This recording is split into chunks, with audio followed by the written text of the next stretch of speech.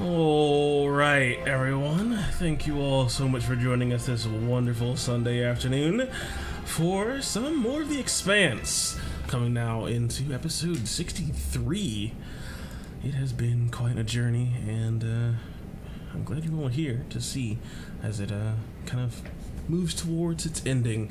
But we're not there yet. There's a lot that needs to be handled. So, without further ado, Monsieur Brendan. Oh, yeah. So we are getting back from quite a bit of a break for us.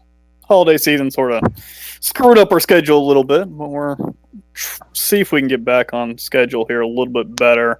Do we have any announcements or anything?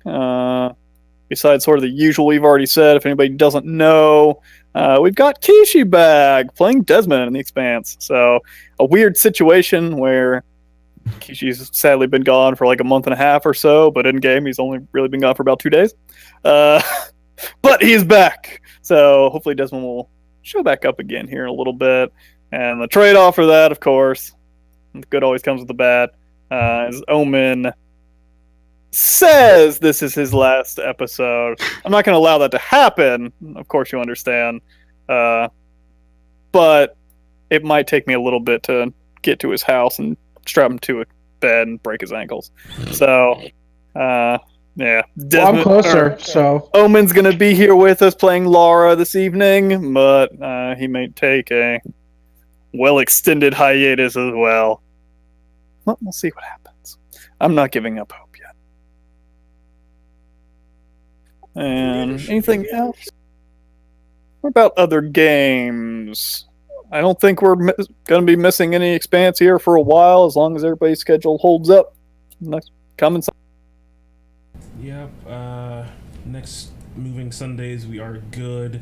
We have Kingdoms of the South this Tuesday on New Year's Day, so you can cool off your hangover with some hilarious pranks and jokes, and probably also killing some shit, who knows. And also you can find out what it is the wonderful members of the Apex Alliance get up to when they have a week off, and jingle in their pockets, what it is they think to buy, and what it is they think to do with all that time and money. So be sure to tune in this Tuesday for a wonderful little breakdown of our downtime, week of time, and what it is we get into next. After that, I think we finally decided on Wednesday being Song of Rapture for that week.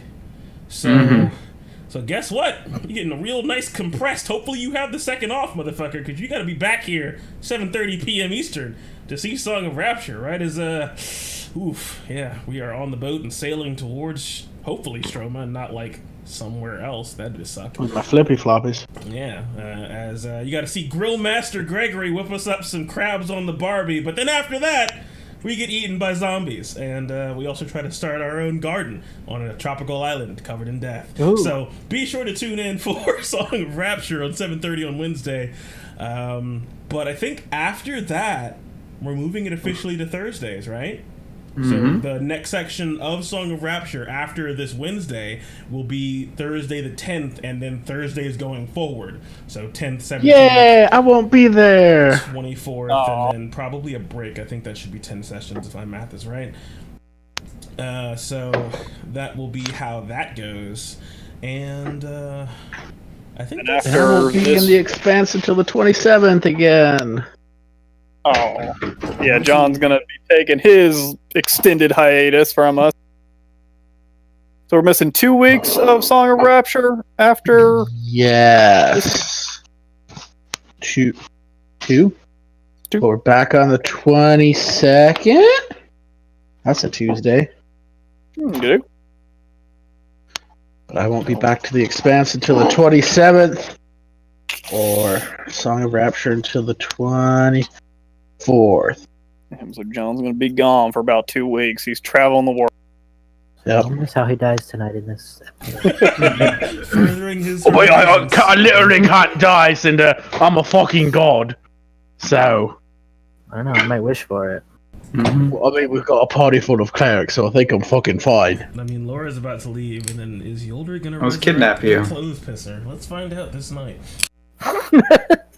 I mean, I literally have my diamonds on my beard. It's easy access. I mean, I may be dead at the time, but that won't stop me. One of those take a number of flyers, you just pluck a diamond off, and He just comes back to life. Yeah, the second you take it out of the beard, just Yep, boom. his All beard right, is just yeah. a big contingency spell. I think that's it for announcements for stuff going forward. I hope everybody had a happy Christmas and everything going forward. And still got New Year, so still got a little bit of the holiday season left, but it's coming to an end. Hope everybody's doing good. But for right now, our heroes coming back to finally getting some rest after basically a marathon of fighting for their lives. As the party went through, escapade through an arena to prove their worth, and then cutting down horrible assassins. The left hand of Mishasa, this cruel mistress, the leader of Mishasa's pins, one of the 4 trade princes of the world.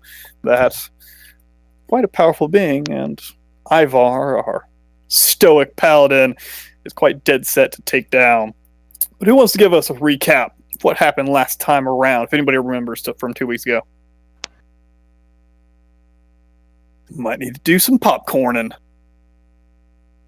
is it just the fight that was last time? Oh, but it Basically. literally was. Mhm.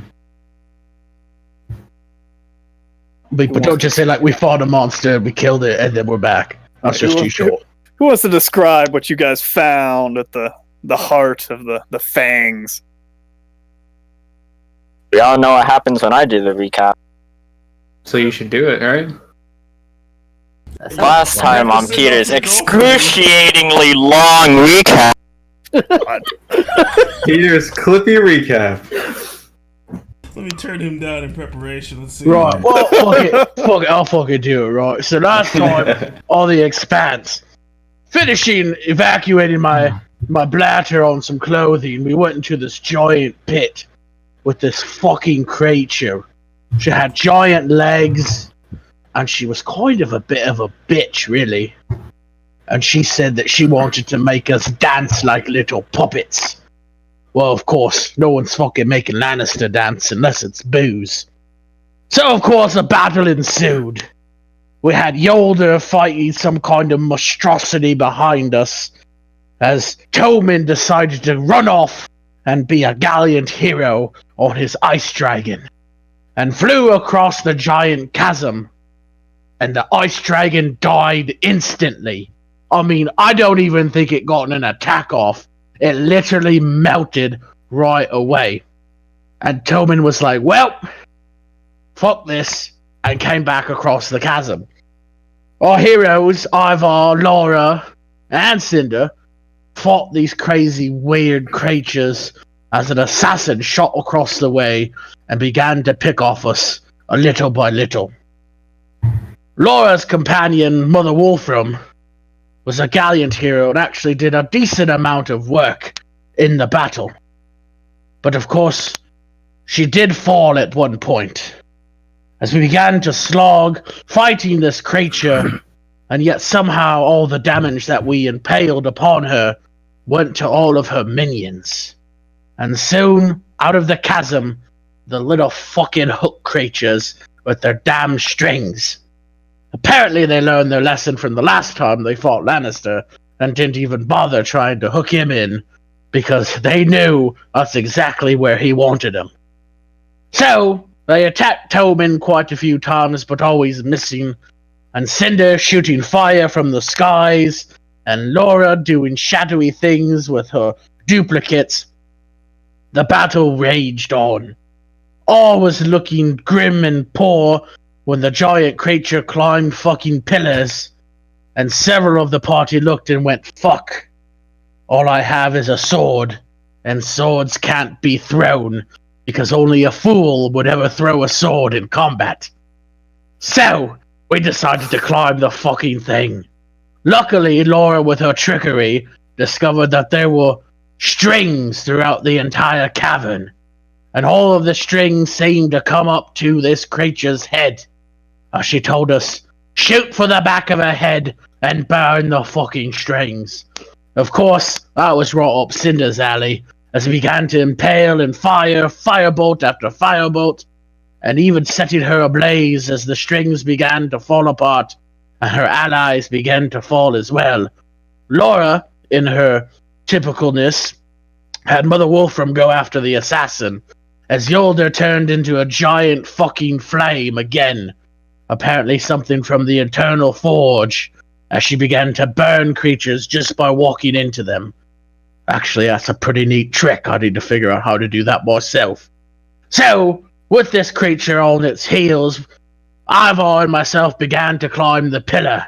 As she began to be whittled away little by little, Laura had a bit of a trick up of her sleeve. Apparently, she was quite angry at this creature, turning Ivor into a puppet for a short time, including Cinder, I believe she turned into a puppet, trying to burn Lannister's beard, but we know that that is not possible, for the beard mayonnaise makes it fire resistant. You should As mention Laura how much began damage you took. Nope. Laura began to chant something. And It wasn't apparently, 30-something at all. Shut up. nope, It's not in the Bible. doesn't affect me. Laura began to chant an incantation that we've never seen before, and through her anger, in one short phrase, killed the beast, almost as if her words had the power to kill. As the creature fell down, of course, I gave my one final blow, totally decimating the creature, as of course all I do is swing crits.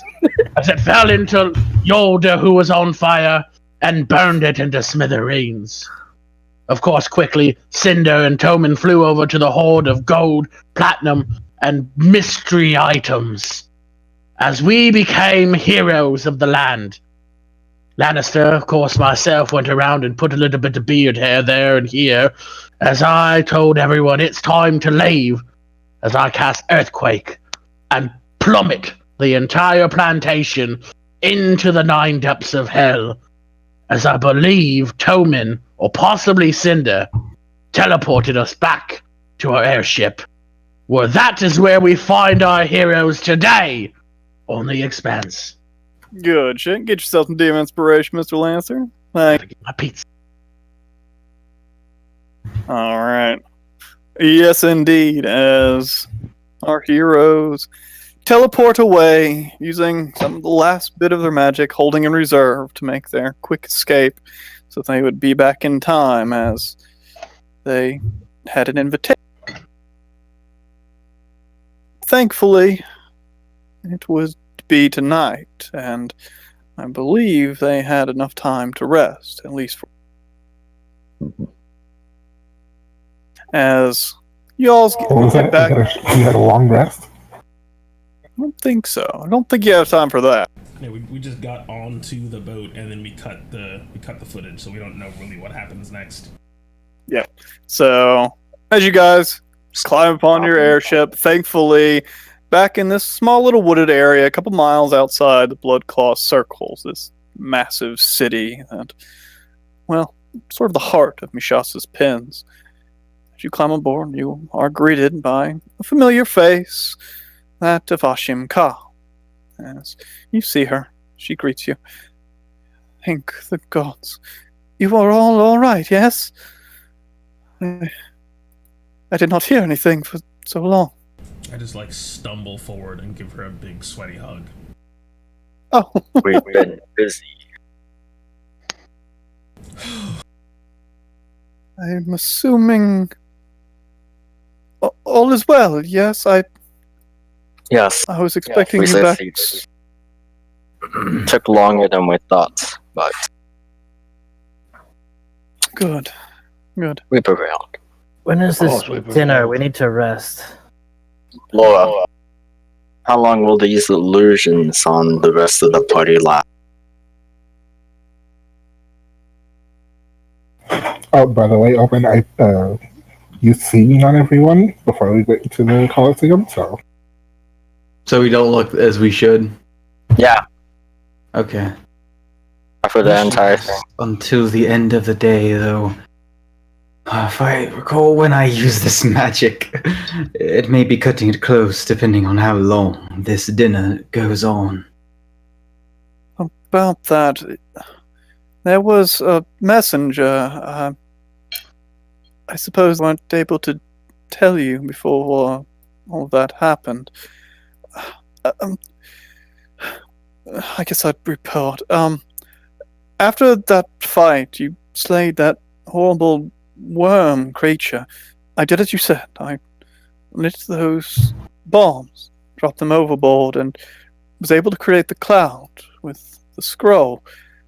I tried to have them last as long as I could, but I saw the wall of fire and, well, you did not return to the ship and I did not hear anything, so I decided to descend in the ship within the flames as they started to fade, and with the other scroll, I was able to create something, and I hope an image that disguised the ship once again. Just another cloud of flame and lightning. And then I took off. It was several minutes, though. After that, I waited in the skies, but you still did not return, so I came here. Shortly after that, a messenger came. I suppose they have someone with eagle eyes, as they found me rather quickly. I did not tell them what was there. I didn't even really see them. They called from below the ship, and I answered. They inquired about you all, but I told them that you simply needed your rest, that you were exhausted from the fight, and were tending to your wounds. This messenger said that the dinner is to be held at the mansion of one of the lords of the city. I believe the announcer, this Arcus family household. They gave me a description of it.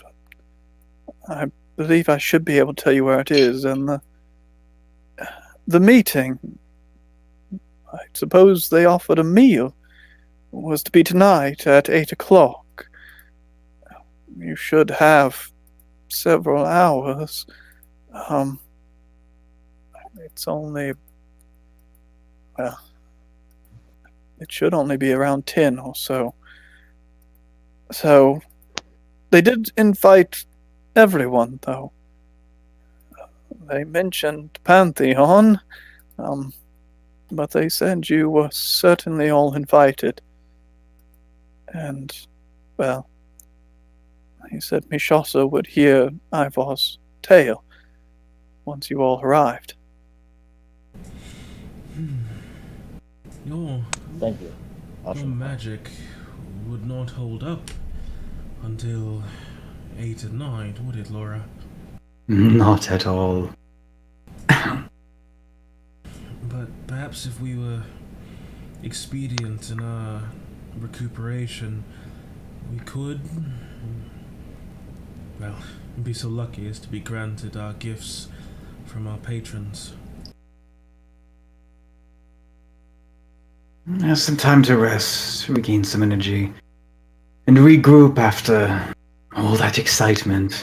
Might be exactly what we need. I need to get out of this armor. Of course. I'll need a drink. If there's anything you need, I will watch over you and make sure nothing disturbs you in your sleep. And you did a great job, Ashamkar. I know things did not go according to plan, but your ability to improvise, adapt, and overcome these challenges is invaluable, and... What do you mean they didn't go as planned? I mean, we fucking did exactly what we planned. It just took a lot longer than I anticipated, Lannister. Well, I mean, you know, sometimes destroying things takes a little bit longer than you think it would. It's true. Thankfully, no one died.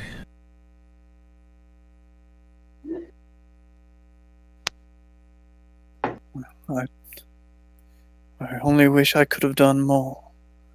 I don't have any food prepared. If you're hungry, I could fix something, but if not, then... Are you sure you're all right?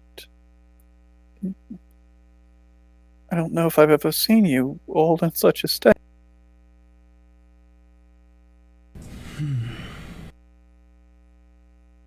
This may have been the greatest challenge we've faced, but it's nothing we can't rest off. Yes, stretched thin, but still over so potent. Rest assured, it doesn't get any easier from here. Peter's so quiet now. Yeah, I really liked it a second. Just your helmet. I just reach up and take his helmet and adjust it slightly. Your mouth was cut with it. Oh. Yeah, you had like a cup in front of your face, so you sounded like you were wearing a helmet before, but now you're too quiet. Oh, done. Is that better? No. No. No, you're talking. It's like you're talking into a pillow. Move the Dakimakura out of the way. Okay, hang on.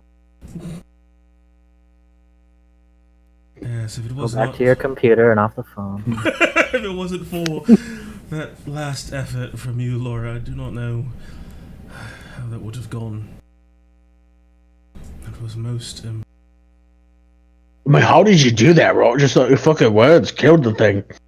Well, I mean, my final blow, obviously, totally made sure it wasn't get back up. But I mean, you did a lot of work there. Yes, as devout as I am to Hephaestus, he has not seen fit to grant me a connection to the worlds of power. I do not understand it myself. Ever since that, well, since my evolution, I found myself a bit closer towards finding the power within the very words we speak. Simply saying I wish this thing to die with enough resolution and will, I can bend the truth and make the lie real. Though, it certainly takes a lot out of me. You're saying you willed that gift from yourself.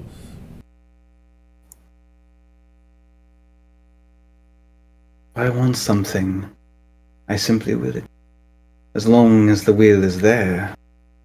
This is the way we've been taught to seek the power of the gods, is it not? To ask for their aid, gain their strength, and in time call upon it with our very own essence. I saw you do it before. Some days the requests change and you're no longer seeking a humble word, a humble intervention. One must simply reach out and take what's there. I do not know if that is something I could do, but...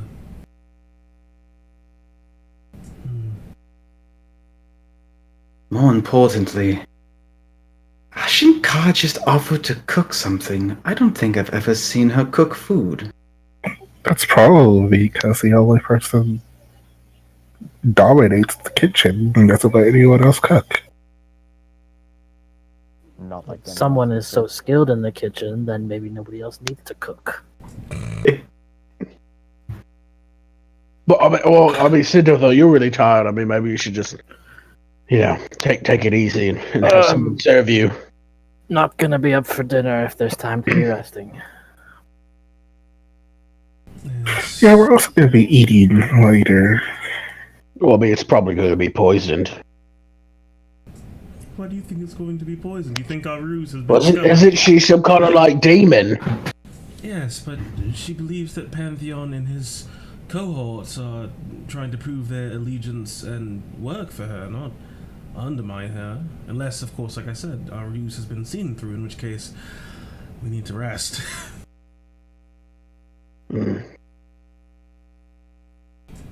But Ashamka, perhaps you could make breakfast for us or something tomorrow. Of course, I would gladly. Eggs? Yes? Bacon! You're the Make sure it's well bacon. of infinite knowledge, Ashamka. Make whatever you think would be best. Bacon. Of course. There's plenty of bacon. Good.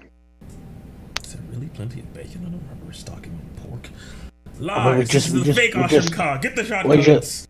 I just bought bacon. Where the fuck are our cannons? I could have swore I put them, like, right here. Where the fuck did they go? Oh, I move those below decks in the hole.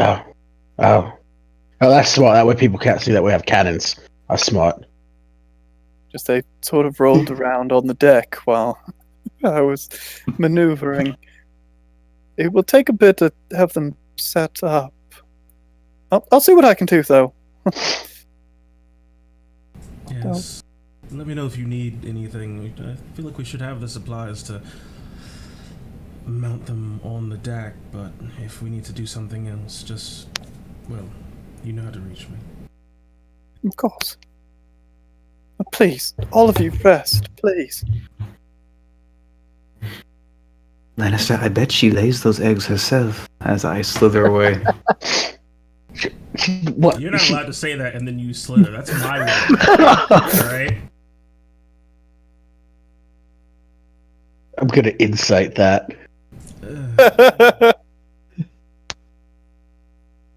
Are you lying, Laura? Do you think she literally does lay those eggs herself? Hell, Alyssa, you can't. Shit, maybe she really. Oh. How would that work? She does have wings. Things with wings usually. I'm not fucking eating any eggs tomorrow. I'm just gonna goddamn eat bacon. And as you guys make your way below decks, unless anyone else has anything to ask Tashim Kal, it's been a long morning. Even though from the start of this, it's only been hour and a half, 2 hours or so since you set out this morning to go to the arena. It's still been a task. And your beds do call for you. As Laura, you return to your room and yeah, it's still burnt. Just Yeah, it is. So what? Is it better? No. yeah, we can hear you now. Hey! Okay, cool. Nah. Walls are still scorched. Some of the places are still broken and frazzled, and Laura's in sort of a mind right now where, in that cave, when she reached out towards Leara, once again, ever so close to receiving her gifts, but a trick, as the Miss Mother is known to pull. Something just sort of shifts. It's still Laura, it's still her tricky way. She still feels that devotion, but this time, no requesting, no asking, just taking. And she just sort of waves her hand, and some of the burnt marks just fade as if they were never there. As if they were illusions, as Laura casts Prestidigitation and just starts wiping all the wood clean. That's bit by bit. It just seems like the fill just gets washed away into nothing. The room itself does not exactly put itself back together, but all the scorch marks seem to fade. The wood still damaged, but not blackened and burnt. As the place seems to be in disrepair, but not the signs of Cinder's work, at least, anymore.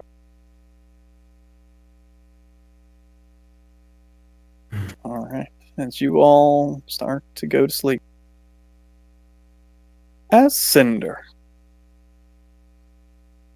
as you doze to sleep, almost expecting those dreams again, those strange things, visions of other people. But they're not there this time. This time you find yourself in that strange, dark place where all around you lights start to form, starting to blink in and out. And that voice all around you. Such a strange place you've brought me. Those hairs attaching everything. The minds of so many trapped, tied together.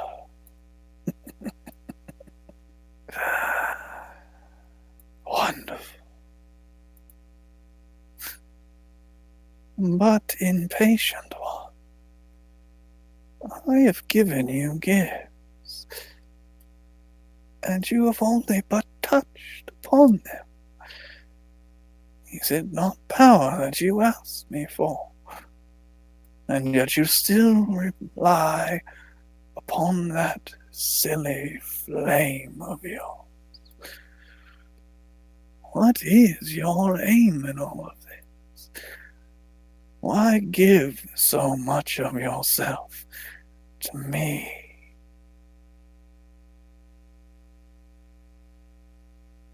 It is power that I wish, but the taste you've given me, well, when it comes to a true fight, it wasn't enough. I had to rely on the strength that I know. That is because you do not feed the way I do. I take from you the sights and sounds and fears of those around you. But that is for me. You do not feed. I gave you the tools to do so, but you do not use them. Believe me, a nightmare is a delicious thing. So to gain power, I've got to use what you've given me, and how do I feed on their fears? This is foreign. I gave you what you need. Not such a simple spell, but something I think you would have no problem with. You have the time and the hunger. Try it. Have a taste. Know what it means to feed.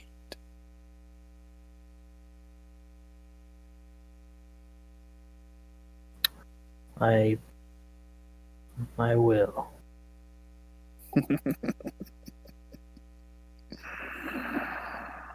As you can see, one by one, the little lights around you start to blink out once more, and you are left in the darkness, back to your sleep. All right.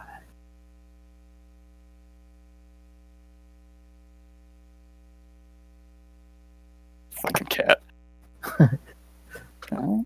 And the rest of you get peaceful-ish sleep. Nothing disturbs you, although it's up to your own minds if you are disturbed by what you might have seen. But one way or another, sleep takes you. Exhaustion washes over you. And, like a blink of an eye, you wake the next morning. Not really the morning, though, as you wake in the evening, as Awesome Ka is actually calling for you. As many of your bodies do not want to wake at this hour. You are tired, and you're waking in the afternoon. It's an aggravating sensation to some, but you hear the voice of Awesome Ka ringing through the ship. Everyone, it is getting close to time. Please, if you rest any more, you may be late. So just never late. It's just fashionably. I don't know the line. I don't watch Lord of the Rings. Yeah, a wizard arrives precisely when he means to. Yeah, I wanted to. I'll just scream through the shit. Wake up! 6. Sure, Yolder, if you wanted to rise a bit early. Sleeping early, knowing you still need some rest for a couple hours after you wake to really regain that full connection to your power, but you can rise. Yeah, I just wanted to not really work, but just continue my sketches and on actually doing a new set of armor, something befitting what it is I'm trying to do. Oh yeah. I'll spend like an hour doing that, and then take a look at that thing that Toman handed to me. Then he was like, "This is lame and doesn't do anything." I didn't say that. So it doesn't do anything for me. Gonna need a deception check on that one. I actually don't completely remember what I said. I'm pretty certain your first impression was that it was lame because it just looked like a book at first, but then you used detect magic and saw that it had something to it. As you take out the large book, the beautiful coloring design on the front, it's like a cross. Across it. It seems to have a lock on one side, although it seems to be loose and open at this point. As you look at beautiful. It's gonna seem like a trolley question, but I do actually want to know this. I mean it in complete genuineness. What does the cross represent in your world? It is just a somewhat general symbol of worship. A lot of different gods will use a cross as, or not really gods, people use a cross as just a sign of devotion to whatever. If you happen to worship several gods or just a belief, many paladins will take something like a cross as their own personal symbol. If some paladins don't particularly follow the guidance of gods, they more follow their own beliefs, and sometimes they will use the cross as something of their own devotion to themselves, to an ideal. It's somewhat of a representation of sort of a labor, or Okay. the idea of a cross to bear is sort of that. Yeah. It's a weight that one chooses to bear. Okay. And that can come in all different forms and sizes. Yeah, that's what I was thinking you were gonna say, and I'm glad that that's the case. Okay, cool. Yeah. That makes sense to me. Yeah, and just seeing this text, yeah, man, go ahead and crack it open and see what I see in here. What it is I read. As you start to read through the pages, you notice beautiful depictions immediately. You know that many monks spend many years copying books, creating the pictures within, symbology of their gods and things, especially in holy scriptures that are certainly created to impress. This is a fine example of that. Colorful pictures drawn in colorful inks of men and women and holy beings, creatures of wings, creatures of halos, creatures of gleaming swords and holiness. And as you read, the words themselves almost seem mundane, but their meaning almost jumps out at you. Stories of love and worship, devotion, of showing what you believe in, and the connection that forms through it. And as you read, these depictions start to dance upon the page. Strangely enough, you see these winged figures, and it seems like their wings ever so slightly rise and fall with breaths. And you start to understand bits and pieces. Those questions that you've always had in life. What is the meaning of certain things? Why would the gods do certain things? Why is evil allowed? Why do people do wrong things? You start to gain an understanding why. It may just be to you. It may just be trying to explain away the unexplainable. But nonetheless, it brings you peace. And the more you read, more an inner peace grows within you. Your mind clears. Even those horrible sights from the day before start to make sense, in a way. And they don't seem so grotesque. And at the end of it all, after a good bit of reading and studying, as the time almost seems to leave you for a bit, that inner peace, as the book closes, remains. As you read through the scriptures of the enveloping light.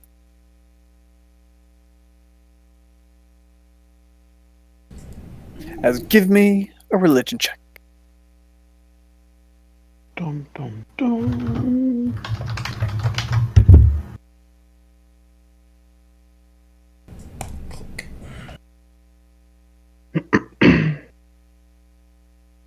Oi, come on.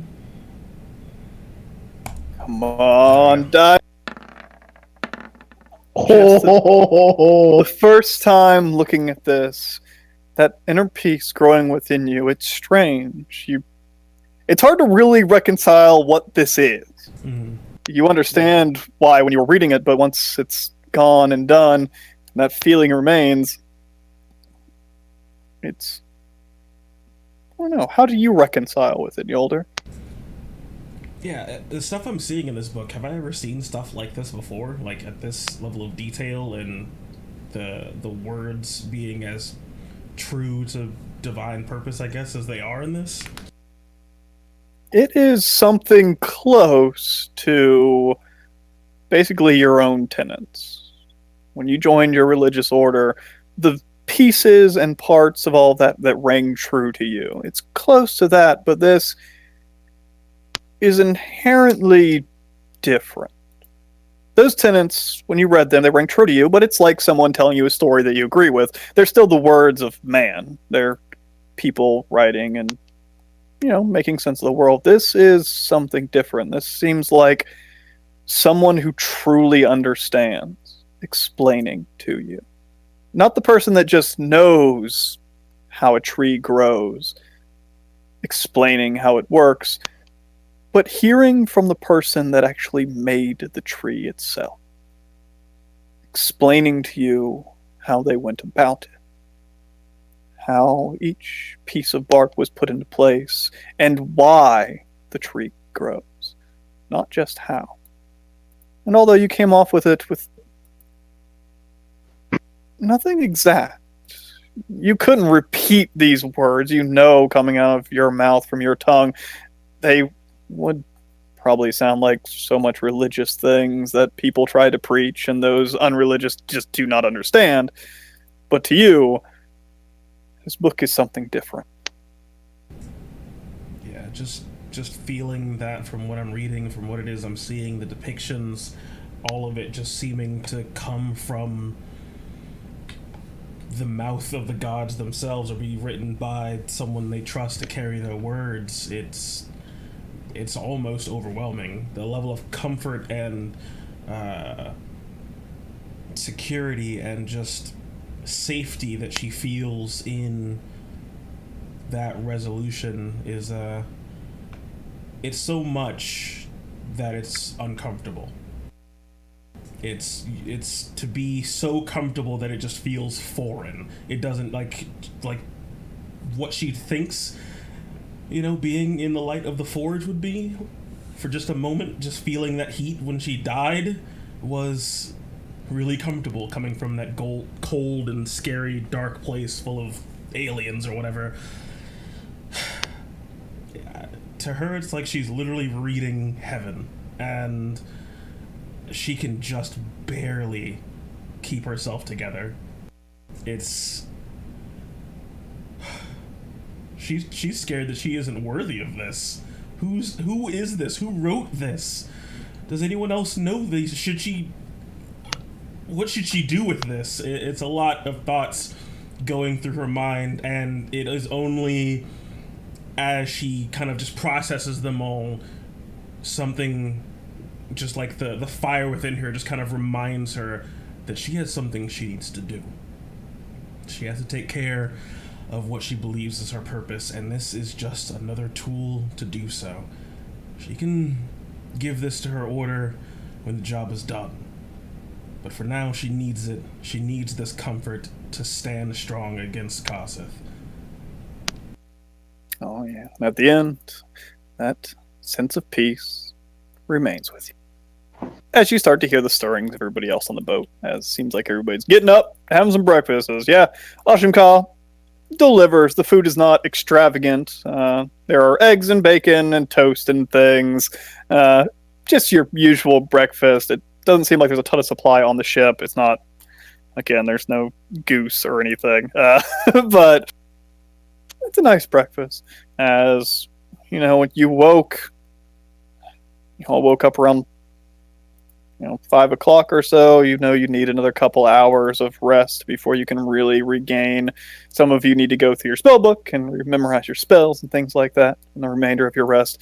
But it is close to coming to that point where you need to head back to the city, be in time. Ashim Kala tells you a description, and there's a large mansion, basically, in town that is quite extravagant. And once you walk through the main gate, you walk for 10 minutes or so off to the left-hand side. Before that happens, still on the ship. Mm-hmm. Brendan, sorry. As we're walking back from our, breakfast, lunch, dinner, sure. Laura's arm, a word. So forceful, Ivar. What's this about? Follow her into a room. Or my room, whatever. You're in, close the door. So, exactly am I championing? No, the irony is not lost for what I'm about to do in several hours.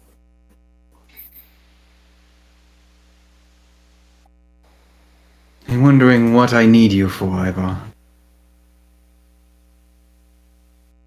Yes, I would like to know. I walk behind none. I stand behind none. And I will not follow. I can understand that, Ivar. You wish not to be a dictator, nor a slave. And is neither of which I've asked you to be. Just as there are those, as that creature we fought, who sew their strings across this world and connect them to forces far more powerful than many of us can even understand, so too are there individuals like me who see those strings and wish to snip. And within the Mistwalkers, there was something of an interesting betrayal. A sister of whom I had little time to get to know. Decided she... Being betrayed. I know, isn't the irony? The irony is neither lost on me. But this individual decided that she would pursue her own goals, her own source of power, and it seems she sewed her strings into the scales of a very familiar dragon. She seems to supply him with, I'm only assuming to be, the same sort of deceitful information, the whispers, twisted truths, and lies that are gathered all across this world. Alone casteth as a threat, but with a Mistwalker whispering these truths and lies into his ear, I fear that great power he wields may be used for what I can only assume to be far greater dangers. And so, when I look to you, Ivar, I see a similar creature. A man who wields the power of, well, a conqueror. One who will not allow the way of this world, no matter how strongly it tries to shape him, to hold him down. You break barriers, Ivar. You cut strings. You shatter chains.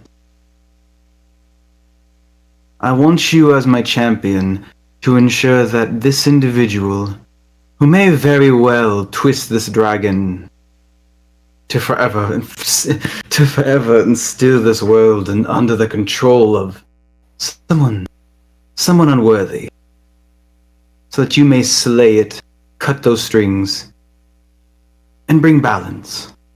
The same balance that I find with you. I don't want you to walk ahead of me, Ivar, and I will not allow you to walk behind me. I wish to walk at your side, even if you do not see me there, even if I'm not always present. I want you, my champion, to walk with me.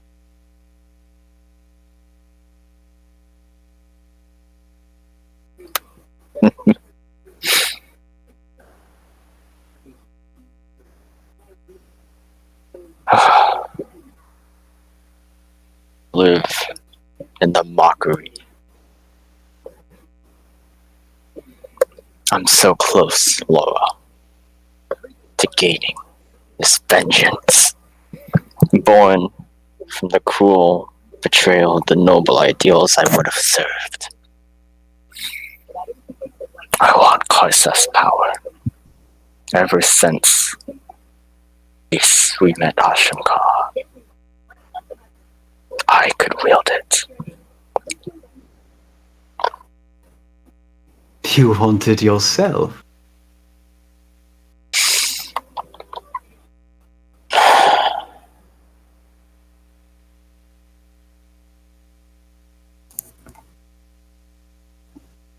Tell me, Ivar. If I could find a way to ensure that when all is said and done, that when that dragon is slayed, and of course festivities will be held all across Omnia, what if I were to say I could ensure that that power falls in your hands? Would you trust these words I say to you?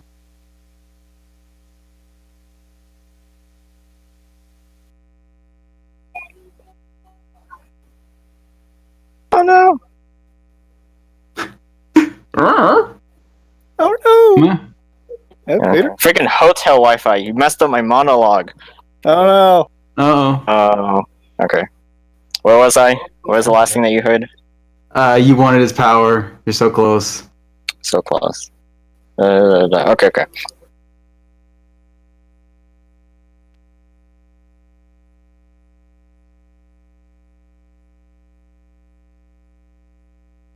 Oh no, is he gone again? Did we lose him again? Ready, set. Monologue. Oh no, Peter. Oh god. The world is over.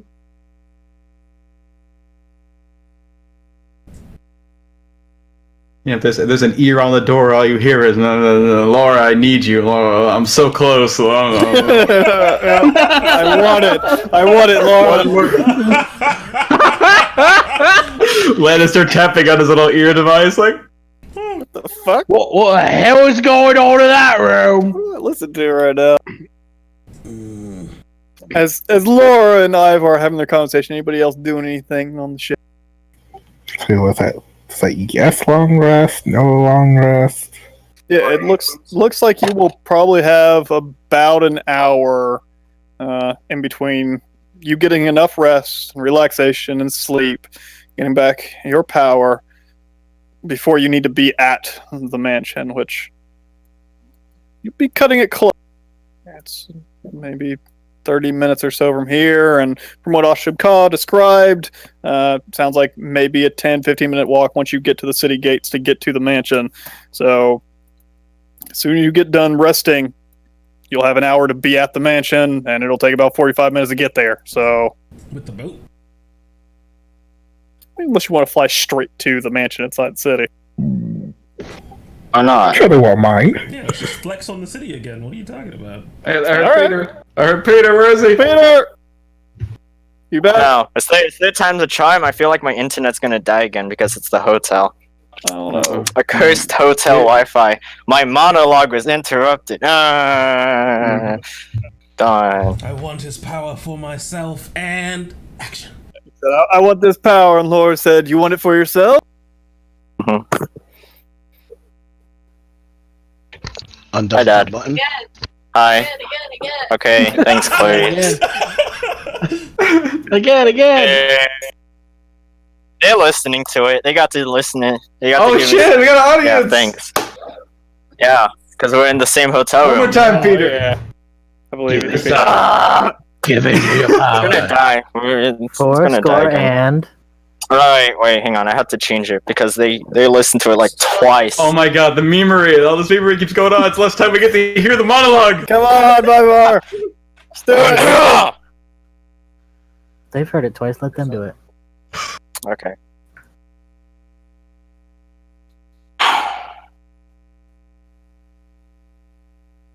Deeds I will be doing in these coming days, Lord. Yes. How far?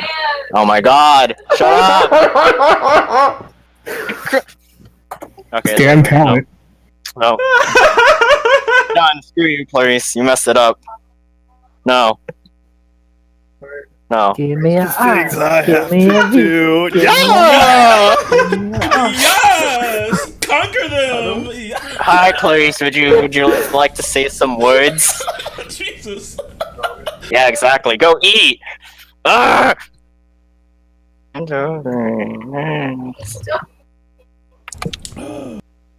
Find an okay. Scroll. You got this.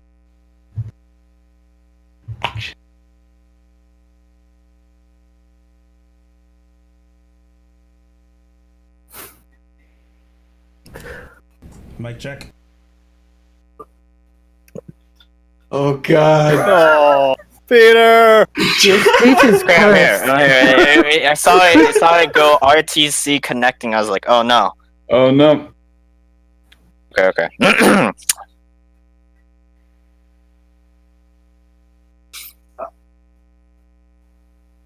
A month, Laura. Stars, and I stood against the darkness, seeing the glorious light of 1,000 suns. Blinded by this elegance, why have I fallen? What deeds we will begin to do in these coming days. Some way used you as well. I could not for those slaves all around in a fool's paradise. I, filth and the muck, fight and let those worthy rise. But for me, it's left within me. He sort of looks down to the mandated blade. Taken from me. Stolen by that fiend. And you see, you can sort of feel the power well up in a fight. This conquering presence overshadowing over everyone and then sort of dissipates. Can my purpose be anything but dark law?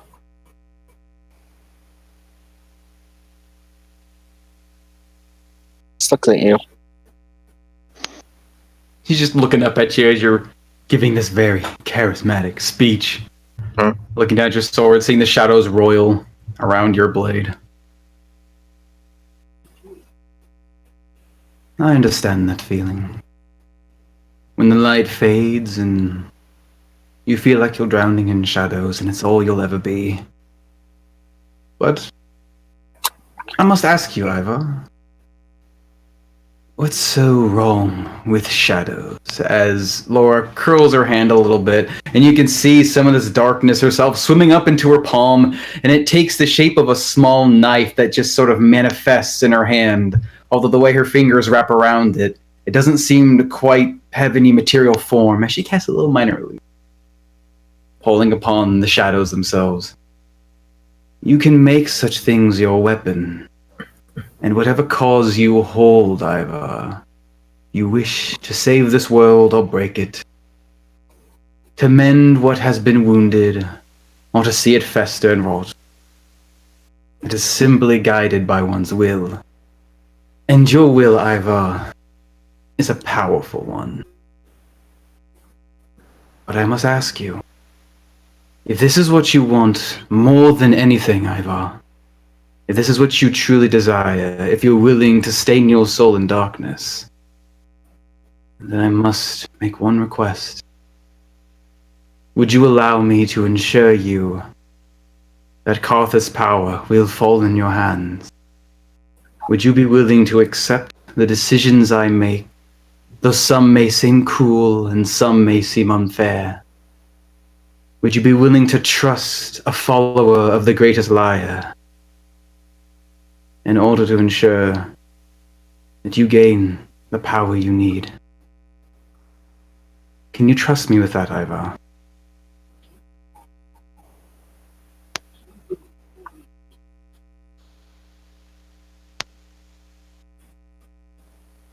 Soon my soul took all that was good within me.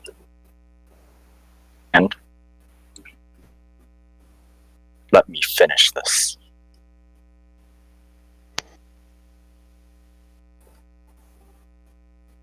Absolutely.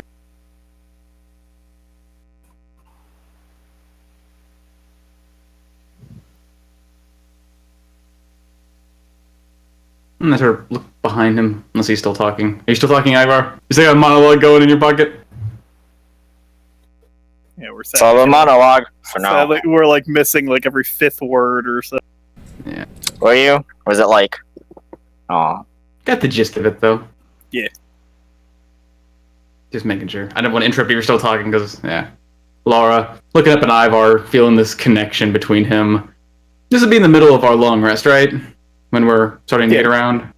Okay. Yeah, you're basically, you slept and you're just resting for at least 2 hours area here in the long rest. Okay, I'll get the transcript from Peter at some point. We'll get it on the VOD. Okay. We'll get it on Okay, yep, record. get it on the VOD. Yep, for the record.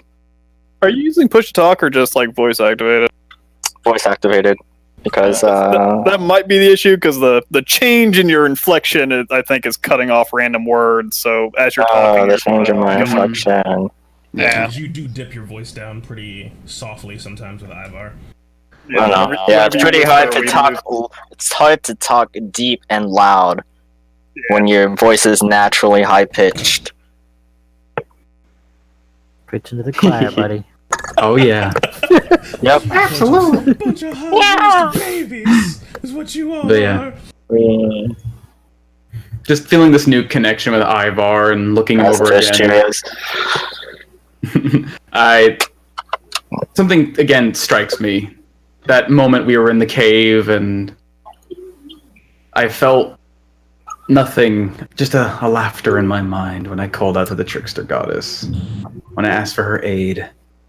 Seems like I'll only earn her power through worship and mimicry of sorts. The same way I put on faces, I find myself in a position of devotion and that power flows through me. And I remember when my champion had his string severed from my own hands and granted to the hands of that creature. And it still roils inside me like this small festering ball of iron, but he says he's my champion. However, I want to ensure, Ivar, that when you say you are my champion, you are mine. And mine alone. As she holds out her hand, the one not holding his own, and just sort of twists it, and with a bit of small magic, a little cantrip, reaching out, a little bit of shadows whirling through the air, coming to the door handle, and then there's this loud click as it locks. Mm-hmm. And I make him my champion.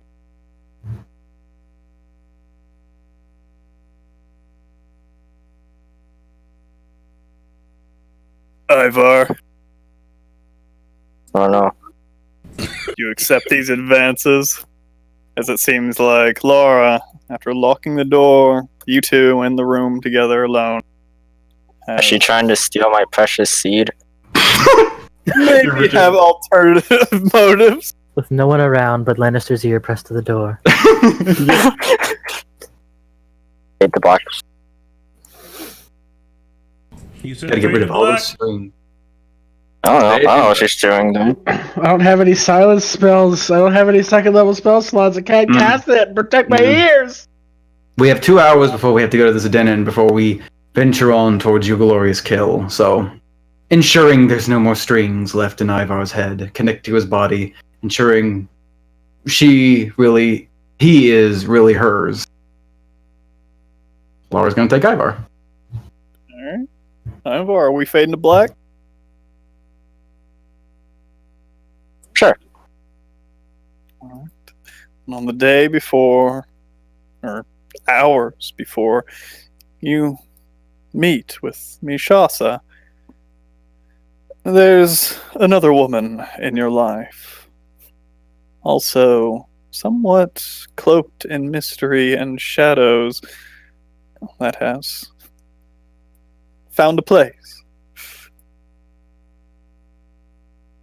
As we do fade to black, and the rest of you finish your rest, and as the time grows short, the older tells Ashim Kal that I'm going to be taking the airship in, and sure enough, about an hour or so before, as all of you finally start to feel that strength returning to your mind and body and spirit, those things that you call upon, that magic, that strength, returns to you as the ship takes to the sky.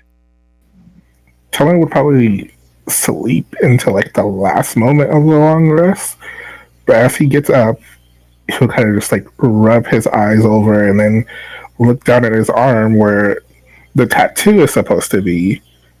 And while it was just a normal, like, kind of large tattoo that covered like the inner side of his arm, it seems to have grown into an entire sleeve of magical formulas and like an encyclopedia. And as he looks upon it, just information just bombards his head as his magic just reaches out, trying to grab at anything that it can. Any texts from other magicians, any ancient scrolls and ruins that we can no longer get inside, as just this large, almost ethereal book forms in his hands, thicker than any book he has ever seen in his life. That's just any and all spells in the world just kind of just flashes across his mind, but he can't see them long enough to memorize them, but he knows of their existence. That's all. Nigga, that's all? So that happened. Anyway, what's for breakfast? What's for dinner tonight? Found God's spellbook, anyway. And then he thinks about just he misses his husband, well, his fiance, and he hasn't talked to him in a while. And normally, his telepathic bond, they have to be right next to each other, but he just really wants to talk to him right now, as he uses this encyclopedia to just go through everything, go through every spell to find it. And he casts telepathy through the wish spell. As a wish manifests through your magic, the strange tattoo on your arm, the gift of the nine, the strange college built long ago, the wisest and most brilliant of minds, as it seems, as you reach the apex of your power as a wizard, indeed, something seems to have unlocked. A great connection to the knowledge of this world as your wish becomes real.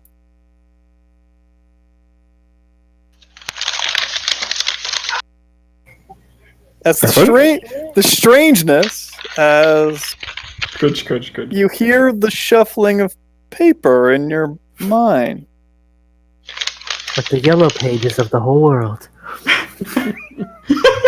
Almost like you're looking over someone's shoulder as they're ruffling through paperwork. So much administrative work. Oh my It god. sounds like he's taking out the All writing those prop fucking too. stamps.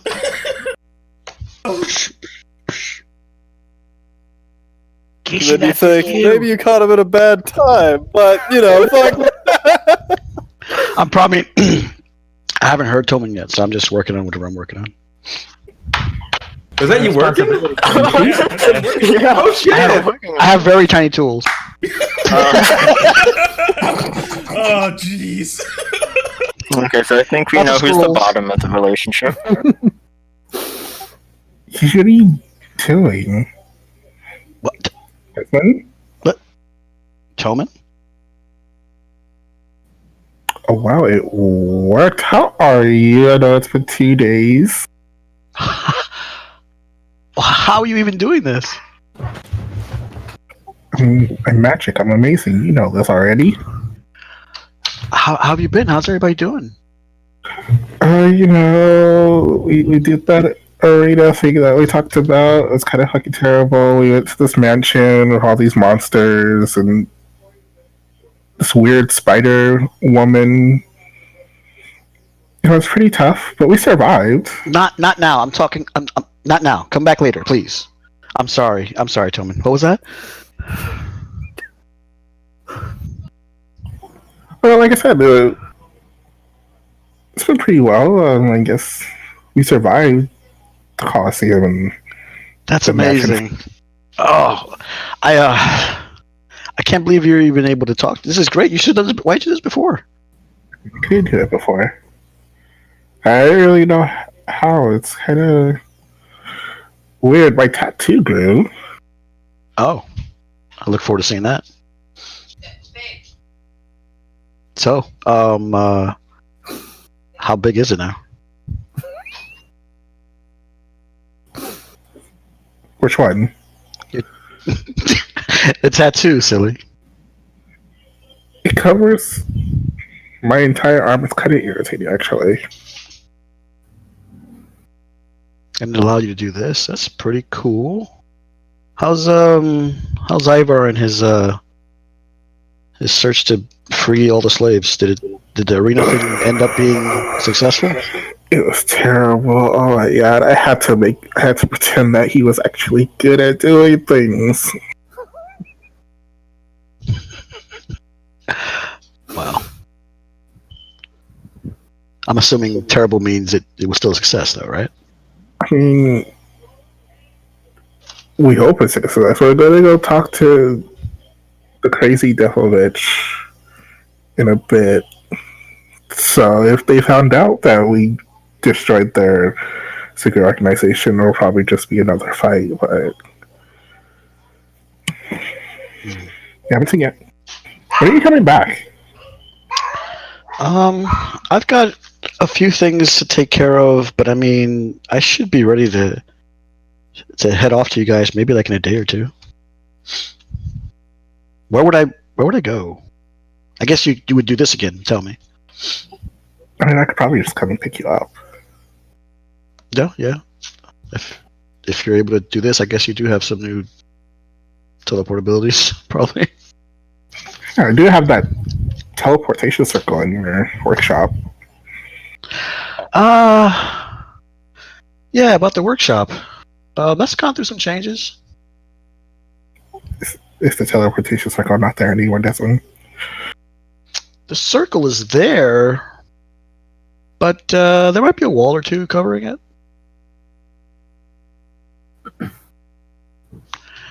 I had them put a bunch of we couldn't actually clean out that room that my cousin got all the stuff going on with, so I had them just come in and start walling off areas.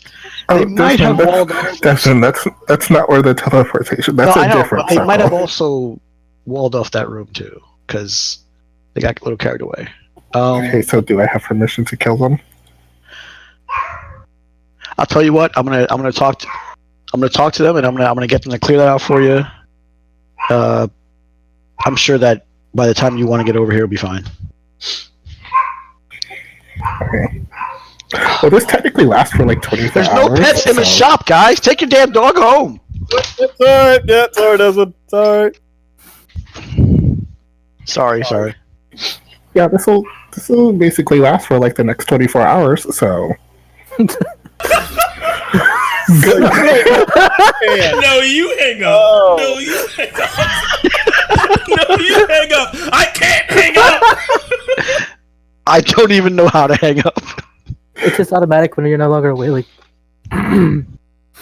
Okay, well, I guess you'll just hear me working on my stuff. I hope that doesn't drive you crazy. Smack. It can't be much faster, honestly. Yeah, I guess we'll be able to hear into the conversation. Not really have to catch you up on anything. Wait, am I tied into everybody else too? Just me. Oh. So I wonder what would happen if I use telepathic bond. Huh. Alright, well, if you do that, warn me, so I'm not saying or doing something I shouldn't be. Yeah, if you take me off speaker when... Yeah, let me know if you conference in the rest of the party, sweetie. God. Yeah, go ahead, go back to work. I'll be here, I guess. Well, I miss you. Miss you too. Look forward to seeing you again. Just please stay safe. All right. And as your magic continues to go, as you start to get a hang on what exactly it is that this magic is, you start to understand a little bit more. And yeah, especially because you have cast something like telepathic bond before, you realize that you only really transmit what you want to. It's not an open source. And as you get a better handle on it, you're able to sort of shut out the white noise, the random ramblings of Desmond's mind. And yeah, you're able to sort of go back into where you are, get a better handle of your current situation. And you realize the boat is moving. Guess where are we going? I have, oh, good to see you, Toman. You look well. I've asked Ashimkar to move the boat over the city so we can just drop down, basically, across the street from where we need to go.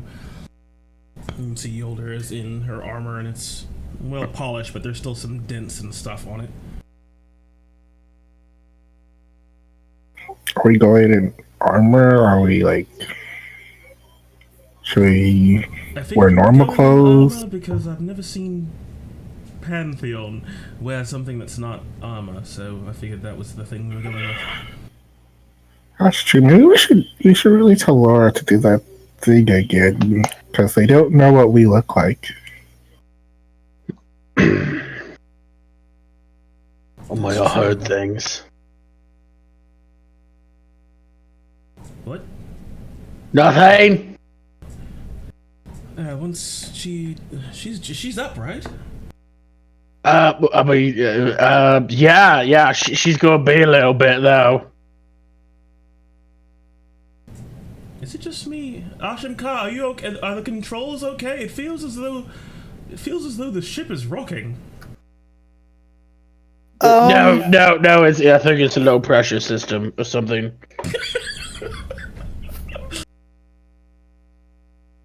You have to remember that nothing can stop Ivar. Yeah, and the wall of the ship explodes outward and Laura goes flying out. Like, The only way you're staying alive is by using etherealness. It's honestly the only way you survive. Mm-hmm. I think wearing armor might be good. We don't know if everything necessarily went according to plan, and better to be safe than to be sorry. If she has that illusory magic again, it should all work out, hopefully. As before Yolder came out into the common area, she's totally gonna do a little ritual cast of that. You open up the closet and the guy's just fucking slug up in the corner and just laying. He basically looks at Mama like he's been he's in clothes and stuff, man. It looks like he's gonna be buried. Are you sure? Are you sure he's not your portable mannequin? Like keeps your armor now? Yes. You don't carry him around and put your armor on him? Gentle repose on him. I've prepared him for burial a few times already. And I also cast repose on the head. Which head? Oh, the head of the demon lady. Yeah. I want to make sure it's at maximum crispness for when I melt it. Wait. The demon head at my feet? That demon head? No, it's more ladylike than the one that you got. Except for his face was like split open. Yeah, there is a weird like seam up the front of it and around the sides, and you can sort of peel back the skin, and there is a large, nasty mouth. Yeah, you can only repose so much. Oh, that's just like how her face is, right? Yeah, that's just how her. Yeah. It's not damaged. Yeah, that's just how her face do. She fugly is what he said. Basically, yeah. Fugly. Yeah. Big old kissy mouth. Yeah, big old kissy mouth. After a little while, probably after everyone else, Laura would just walk outside of Ivar's door, not really caring who's there, and just seeing the rest of the group gathering. Put on her coat. Sort of messing with her hair. Shall we get started? I just fucking look Laura right in the eyes, and I'm just like. Ivar steps into the helm, resetting his helm. I just look at Ivar and I give him a thumbs up. What are you doing? What? Don't worry about it. It's fine. It's fine.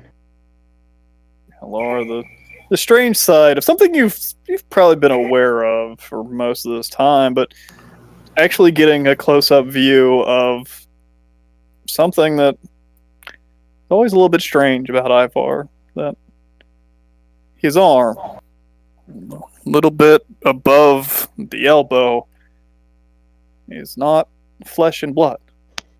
It's made of metal itself. A strange attachment to his body.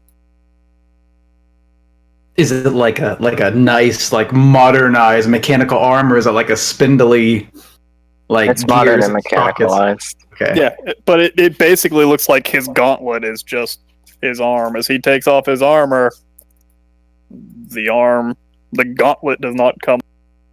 Kind of a surprise. If there's any piece of armor I thought wouldn't ever come off of Ivar's body, I didn't expect it to be his arm. Or, can you do that spell again to make us all look like mini Ivars, I guess? Oh, certainly. Well, many pantheons, I guess.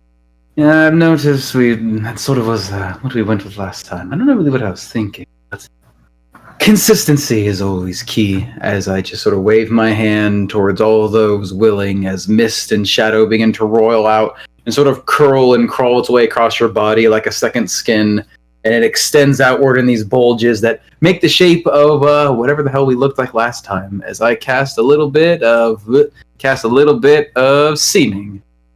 As you all take on your form of fighters in general sense of darkened armor and reddish and goldish sort of adages to your clothing, as you all take on the form something resembling Ivar in your own little way, whatever the imagination of Laura dreams. Hey Tobin. You look basic. Damn.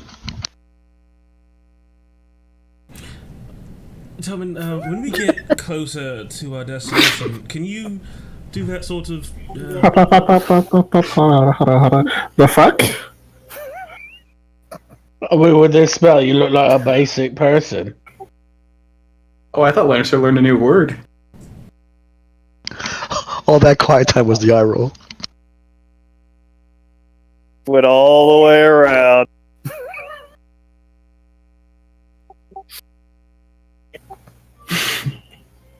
Go ahead, Yoder. What were you saying? He was like rolling like 5 wisdom saves. Oh, no, I completely understand. It is easy to get pulled into that. The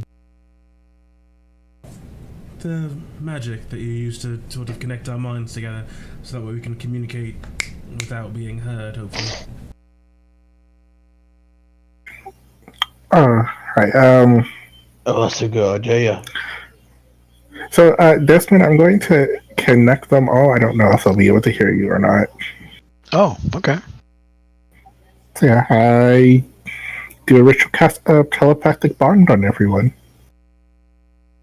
All right, as you start to fly over the city wall, as a lot of you looking over the side can actually see the large, quite extravagant mansion approaching. You see out front this gigantic yard with all these intricately made bushes that have been groomed into different shapes. Some of them just basic squares and circles, although quite well groomed. Some of them actually depiction of creatures. You can see one that looks like a strange amalgamation of bushes stuck together to look like a hydra. Goofily enough, it's a show of riches, as you can very clearly see as you start to approach the side of it, as Toman finishes his spell, and you all feel that connection within your mind sort of click into place, and then all of a sudden that weird cacophony of sounds where everybody's thinking at once and not really filtering themselves, but then you've done it for a little bit now and you're able to shut that off real quick. And thankfully you guys have gotten to the point where you're able to control yourselves. Desmond, though, you do not hear cacophony of people. You hear Toman's thoughts, sort of a relay of what he's hearing, but it's only really what he is focusing on. It seems like if Toman's done it, you haven't really been filtered in with the rest of that other spell that he uses. All right. Although it would probably be simple enough for him to just let his mind focus on what everybody's saying. Am I assuming that I'm supposed to just shut the fuck up at this dinner? I mean, can you just do that in general? I will say this, Lannister, you have true military experience along with your propensity for battle and conflict. I would say if you can, at the behest of Pantheon, our leader, contribute something with a modicum of eloquency, then by all means feel free to speak, I would think. You are just as much a member of this group as anyone else, and I do not want to shut you out of conversation or ideas. Sometimes perspectives that are, in a lot of cases, extreme can have good ideas. Right, yep.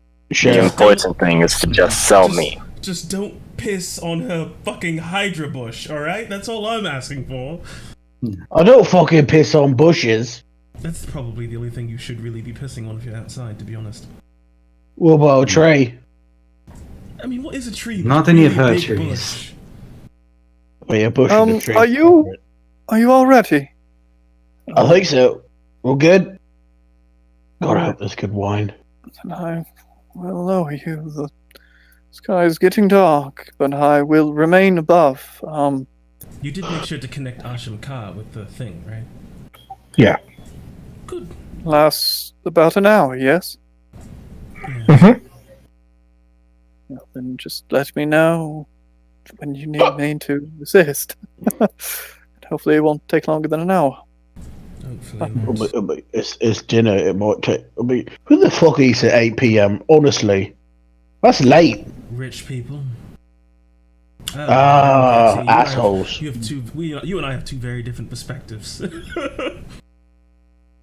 As the ship begins to lower, and you can see as you lower down on the ground, inside a large fence that sort of sections off, this strangely extravagant plaza and manor from the street beyond, and very quickly, Michelle's Pins are not a very beautiful place. There are certain riches to be had, and there are certain buildings that are extravagant, those with money, but a lot of it is made up of, well, the Pins. It is a place of violence and dirt, and the baser instincts of man. A lot of the places lie in ruin, even to the point where fires have started and just left to burn. Unless somebody has money, it seems like a lot of this place reminds you of just the dregs of a city. It is not Utopia. It is not. So it's Detroit. But in a stark contrast to all of that, you start to lower into the large garden and front yard of this mansion. And as you can see, as you start to lower, you notice quite a few individuals start to walk out from the front door to greet you. A few 100 feet or so away from the front door, you see armored individuals, many of them with long swords upon their back, dressed in extravagant full plate mail armor, as they seem to just await your arrival. As you stop. Oh, I bet I could take all those guys. Another entourage. I bet I could take them all by myself. I bet you could. Yeah. I'm sure you could. I'd be disappointed if you couldn't, honestly. The small little lift on the side of the ship, thing crafted by Yolder to allow you up and down, is released and starts to lower down. How much did that cost you to make? I don't fucking know. 2,500 GP? Billions of dollars. And if you want to, one by one, you are lowered to the ground. And the people waiting for you, they seem to be stern individuals. As they give you a nod, seeming to understand who you are and what you're doing here, as they wait until you all descend, and then just point a hand and start to lead you inside. You start to get to the front door, you see more armed individuals. Those of you of keener eye also notice other figures around the building. Those of cloaked garb and the shine of metal. Very much on the side of the fangs. But I thought we killed all of them. you are welcomed inside the building. Obviously, a leader would keep a couple close. That their leader was taken out. Can you guys tell if they look suspicious of us? Yeah, I'm going to insight check them as I walk by. Sure, give me We insight have check. I am helmets. also going to be doing that. Damn it. Give me them insight checks if you want to try to figure out if you see these individuals quite clearly trying to not so much hide from you, but they are not out in the open. They are not inviting you in. They seem to have taken up it's like strategic placements around the yard to keep an eye on. Sure.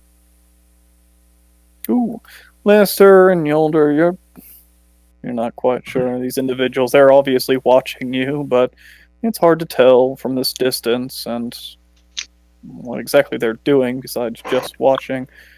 Laura, you quite clearly see their eyes upon you. But you don't see the reaching for weapons. You don't see the tension in them. They're not in a pose to strike. They don't seem to quite be moving together. They're all seeming to be on their own, watching and waiting, guarding, but they don't seem to be ready to act. Do I catch one of their eyes? It's hard to tell. As if you're looking around, as soon as you look over at one will certainly look back at you, as they quite notice that you notice. Mm-hmm.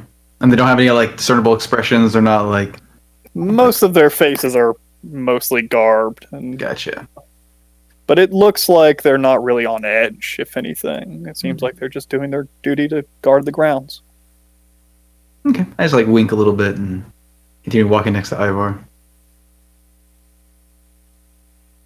As you make your way up inside of the building, led quite a ways within, as you see, again, extravagant interior, silk books and tarps hanging from walls, these gigantic murals and tapestries dressing all about, as some of them seeming to be showing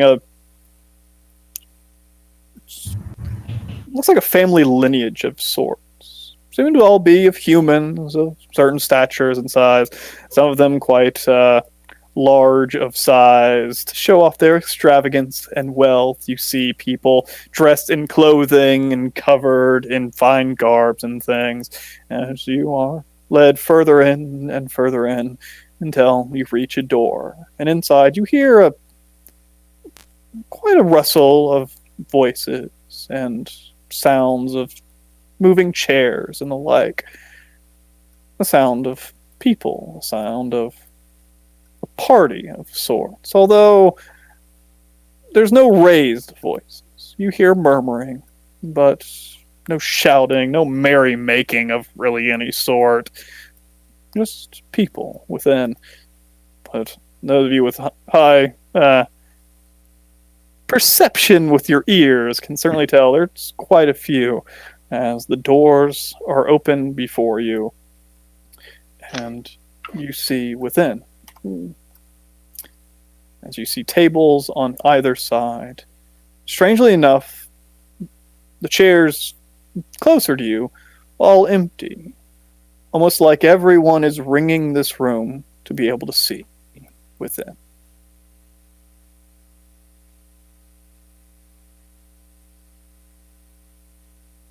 Wow.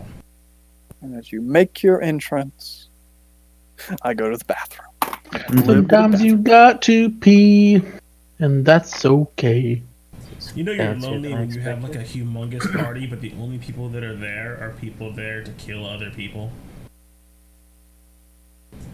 This bitch ain't got no friends. What about our Leno Arcus? Stand on a pedestal for so long. Yep.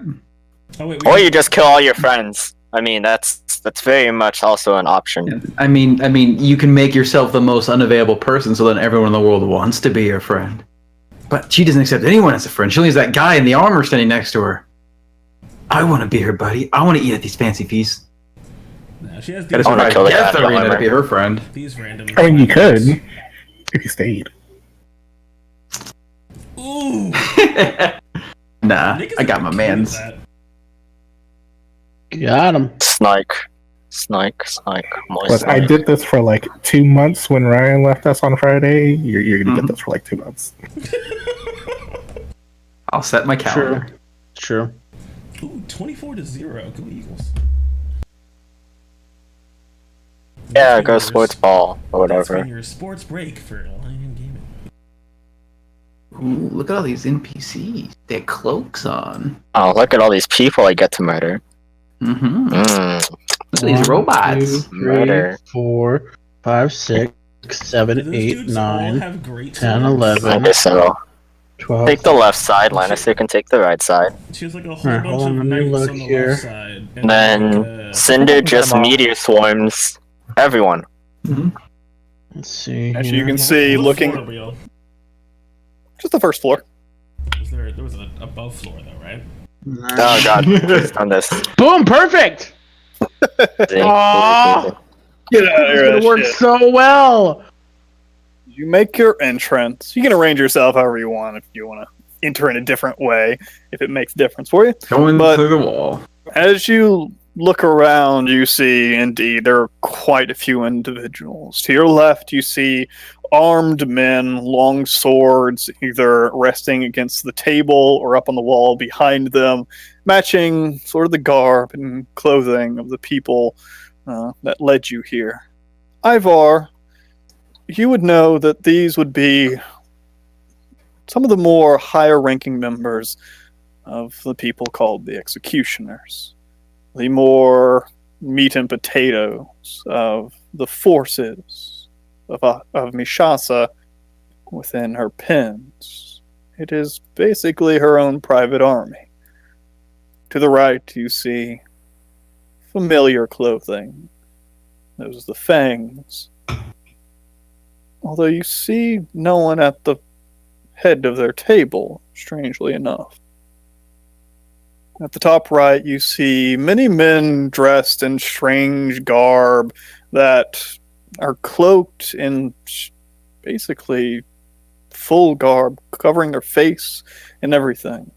Although you do see small trinkets and baubles hanging from them, and a few of them long staffs at their.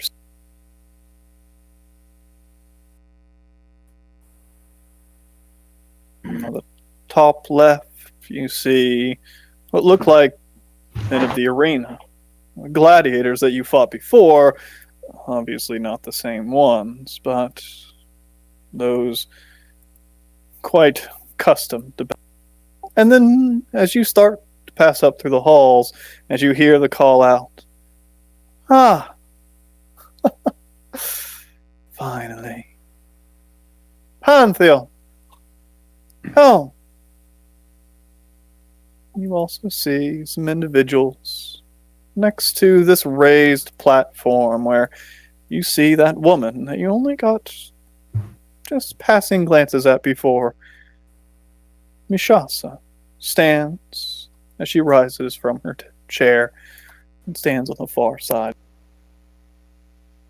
You see some strange, I would say normally clothed individuals, but they're quite extravagantly dressed. One is recognizable, Orlano Arcus, the man that was your announcer in the arena, the man that spoke to you ever so briefly when you first arrived within the arena.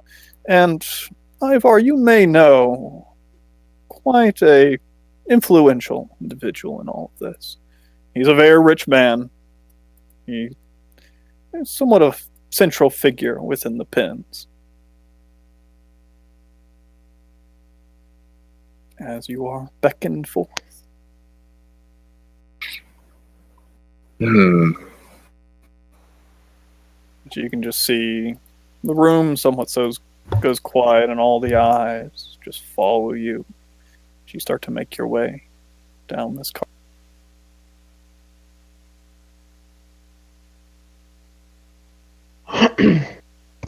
Cinder, do you think those statues are solid gold?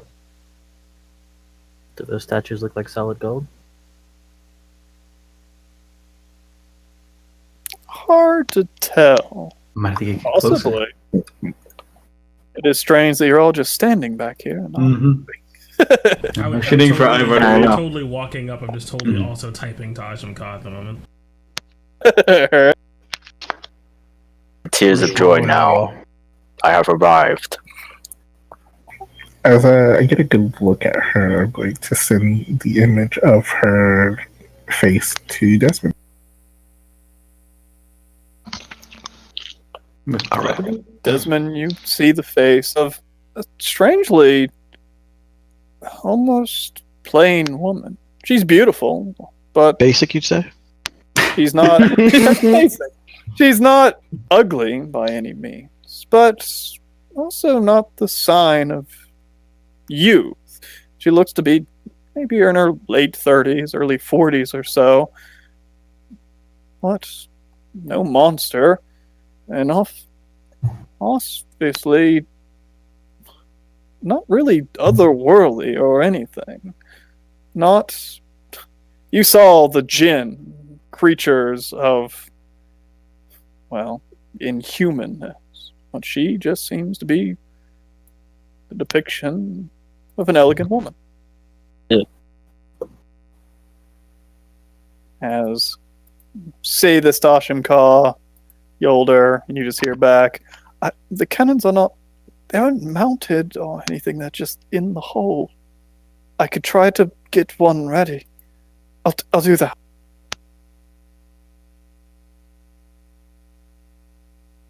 You slowly approach, and all the eyes in the room follows you.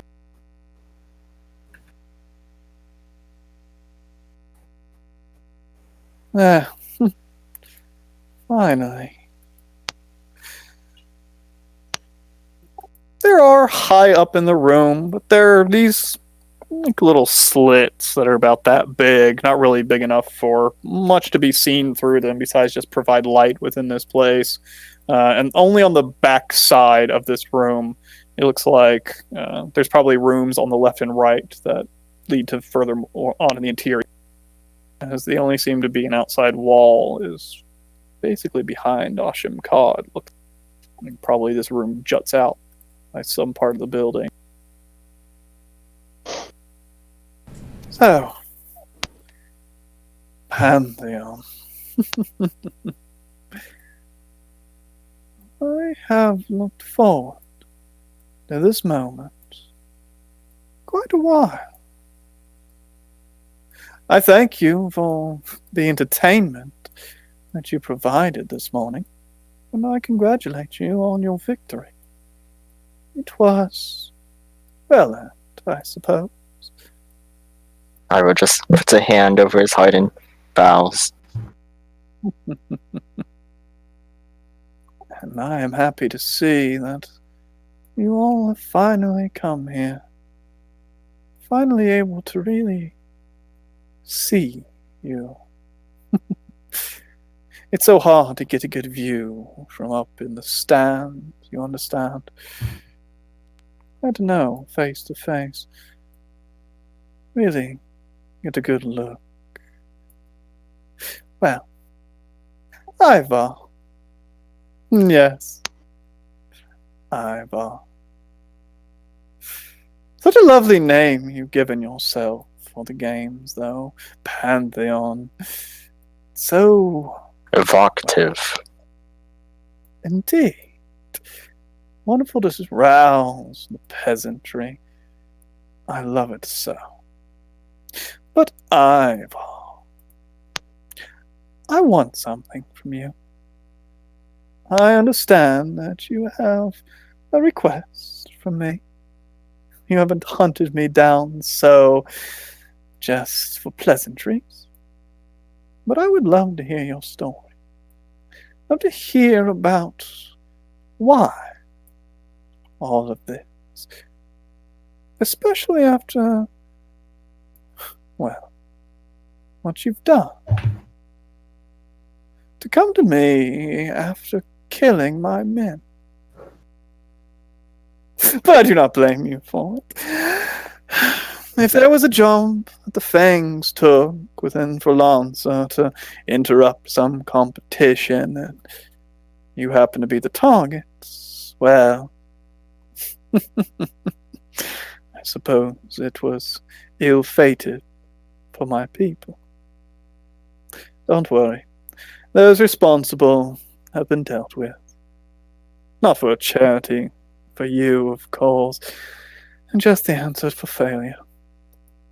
But either they had succeeded and life would have gone on, or we have what we here now have. You, standing before me, in all of your glory, and we get to have this conversation. It does not exactly hurt me so, the way everything unfolded. So, from where you stand, from where you came from, tell me, what is it that you ask of me? What do you need of me, Shasa, one of the 4 trade princes of these lands? What is it that you would risk yourself so to walk right into the lion's den? And before you start to churn a tale, understand, my eyes and ears reach far, Ivar. They hear much, they see much. They see so much. Your dwarven friend, Lannister, proclaiming himself a god with his... I'm a fucking god! You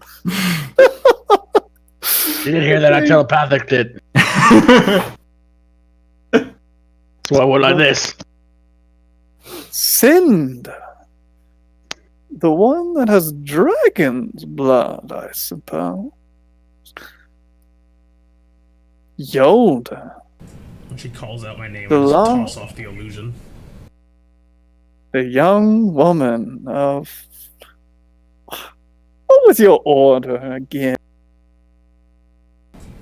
the Iron Lords. So it is.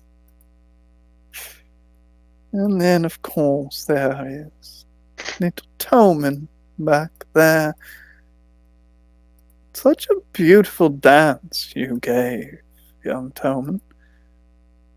And then Laura. You are quite an enigma. But I would love to learn more about you all. What of the other one, though? I did not see him in the arena either. Last member of your Outriders, was it? A really cool guy came up with that name. Fuck you, lady. Well, it is fine if he is not here. I will not take it as a slight. He was not within the arena, so be it. But please, tell me, Ivor, after knowing this, what is your story? Why do you come here? What do you need from me?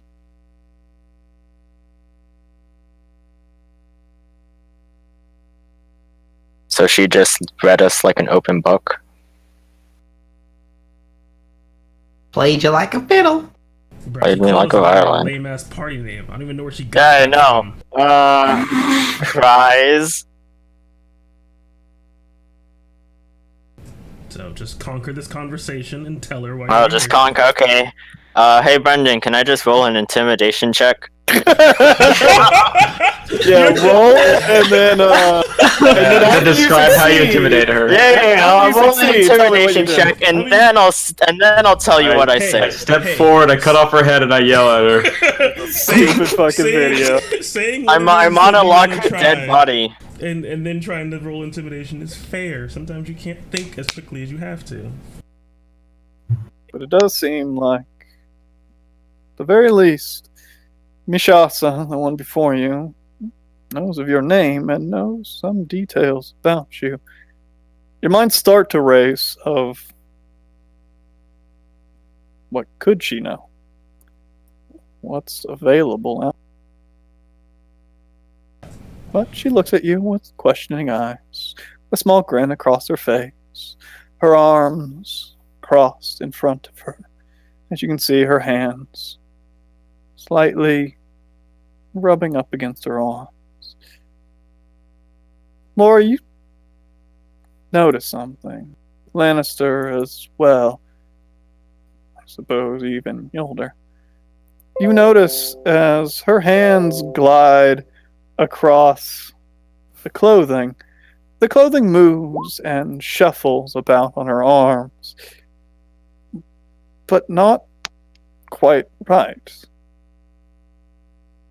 The cloth shifts, but not exactly where it's supposed to.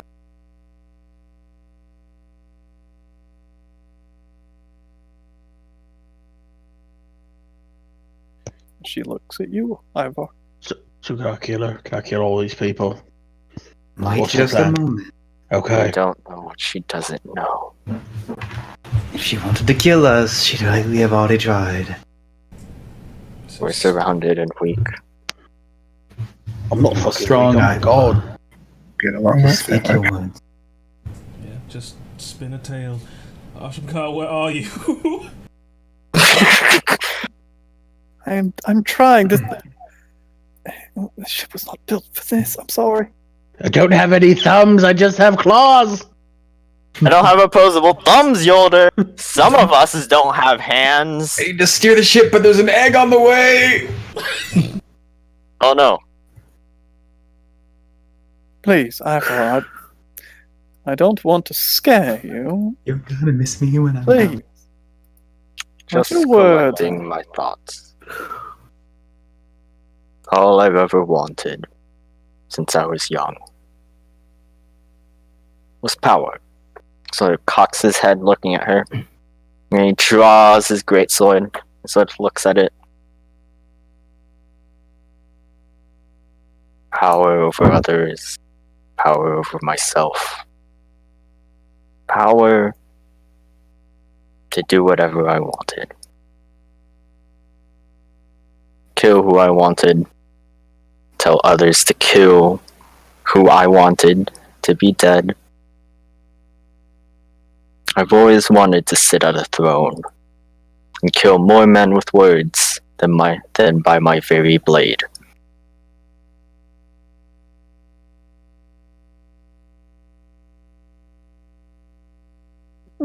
However, that was obviously not meant to be. I am strong, as seen by my...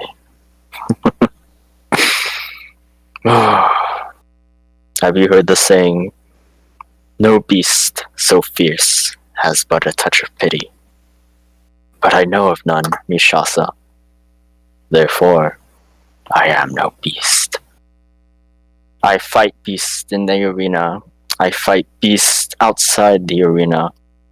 Nothing but cornered animals. I am a man, and I should fight and rule as one. I have climbed, searched even, for a way to become stronger, for a way to come above others. I was always not runt, the expected one, the one to fill in shoes, the one to be complacent.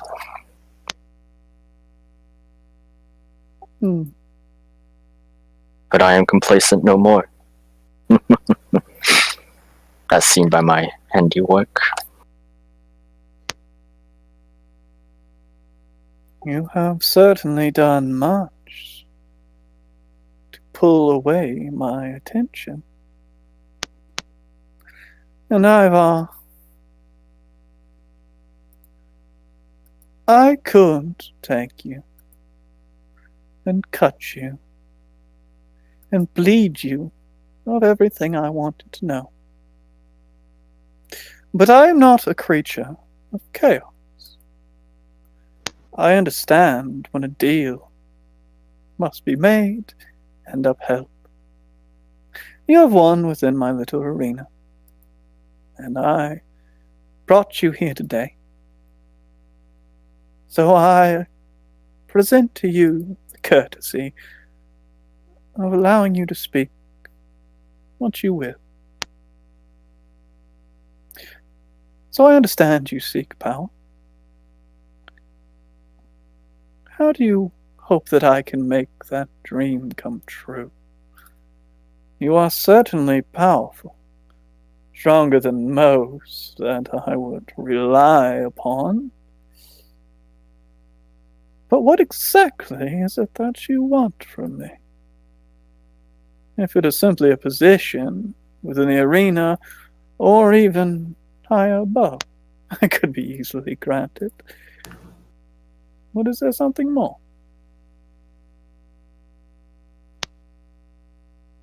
I've heard tales and rumors of ones above, even. And then he cocks his head to the left. Fairy tales, of course.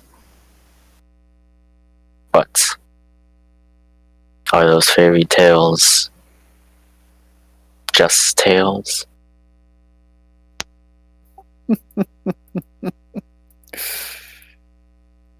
You asked for something that no one of your kind has ever obtained.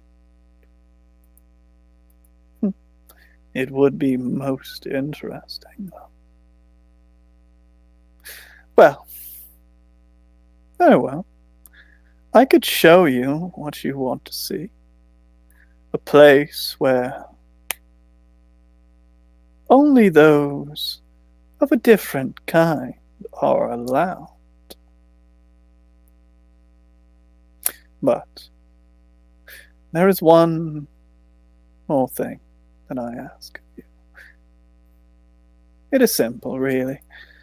I have an acquaintance that I will call for, and once you have been truly woven into the fold.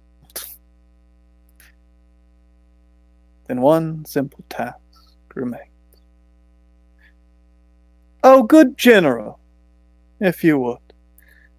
As you can see her turn her head and call back to the back of the room, as you hear the of the chair getting pushed away as heavy armored feet start to approach.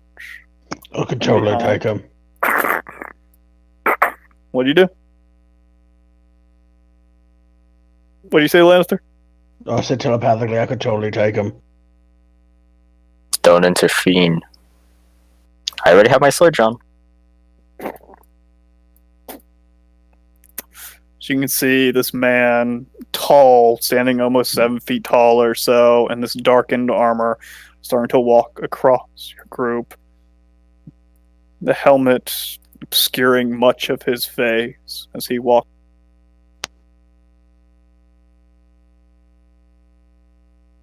You can see, strangely enough, pieces of where the metal of his armor contact his skin. It's almost as if they're melded to him. There's no separation. Most people wear padding and things underneath their armor. This seems to be almost grafted to him. So he walks up.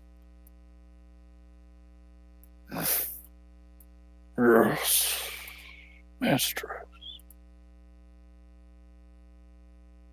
The good champion Ivar here wishes to stand next to the like of you, General. And so I would give him a task at your side to see if he is capable. You see, Ivar, there's a bit of a congregation that is forming close to here. Those silly individuals of the Holy Lands seem to march upon me once again. Just to the west of my border, their people gather. A few hundred at the moment, but they are growing.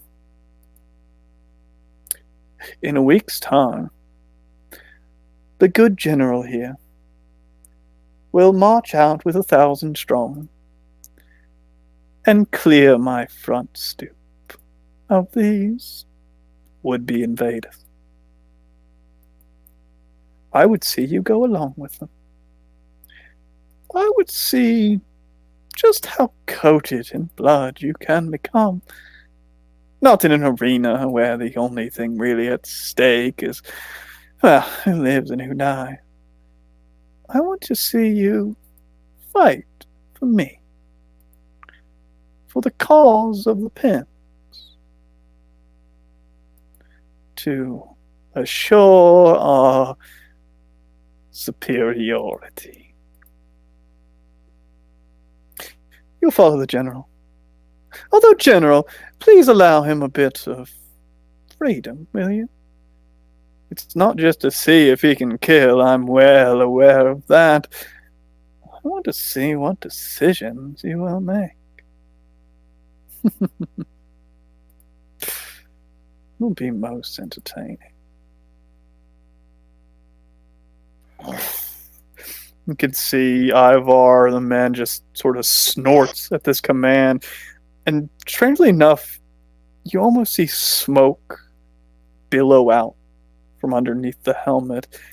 And it's quite evident, that strong smell of sulfur right next to you.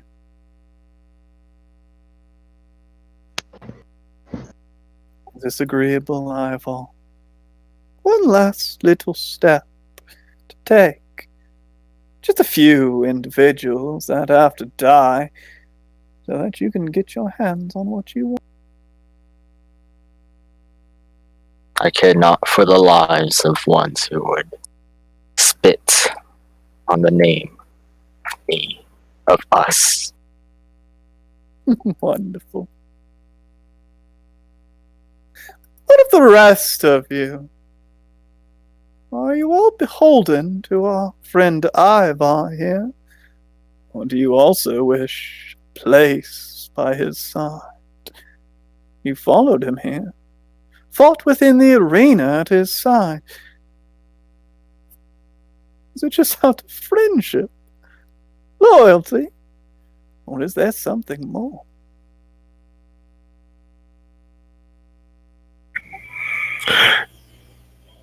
Walk away. This isn't your fight. Goodbye.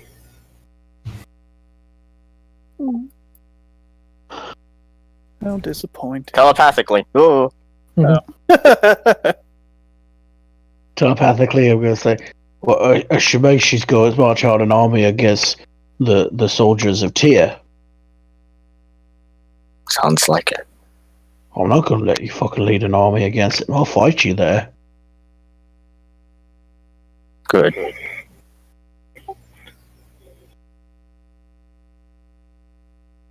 I need to get it. We need them to succeed. Them as in the Tyr people. So you want us to walk away and go fight alongside them? Is that what you're saying? Double agents. I do permit you to speak. That was a question. We came alongside Ivar because his quest for strength, for power, is one that we've all been down. His is just a different path. We've all needed to grow. We've all needed to go beyond our limits, to deal with things far greater than any of us could individually. We have pulled, or attempted to pull, this whole pantheon thing for reasons that we are not truly familiar with, but Ivar has not led us astray in the past, so we put our trust in him, as we would with each one of us.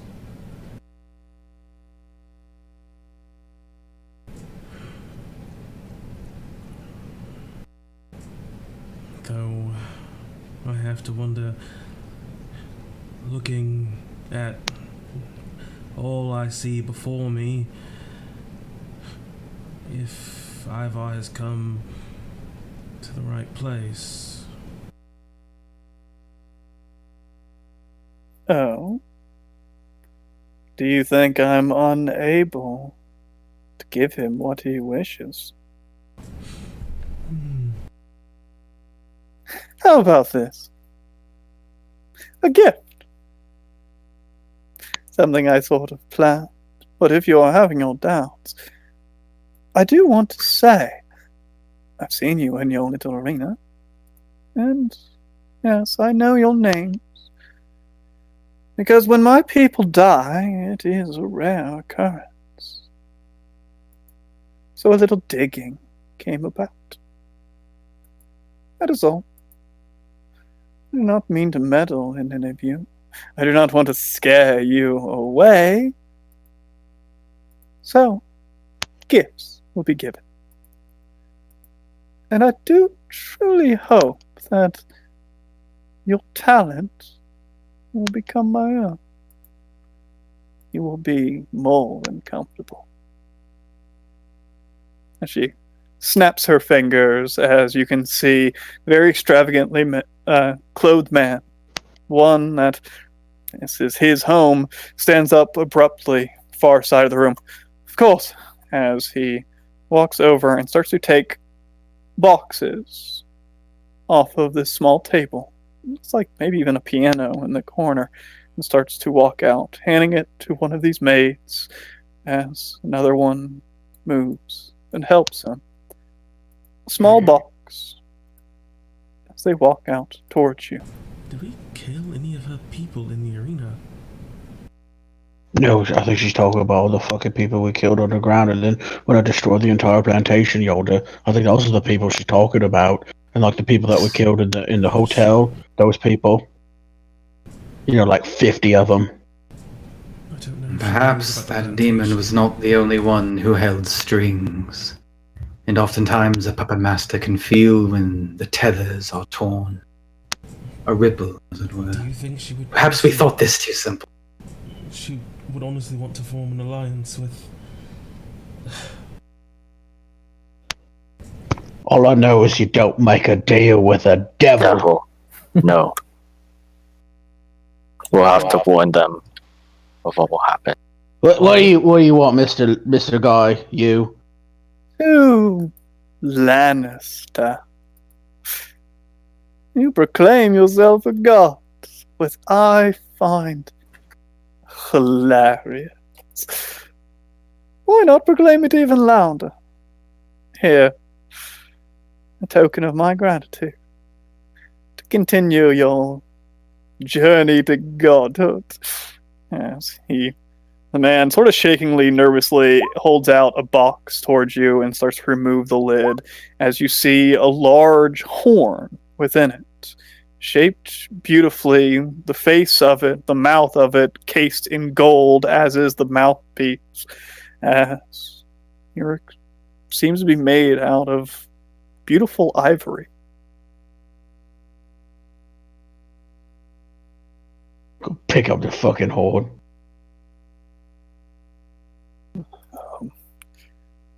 As one of the women approaches you, Laura, and to Laura, the enigma, your nature, the magics you used, I can't help but feel a kinship.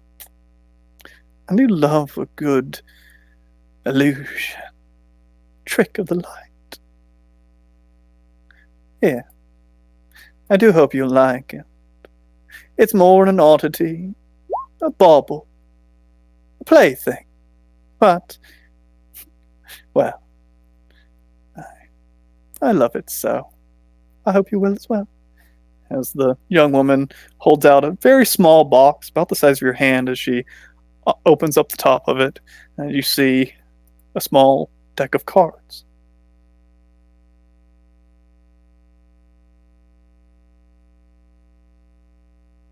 As the man walks around to you, Yolder. Yolder, I do hope that you understand. If you have doubt in my ability, well, be assured, I have made many dreams come true. Those things that we all await for, those things that lie at the end of our paths. I hold so many. So many. As this man approaches you, Yolder, you start to feel it. That beat in your chest.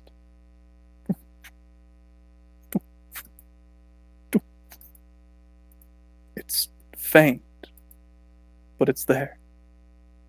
When the man presents this long box to you, he opens the lid, and you can see this long sliver of silver. And you see it ever so slightly move.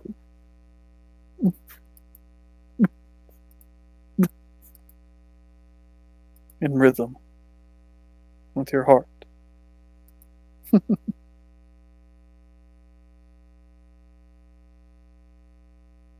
As another woman walks around carrying this large package from the top, seeming to hang a cloth draped over it.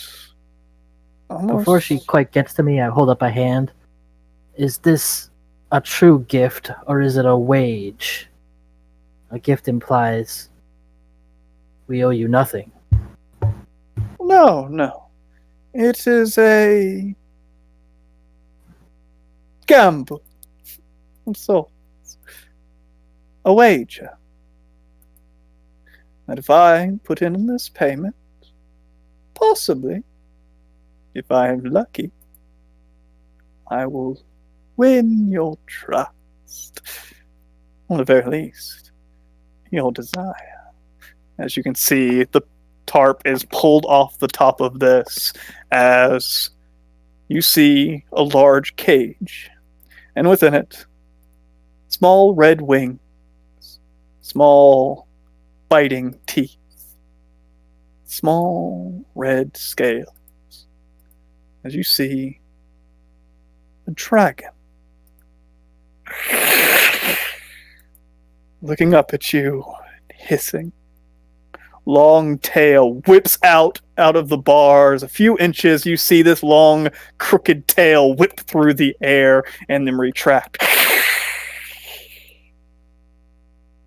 Just a plaything.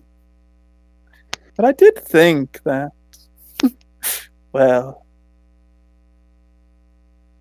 maybe something that shares its blood would understand. It can be a bit, well, I think you'll understand. Yes, it's just, it has these lowered eyes staring up at you, Cinder, just baring its tiny little sharp teeth. And Toman, our little friend in the back. 2 for you. I hope that you present the other to your friend Desmond with the coils. I've expressed an invitation to him already, but sadly enough I have not heard a response. Here. I mentioned how you gave a beautiful performance, and I have known others of your kind, so I got something from them that is no use to me. Maybe it will aid you. As you can see, this long scroll case is held out to you as the woman removes the top and pulls out the small parchment. As you see the side of it, not pulling it out completely, it almost looks like sheet music. The small bit you get to see, can't really tell what it's supposed to be. But she very quickly closes it and puts the top in, holds it out to you.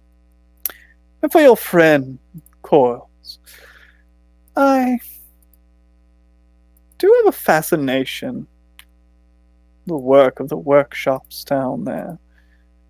This is a piece not of the coil creation. And I don't think that Mr. Desmond is someone to steal secrets, but, well, if given freely, so be it.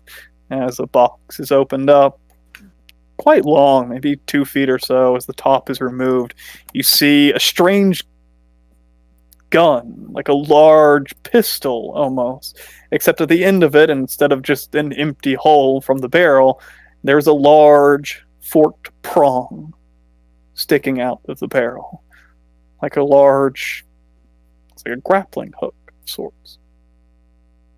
I do hope he finds the mechanisms as interesting as I. And for you, Ivar, she starts to walk down towards you.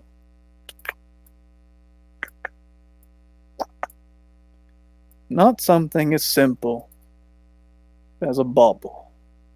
Not a toy.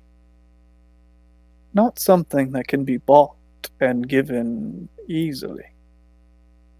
I offer you proof of what you are, and hopefully what you will become. And she holds out this quite large, what looks like pendant or emblem of sorts, with a gigantic red stone in the middle, almost the size of your palm, created by the blood and sand that you walked through this morning.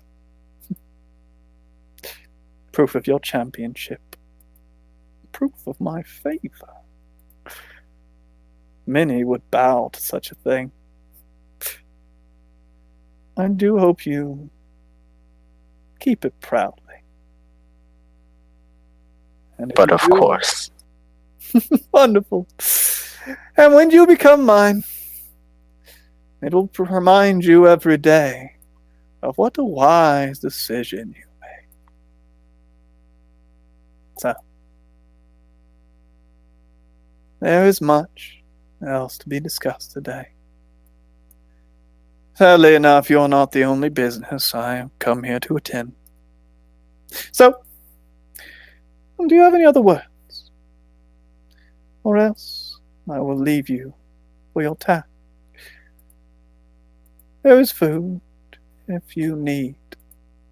I would offer for you to stay and watch the festivities, however, they may be a bit boring for your more adventured heart.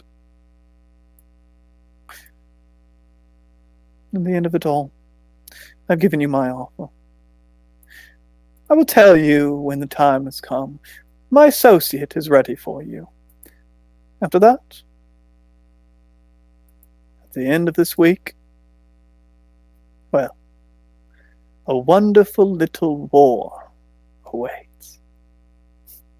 I do hope you do me proud, Ivor, my champion.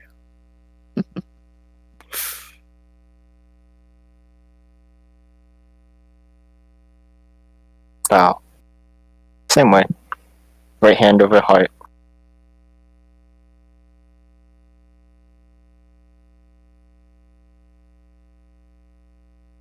We go. General steps to one side. You can see him turn to you as you start to walk away. Again, that smoke just billows out from underneath his helmet. You see ever so slightly what looks like the spark of light within the helmet, like a fire surging forward and then dissipating immediately as he just watches you go. I tend to look at him too. And then just turn away. Alright. Seems like the help just move to get out of your way. Orlando Arcus. Again, you can see sweat beading on his forehead and dripping down as he takes a handkerchief and wipes his brow and gives you somewhat of a charming, if not very nervous smile as you turn. I'm just transfixed on the shard beating in my hands. Yeah, once we leave. At least, no, I don't trust this place. I tell us to keep going to the ship. Where did you get this, Mishasa? Ah. Only a sliver of the whole. But I've been here for a very long time, young Yolda. I've seen so many treasures. And when it comes to the gods, you can see almost a shiver go up her spine for just a second. It's certainly something that, well, I feel comfortable when it's under lock and key. And you would give it to me, a cleric of Hephaestus, so freely. Just a shot. Peace. A taste. A promise of what else there is, young Yolda. Only if you were to accept my invitation. That is a gamble I'm willing to make. Yoda thinks to herself, perhaps one you have to make. And just takes the shard and turns around and starts to walk after the rest of the group.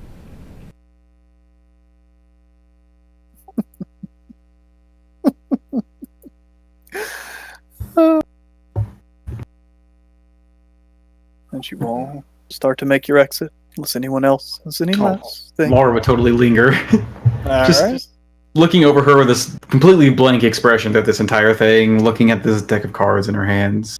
Not really flipping through it or seeing what it's about, just holding it as a bauble. And then she looks up at Miss Asha as Ivar and Yolder and everyone else seems to be making their way to the door. Just sort of, you can just see that her expression start to sink, almost in sheer disappointment. And then a forced smile just comes across her face. Well played. You've beaten me. And I just turn and leave. Trying to still walk next to Ivar, though not quite as close anymore. I say, like, the cage sitting on the, stones next to me. I turn my back to it and walk a step away and then kind of hesitate for a second and just reach my hand to my side as my hand is covered in flames, and then the smoke kind of billows out, reaches and grabs the top of the cage as I use Mage Hand to carry it behind me without looking at it. You can see the small tail whip up and try to get around a large top of this cage, which is almost enough to get up at the illusionary hand, but not quite. Seems like the cage built just enough so it can't get to its hole.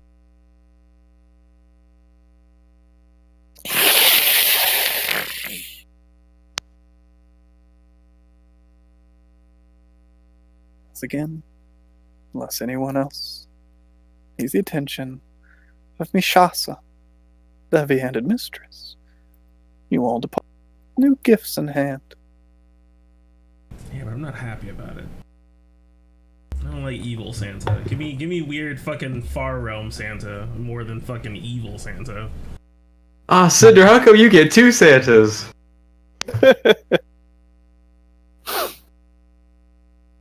As you all depart, leaving this room, the armored men waiting for you and guiding you back outside, if that is what you wish. I shall bring the ship back around to the front. It seems we'll be leaving without blows. I just lit the. Oh yeah, blow up the whole western Oh, wall. Ashimka. Do it! Boom, boom, boom! All the cannons. Alright, as you leave, and the airship descends and retrieves you once again. As the men outside, the Fangs, the executioners, all watch as you go, as you ascend up into the sky upon your ship. Telepathically. I did not like what we had to do, nor what I had to do. But this is important. It gives us a path to the next step. He sort of like clutches the pendant she gave him to kill the head general. To kill the head general. Ivar, this had truly better be worth it. I hope so too, Yolder. I thought I could bear this, but this... They're going to be killing a lot of good people. We're not fucking killing those people. I mean, I said to you as No. an empire. We are turning on them. Right. But how do you plan to turn on 1,000 men? Easy, you just fucking kill them one at a time. Just slash. I mean, but then you're gonna have to go back and either tell her that you betrayed her or that you failed her. That's what we need to figure out. The general is the eyes. How do we take out eyes? You poke them. I don't. This is one resilient eye, and that will have to be a very, very hard poke. Well, then I'll just fucking cut them out. There has to be limitations to... Power is not infinite. She has been defeated before, and she can be defeated again. We just have to outsmart her this time. Illusions are not going to cut it. need to take that general beyond where she can see. And I do not know how you're going to persuade, what she called them, the executioners, to bend the knee to you. Perhaps you could get them to bend the knee in fear, but when things are truly afraid of you, it seems their brain starts to leak out of their ears.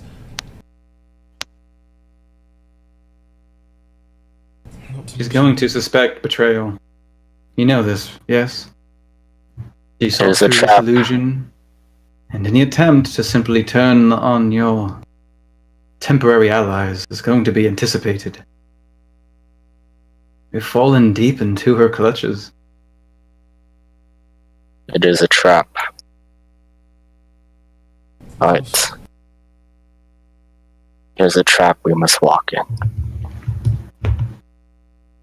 If you're suggesting the only path to success is over the soldiers of Tyr, or Torn, I can never remember which, even with keen mind. Yeah. They're too similar. Oh, I'm dead. I'm torn now. Step over the soldiers of Tyr. That is not a path worth going down. Not one I can abide by either. Either we attempt to betray her and it fails, or she sees it coming, but to simply march out against those good men and women is not something I can accept. I feel like she already knows that we're after her, though.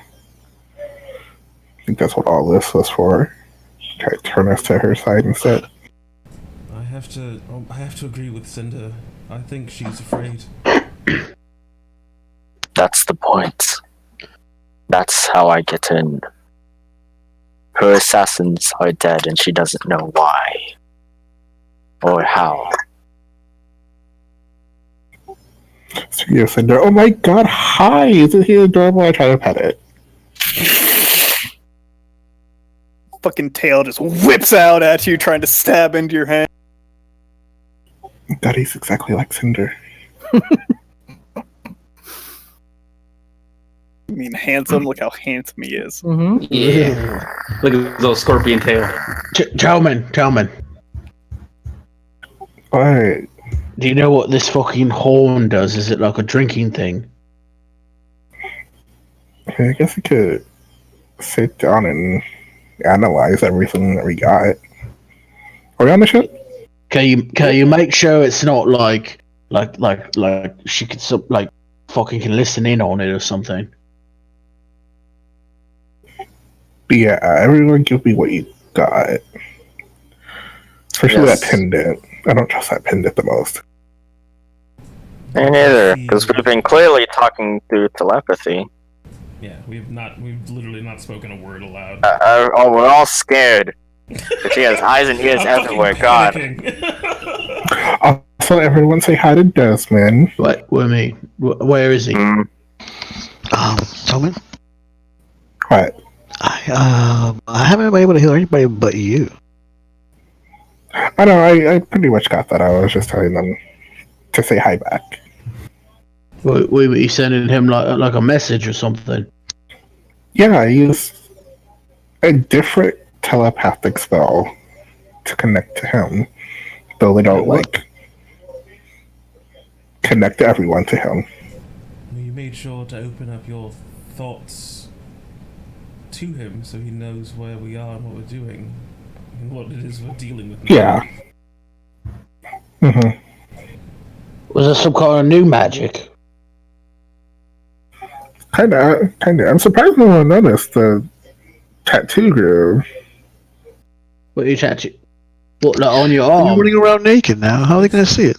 Yeah, But you wear robe big you got. robes, Tillman. Long sleeves, Tillman. Oh, they're actually thingamajiggies. I didn't see them because they didn't pop up on my screen. Waiting for people to identify them first. Oh, okay.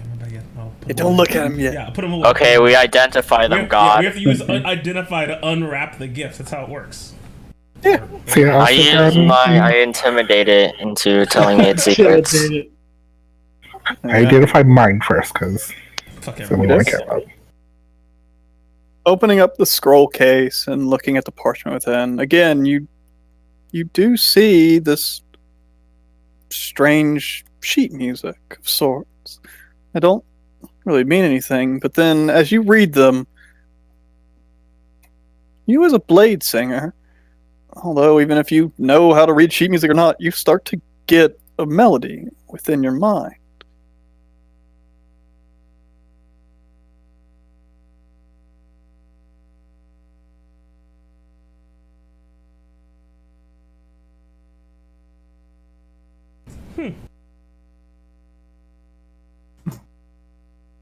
There's music involved in blade singing? The other day? I feel like you literally asked for trance. Oh, and Yelder, you need no identifying. You know what is in your hands. It's just a small shard of living silver, seeming to strangely, ever so slightly move and almost melt upon itself as it seems to shift, creating small little designs on its surface, almost as if it was liquid.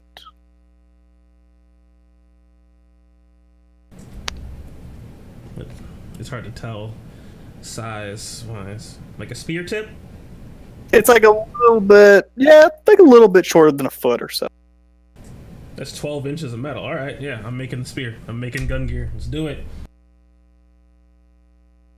Then I'll check the pendant next. The pendant, you actually find no magic on.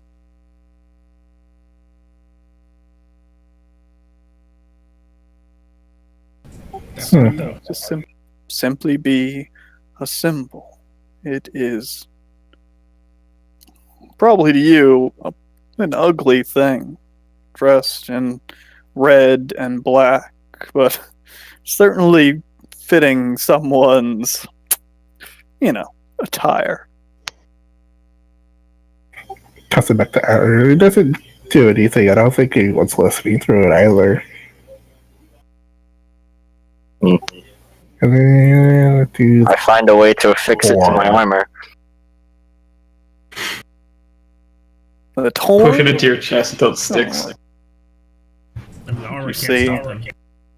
As you start to identify the horn, you realize there's quite a strong amount of magic on this thing. However, it is quite volatile. Yo!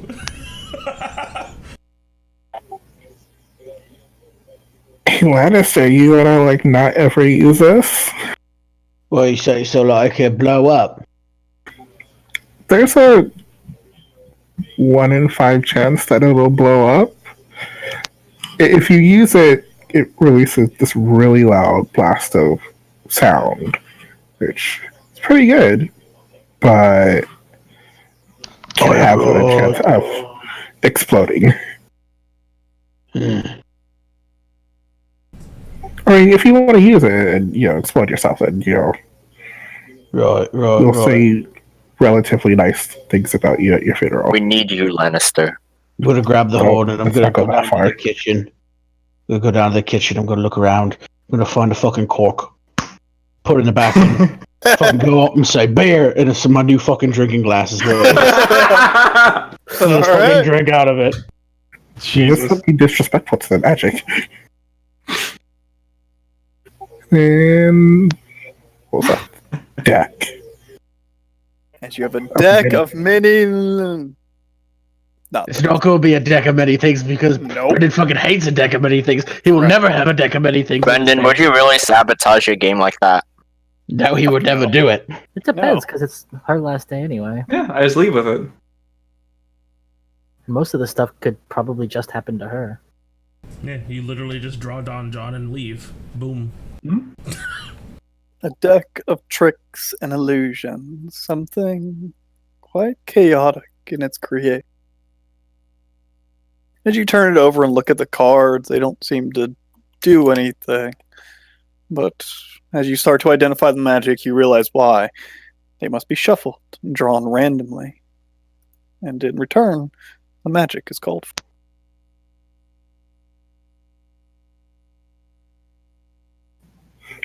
So a lot of this is pretty cool. I guess if you use one of the cards, they have like they don't have pictures of the creature, but they look like just regular playing cards. But if you use one, they'll turn into like a monster. But it's just an illusion. Like so. I guess I pull out one of the cards. Yeah, let me actually read this to make sure it doesn't like consume the card forever. Oh, it consumes the card forever. Yeah, it consumes it. Oh, but I don't do that. No, I would totally do it. I'd just sort of pick it up. Illusions, of course. That's what we need. So I just pick up a random card and just toss it. Toss it on the ground, see what comes up. Give me a D34. Ooh, my favorite dice. Ooh, it's gonna be a Joker. Bye. Have a great life. An 11.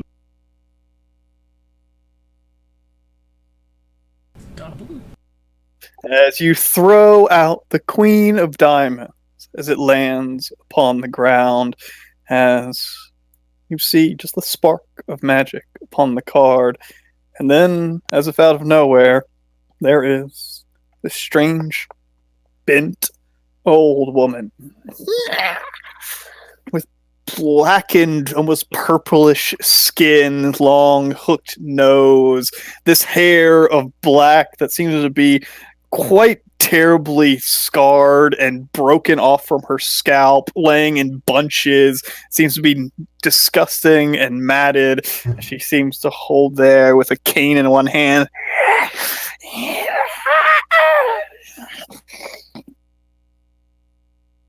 Interesting. No, go on off the ship now. I fucking swing at As I use my action to move it. I fucking Keep your eyes. As laser just cuts through the woman, as the sword just passes through her, and she seems to watch you as she turns, puts her long cane on the ground, starts walking away. This weird shamble as she just walks over to the edge, climbs up, as she just leaps overboard. Come on, I did Why would you do that? Just do that 33 more times. It made me feel a little bit better.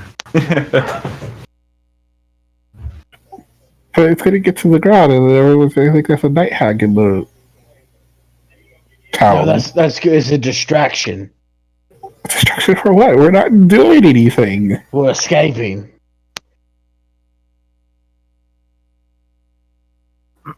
I'm sure Mishasa knows what gifts she's given us.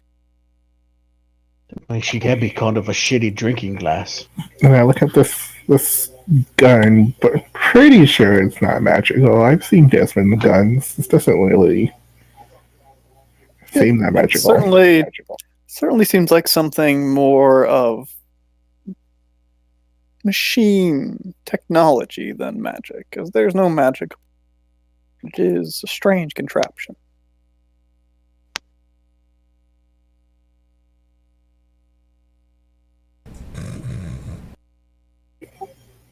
So now what? Do we warn Tears people, or she didn't give you like a date for when this is happening? She said 7 days. It's a week. Okay, well, I wasn't paying attention. So I'm assuming go and help prepare the army. I mean, 100 versus 1,000. I'll fucking like those odds. Gives me like 900 that I'll get to kill by myself. I assume a creature who makes a deal such as her prepared for both outcomes. She's likely to anticipate us joining her just as much as we stand against her. I do not think it matters if we warn them, though. It will only do them good if you were to send them word. So there's an army of good and an army of evil, and we're to choose sides. What is there to gain from each decision? I mean, I think the appropriate question to ask is, what is there to lose? What are the benefits and costs of each decision? Well, the benefits of joining the good guys is that we aren't starting to go around killing a bunch of good guys that we're supposed to be allying with. Ooh, it's my last day, so I can ask a really good question I never get to ask. Hey, God.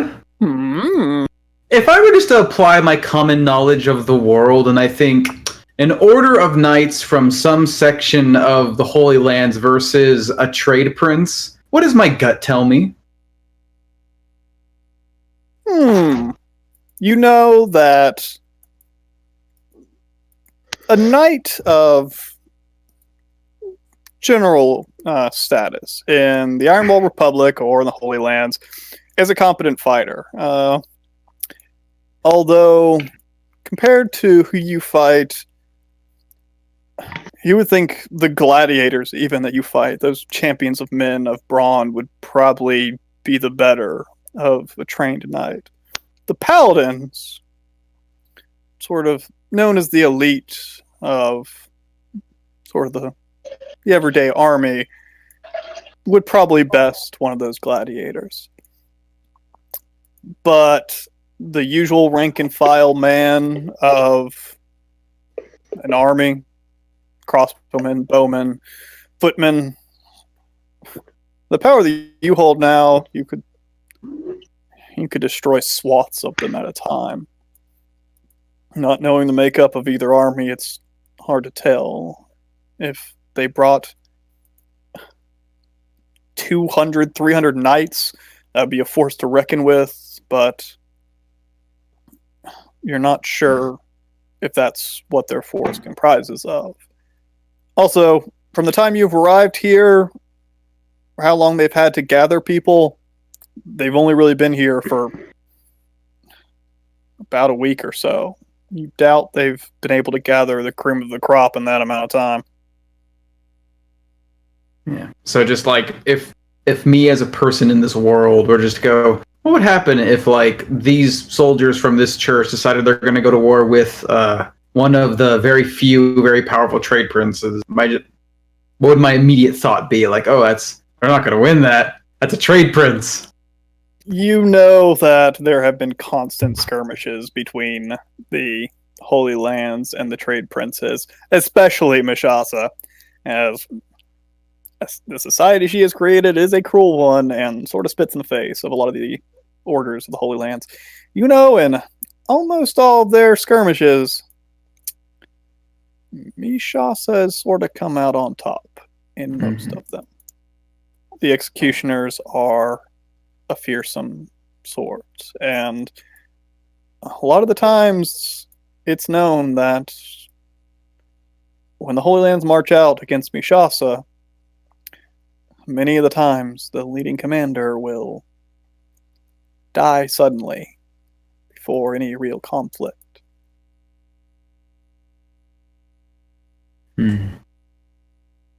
Most likely the work of the Fangs. Who's commander? A lot of them. Whenever the Holy Lands marches out, not all the time, but there's many stories where they've marched out with a few hundred men only for the commanding officer of that force to be found dead within his sleeping quarters, either right before the night of a conflict or in the midst of it. It's one of the scary things about going against Mishasa, that she has the Fangs, this horrible force of assassins on her side, and she does not give a shit about ethics or war crimes or anything like that. So when the Holy try to fight the evil, a lot of the time the evil have the upper hand. Although now we don't have to deal with spider fangs. Yes, it seems we've wounded her enough to where she's trying her best to suture it, but it still remains. An option may be simply to strike while she's still vulnerable, while she's still trying to twist our arms and put fear in our hearts. I mean, I could fucking just earthquake that entire mansion right now. What does she offer besides vagaries? My position. I mean, do you really want to lead some kind of demon army? Yes, because we need to. But I mean, you're not going to be in charge. She's going to be the puppet master. No. She's going to pull your strings, Ivar. And I'm going to pull the armies to make sure this rebellion works. But I mean, at what cost, Ivar? The cost of hundreds of good men and women. The cost so of be it. your soul. I'm not about ready to join up some demon, Ivar. I'm gonna go fucking cut her head off. Don't. That is my plan too. Does the leader of the Tears people already know about this happening? Probably not. The Patriarch? Or do you mean... Yeah, that's what the word I was looking for. Yeah, because if I What, Silver Eye or whatever? Yeah, Matthias, I doubt, is riding out because it's only a couple hundred men. If he's leaving the Holy Lands, then... What's that chick? Yeah, it'd be Jade Hawthorne, who's our contact. And I doubt she knows what forces are mustering against her, but that's what we're discussing now. Asham Kar, can you maneuver us away from this area? I do not want to be here. Of course. As the ship turns and starts to drift off out of the sea. We should probably sweep the ship as well for any kind of listening devices. So we can join the side of evil so that Ivar can be champion to the devil. I mean, or we can join the side of good. We're not actually entertaining the idea of joining evil in action. We are not. Good. I would hate to have to stop this now. I'm not a fool. I'll turn this boat around. Well, if you're not a fool, then elaborate. Just made a joke that he's going to turn this boat around. Just saying. Well, you wish to lead the army to the edge under subterfuge and then abandon them so that we turn on them at the last minute? What is it It seemed like he was planning on taking out the general, but I'm trying to figure out how he's going to do that without his betrayal being made public. He cannot simply... That's what I'm trying to figure out too, Yolder. Well, if we think about it, this seems like a pretty dog-eat-dog community. I feel like Ivar betraying the general would seem expected, even desired. If Ivar can kill him, then Yusasa will rather have Ivar than the weak general she has now. And let's not ignore the fact that we thought we were working undercover when, in fact, we were being watched. Eyes and ears. She might not know that we destroyed her plantation, but she definitely knows that we're not just Ivar Saki, which really irritates me because I really played up that whole... Yeah, you really sucked in that You fight. certainly for no sold reason. it. There's a shake off the basic look. I hope she does not know that we were behind the plantation. That would make... It doesn't seem she is.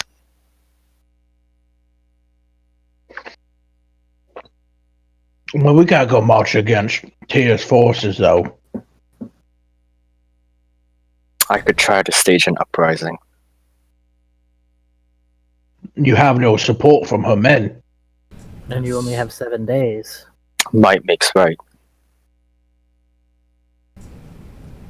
Do you think you could challenge the leader of the executioners to a duel or something? Is that an observed thing with this army? Oh, could you just challenge him? Like in a duel? Maybe. Just say that. You know, I was thinking maybe if we Patriarchal challenged him in a shit is duel, that? that would... Like, now Yolder. the woman's done Yolder. talking. Come on a duel! I don't know. Yeah, I was like, what the fuck? That could work. Could it? Do we have any other ideas? I mean, Maybe we should talk to contact. Well, I feel like we're freaking out about this. I mean, it's We right have there, 7 guys. I could days. just fucking earthquake it right now. Just fucking drop shit or just fucking full out massive combat right here, right now. I mean, Can I just like teleport him somewhere where he's not bothering us? no, you can't just teleport me somewhere, Toman. Come on. Toman. While he's can being do that. boisterous, Laura I can do don't know that an army necessarily has a clear advantage over us. What if... Didn't you have some way of stepping between worlds? Yes. What if you fought him there? What do you mean? What? If you fought the general on another plane of existence, perhaps you would not be within her sight. It's a matter of whether or not betrayal is expected and, I don't know, appreciated, which is very strange. It seems like she is bribing us to garner our loyalty, so that leads me to believe she doesn't want us to go around killing generals for the shits and giggles of it. Shits and giggles, no, but Ivar has clearly expressed his desire for power. I imagine it would not be beyond her understanding that he would want to sink his blade into the neck of someone who was likely a step ahead of him, if it only means to entangle himself deeper in her thread. Yeah, she's definitely not an honorable person. No, she's shit at bribing people. Well, I could get a fucking drinking glass anywhere. Ivar, let us there, please. It's not a drinking glass. Well, I'm never gonna fucking use it. I don't want to blow up. I don't think it would kill you unless you're Of course, like, it would kill me. Well, it could hurt the beard. I feel very insulted that you're using a highly powerful magic item as a beard bug. So, come tomorrow, Ivar, what will you do? Are you going to convene with your new master? What are we to do? Simply head back and anticipate a war?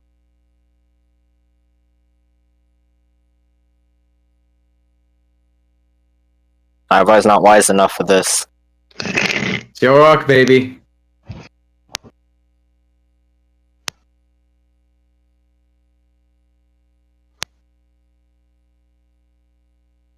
Boom, boom, boom.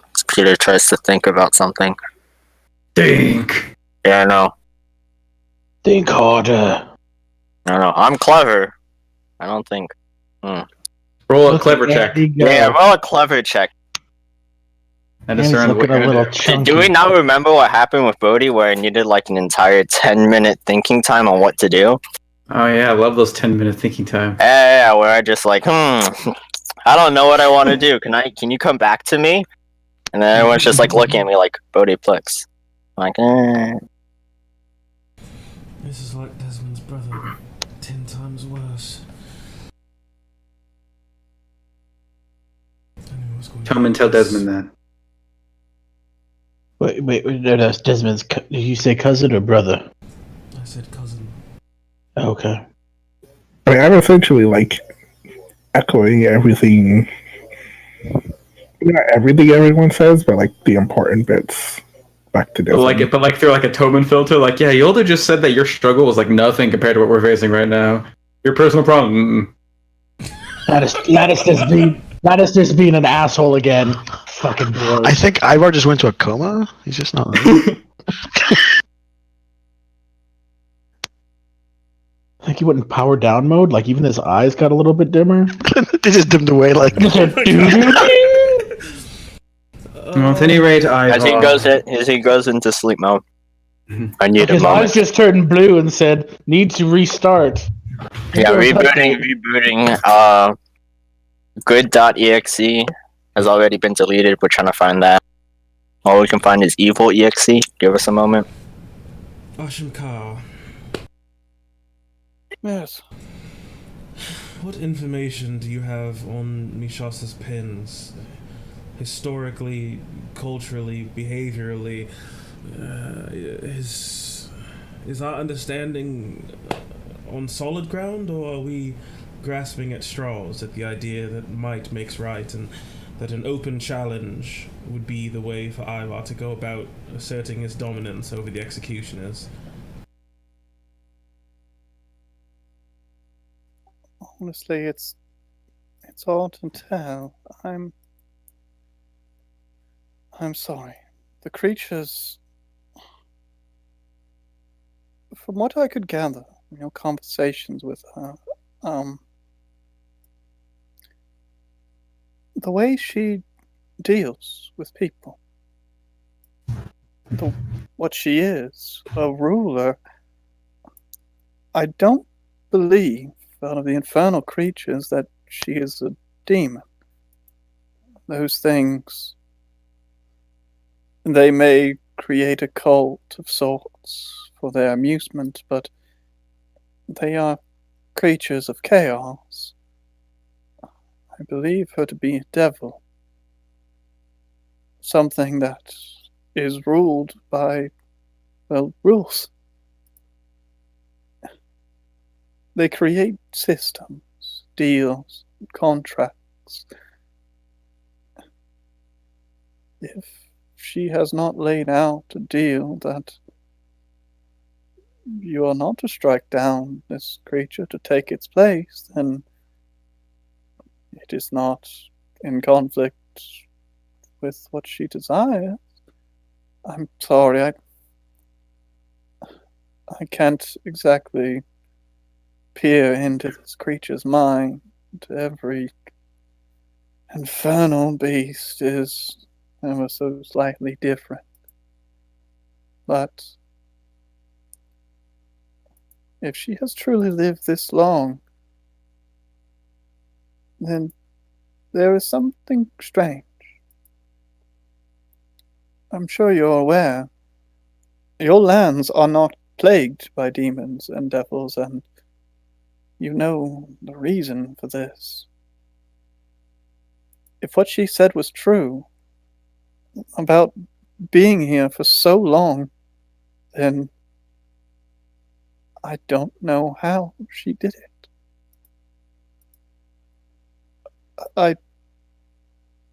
Unless she is such a minor creature that it would be possible to stand, but such a thing I would not see ruling a nation.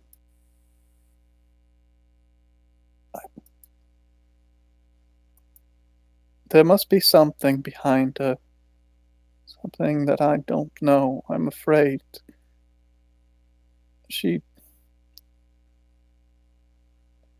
It is just frightening to think. No, I understand the mystery of her persistence in this realm while the gods are trapped wherever they are is disturbing. That much I have gathered. But I appreciate your answer. If she is a devil, a creature of regiment and systems, but she has not decreed that you are not to step on this man or creature. It seems like a stretch, an uncomfortable one. It could be that it is assumed that you are to follow her orders, or perhaps you are to have your own initiative of things. I do not know, perhaps I'm overthinking it. I'm worried. If at any rate, she's a creature of regimented order, a contract maker of sorts. Perhaps that might be your task, Ivar. If you're to serve under her, you must understand the terms and conditions of your servitude. And then you weave yourself in between the words, find the spaces and the holes, and act between them. That is the art of subterfuge.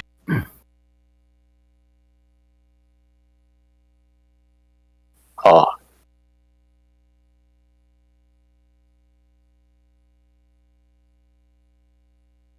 Ha! was more like an ah. Like, oh. Tobin. Mm-hmm. This makes me uncomfortable, but your memorization and utilization of those markings, are you able to do that again today? Oh, just using one of those abilities? That depends which one. No, the pathways, the portals that connect vast distances. Oh, yeah.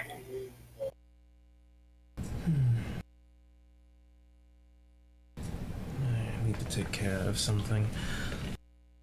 I would ask your assistance if you would not be so inconvenienced, and it would clear my mind on trying to figure out what on earth to do next. Okay. The only places I could go with him are back to Desmond if he cleared out the place, and one of the Djinn cities. The only ones I have memorized so far. Yes, I'm gonna cast a little sending. Who you sending? I'd be stumbling more than talking if I talked to Farida, so I'm gonna go ahead and send a message to Ramla because she's safe and normal and not too much for me. Good. Ramla, I know last we spoke I requested to speak to Badron. I needed to know if that would be available. It can. He is held, but accessible.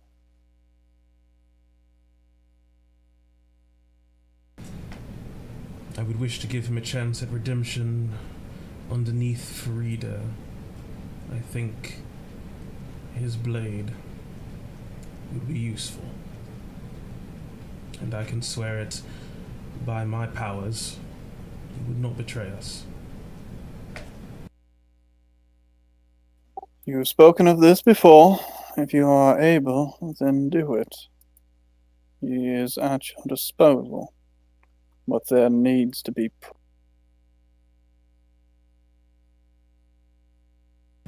Burning all my sendings today. Because you didn't tell me where he was! Which city is he in? Or where can I find him? It's within the City of Fire, where you left him.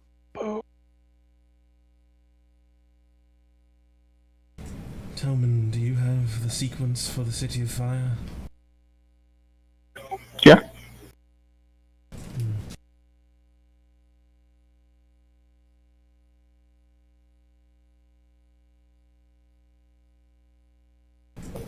Are we going now, or...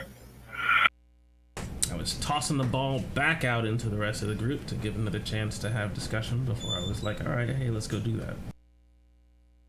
Not only do I not know our plan, I don't know our goal. Yeah, So- I'm still looking to Ivar for an answer for what he's gonna actually do. Because we're not doing the supplement thing where we remove, what's her name? The bad guy? Who, Mishasha? Yeah, because I was thinking of all the Jin names all of a sudden, so it flooded in my mind. So, because we're not removing Mishasa anymore to get Sasamim to help the army, because I brought back Farida, so we don't need her for that. It's to get the Holy Lands army.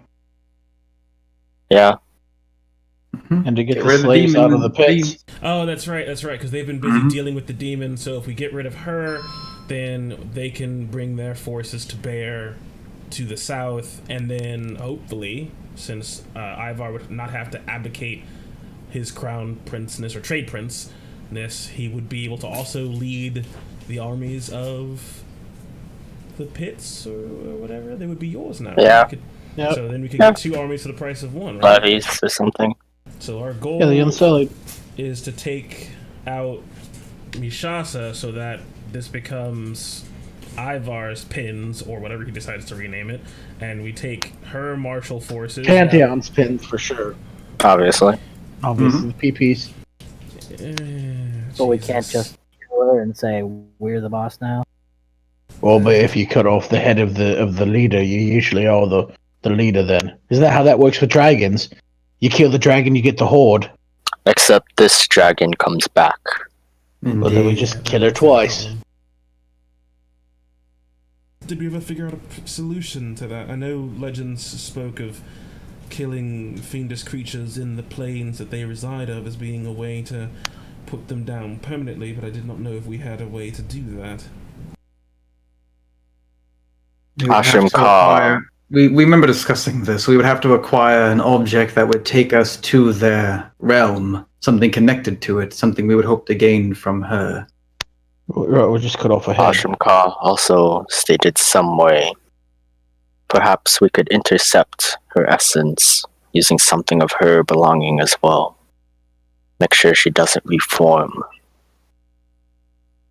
So, like, Lannister cuts off her claw and then she's stuck dead.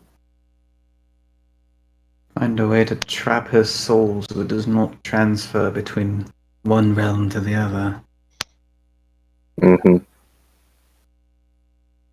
Okay, so we still need to figure that out, so let's think about that later. In terms of this upcoming conflict in 7 days, how are we going to go about killing the weird sulfur-ridden general, you taking control of the executioners, and not killing hundreds of good men?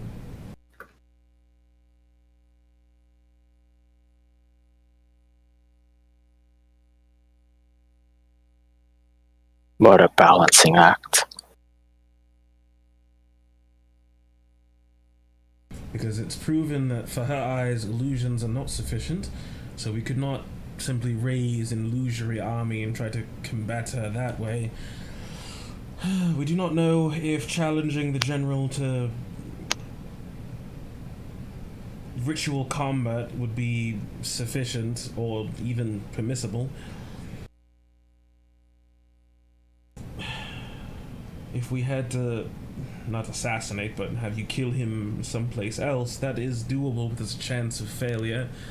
We do not know what resides in that strange plane that Laura has stepped through, and there's a possibility you might go and he might not.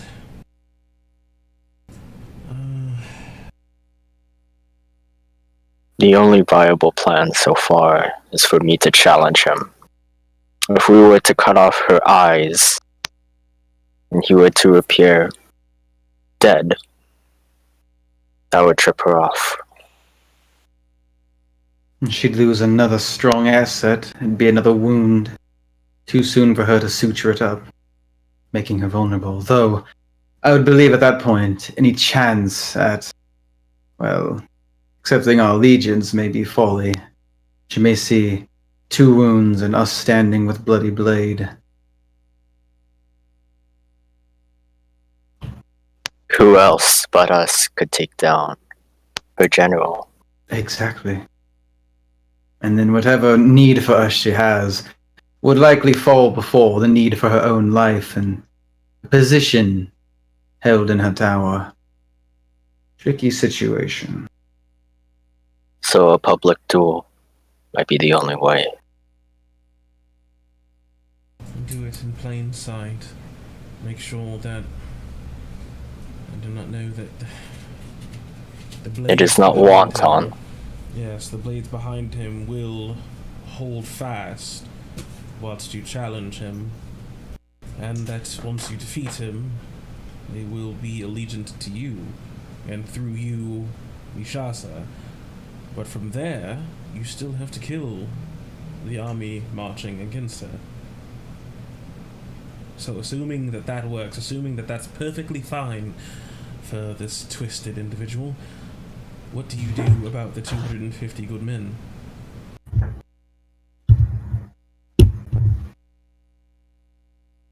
She has no more eyes. We slaughter the rest of her army. I thought a part of this was taking her army for our own.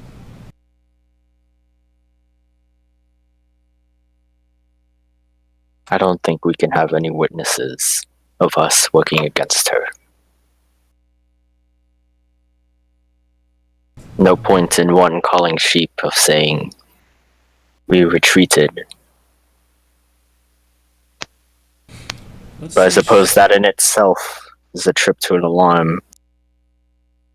Let's say this place does respect strength and power over everything. Perhaps you can win these troops' loyalty by proving you are more powerful than Mishasa. It seems that even if she does know that we are behind her destruction of the plantation, she has not played that card, which means we can still play it. The Fangs are, especially here, I would assume,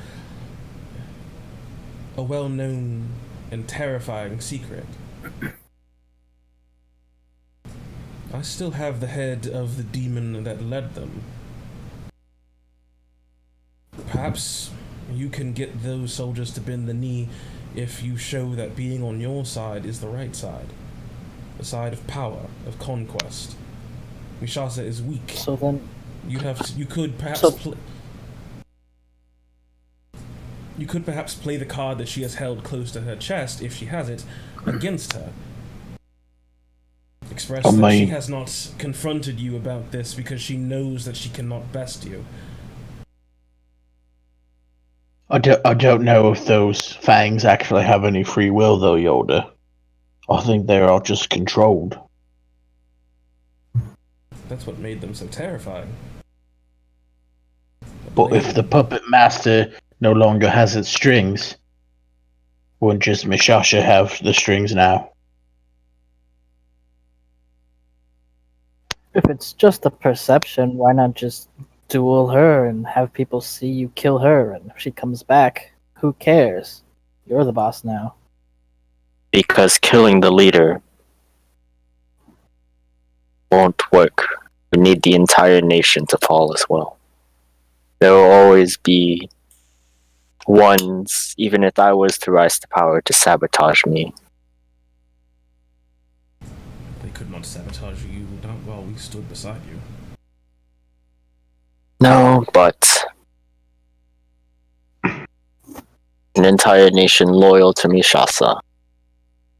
But that's the thing, why are they loyal to her?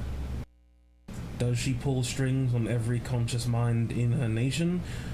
Or does she rule them by fear? I mean, if you looked around as we landed here, the majority of this place was absolutely devastated, destitute, in ruins, and on fire.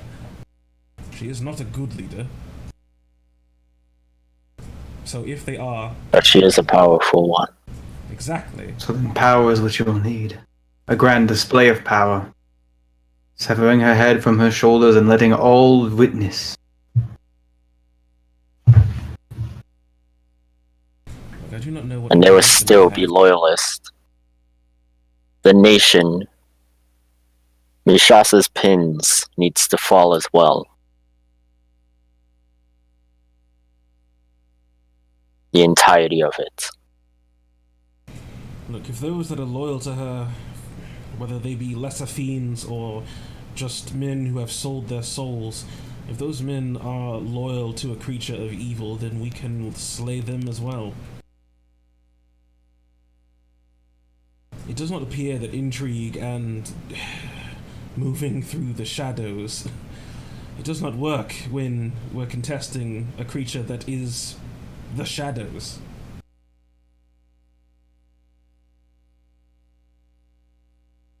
All I have at my disposal is an infinite amount of light.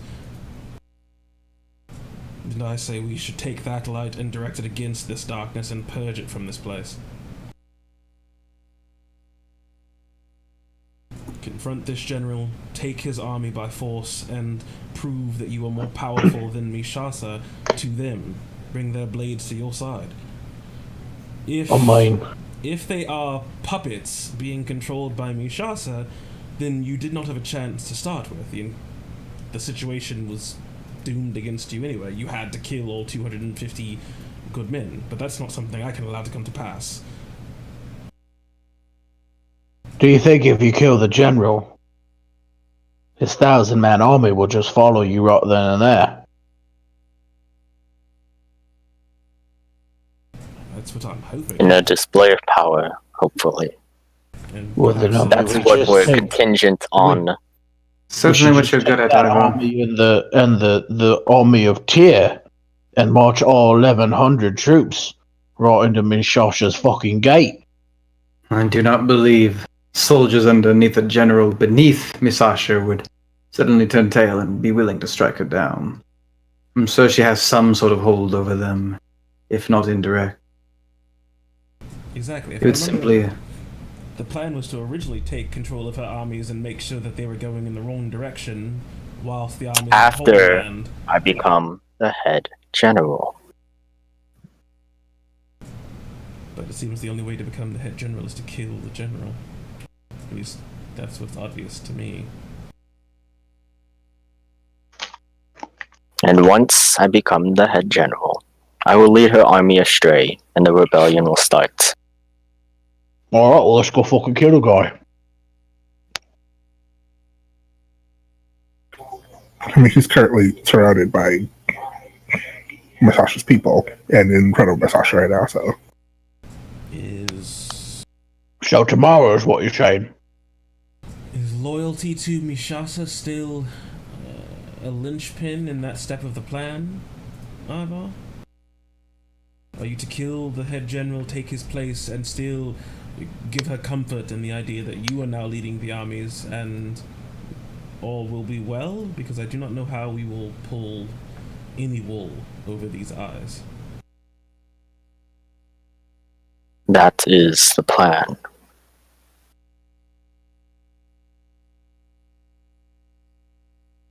Especially if illusions will not work. Then we hide in plain sight. We could make the appearance of a dashed and destroyed army quite easily, but if she could see that they are immaterial, then I do not know what to tell you.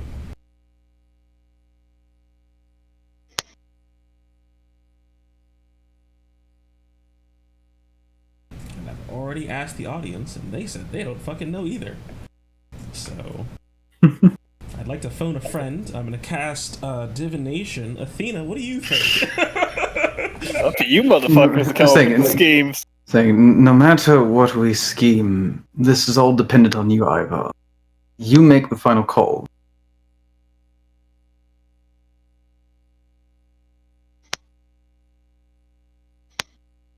I'm not wise enough for this, huh? Where's my religion go? It's my proficiency in religion to be the...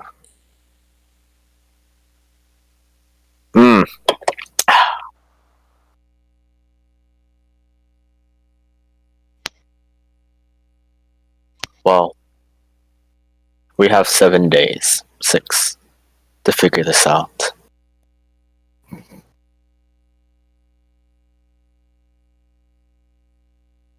And if push comes to shove, like it has many, many times in our past, we'll figure it out. Improvise somehow. Me and Lannister will just have to kill 2 armies. Oh my god, I'm not fucking killing the people of Tyr. I mean, I can kill 1,000 people, but I mean 1,100.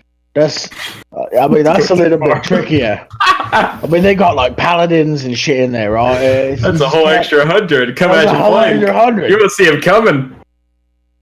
I mean, I can kill some fucking gladiators like they're fucking standing still. I mean, they come running at me, I'll just fucking cast Earthquake and make them fall into the fucking earth. Whatever happened with the ridiculous number of bombs you purchased? They're safe. Ashimkar, where are the bombs? Ashimkar. Did you drop all the bombs on the city? Just on the stack on top of the cannons. Okay, they're safe. But these aren't bombs, they're pies. What? I didn't buy no pies. Christ. Really? A SpongeBob reference? Now? We do have 7 days, however. You better get your shit together and figure out what we're gonna do. Honestly, we have perhaps 3, because it's going to take time for whatever plan we come up with to be put into motion. I mean, I am who I am. Put me in the direction I need to fucking kill something and I'll go fucking kill it, but I'm not fucking killing the good guys. That's not what gods do. Well, unless they're a vengeful god. And I'm not vengeful against them yet. God of conflict, everybody. Yet. Yep. He will kill them given the right circumstances. It depends on the offering this weekend. Yep. It all seems convoluted and indirect to me. I feel like just do the thing, but if you guys want to slink in the shadows for some greater goal, just point me where to kill and I'll kill. I must say, I enjoy my time in the shadows and scheming and pulling strings, but I have no strings. I have no shadow. I heard what you said, Laura. You have been outplayed and you know it. Indeed. It seems that I believe Cinder's way may be the most effective. That's why I was asking about the bombs. Maybe we just bomb the living shit out of a place and just bombard it from the airship and just storm the castle, but I do not know where the castle I can is. call bombs from the sky stronger than any bombs we have on this ship. That's part of the reason why.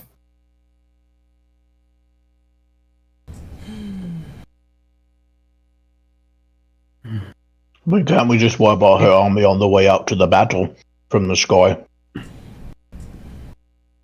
Why couldn't your thing have been more like Lannister's, Ivar? Like, his was just a giant, horrible, horrifying monster at the end. This is like... I just want to the end kill of a shadow realm. everything. Why can't we just go fight a horrifying monster at the end of a shadow realm? Well, you did eat a god. I mean, this is a game of chess where we don't even know what all of our pieces are, let alone where they are, let alone what it is our enemy has. It is... I mean... And neither does she. I don't even know what That's it is. not at all right, Ivor. She knows... Behold, one card She over knows the pieces, she doesn't know where they're placed. And to be completely honest, part of me doesn't even believe that she truly is not at all skeptical about who or what may have undone her fame. We suddenly arrive, you're here with the power to conquer her arena, and suddenly her greatest assets are also gone. She may not have evidence or reason to believe, but I cannot say there shouldn't be any doubt in her mind that we may have something to do with it. That card we hold is fleeting at best. If everything under her is falling apart, she's gonna look for a source, not multiple sources. But she's gonna lash out. I mean, I'm certain we are on the list of suspects, or perhaps outright known, but it does not seem that the people underneath her know. Seems strong. If she knew who we really were, she might know how powerful each of us are. She might know we could literally teleport across the world. I mean, she does know that I'm a god, so... I believe she may have even seen that. We didn't exactly walk out of that arena. Or that other one, for that matter. That wall I conjured was fairly thick. Indeed. It would take more than ordinary eyes to see through it, but she saw through our illusion. But she definitely has more than ordinary eyes. I think it runs earlier than that. With Desmond's cousin. Ivor, I must ask, is your loyalty to Misasha so important that you must maintain it above all other things? Is this a guise you are willing to hold on to, even though it seems the shadows have been cast away and she sees right through us? Is this a lie that you wish more than anything to be made seen as true? Because if so, I will do my best to aid you in this. but it may take everything. To accomplish my goals. Yes. Very well. You all can continue planning through the evening. I'm going to go take a walk. As Laura Holiday just immediately vanishes and dimension doors to the ground floor, assuming we're at least 500 feet above the ground. You flew out of the city at this point, so there's plenty of open land below you. Oh, yeah. I'm just getting the fuck out of here. Alright. Law teleports away. I can tell you this, Ivar. I'm not going against good men and women so that you can be some demon or devil's puppet. I'm nobody's puppet. That is the only thing that is keeping me at bay. I know you do not wish to be under her thumb. Perhaps you have, it seems, some devotion from Laura. She has kept a finger on your scale, so to speak, for some time. And it seems now she is working to your ends, wherever it is she's going.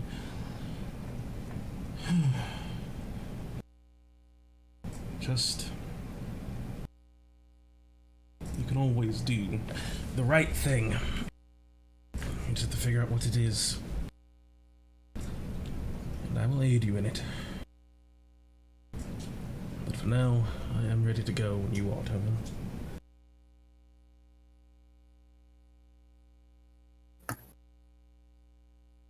Not. I appreciate that, Yolder. And when I come back, you and I have something that we need to work on.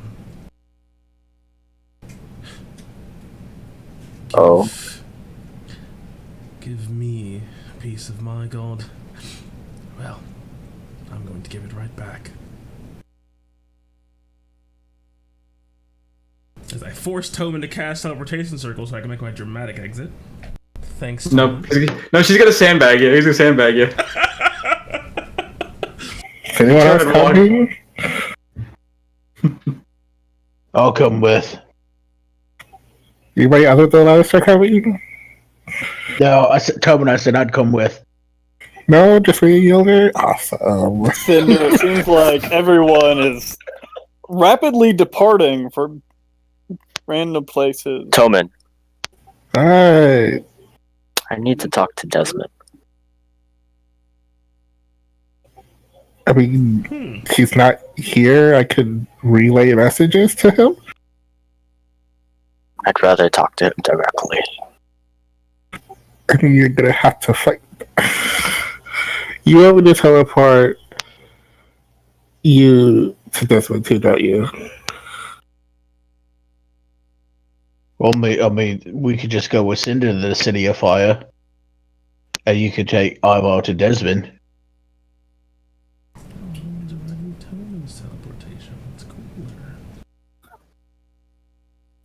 It's less. Otherwise, Cinder could take Ivar to Desmond, but I figured that maybe Tobin and Desmond would want to spend some time together, because they're engaged. Yoda. Don't you have a son? Not that I recall.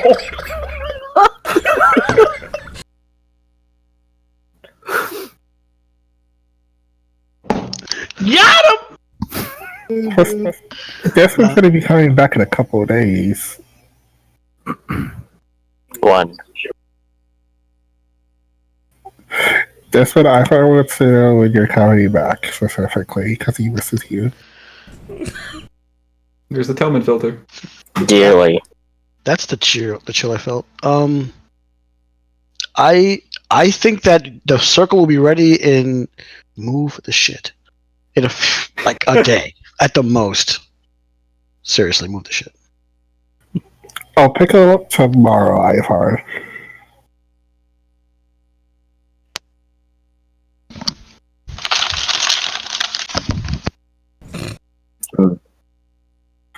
So I guess as long as... Are you guys gonna move the ship somewhere, or... I can't teleport back to the ship if it moves from this spot. Like from where we leave, right? Yeah.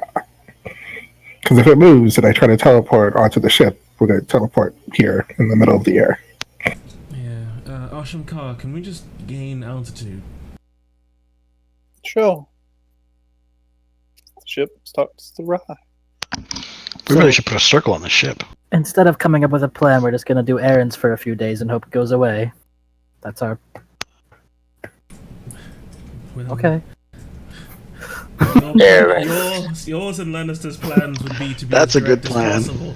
And whilst I think we could try that, I do not think it would be sufficient according to what Ivar said. Even if we were to cut off Mishasa's head and toss it into the streets, the nation would be at best thrown into chaos, which does not serve our needs. I mean, to be fair, Yoda, I thrive in chaos. So my plan is too direct, then the opposite isn't the answer, to do nothing. We can't just wait. If you wish to build an insurgence, it takes more than a week. If you wish to, I don't know, sneak into an army and kill We've someone. been planning this insurgency for a very long time, Cinder. And you're just going to go flip the switch? You have to spread the word and do the work. Yes, once I become general. Yeah, there was we begin. Ivar's short little contact with the grey eyes, I want to say. She seems to be in charge of leading this resistance. So time is not a problem. As soon as the army gets up to start marching, we can show up, cut this guy's throat, and then they'll stop marching. That is what we are hoping. We're hoping to direct the army completely in the wrong direction, whilst Ivar's contact leads a rebellion against the remainder of her forces in the Bloodclaw circles. In doing so, they will remove their loyalists, and we will be able to make our move against her, if I'm understanding this correctly. I think what needs to happen is we need to get Ivar to be the general before the army moves out. Before the army marches, that's right. So instead of in 7 days, the plan goes to a show, we need to do something in like 2 or 3 days. But just kill him tomorrow. I'm warmed up. Let's go kill him now. I mean, again, he is in the middle of like all these other people. I mean, I fucking earthquake, man. I can just do it right now. I'm going to remove him from this conversation if he does not stop. I mean, how are we gonna get the general alone? Or you just walk up to him and be like, "Hey, you want to start a fight?" I'd hope. I mean, it's not like I'm a not tavern brawl. that tactless.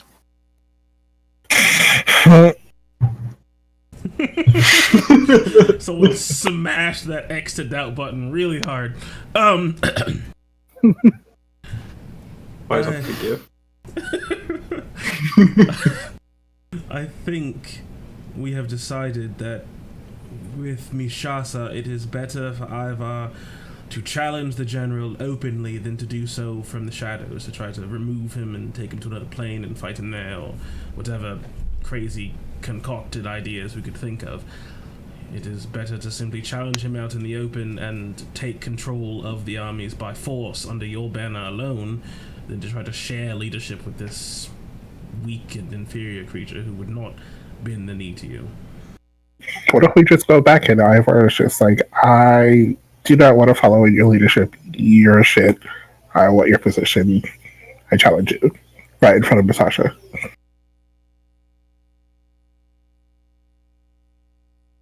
And then they set up an actual sanction date for this. Yeah, for this event to happen. Devils are quite... That seems too direct. Well, it's no less direct than doing it in the barracks, is it? Perhaps then Mishasa could condone this action. But I do not know if she would.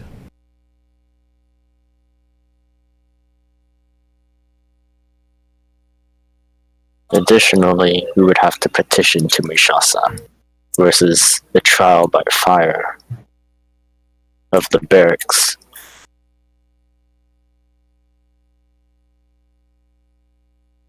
So to speak. Alright, but like translate that into Peter voice so I can know what you mean by that, because you lost me on that one.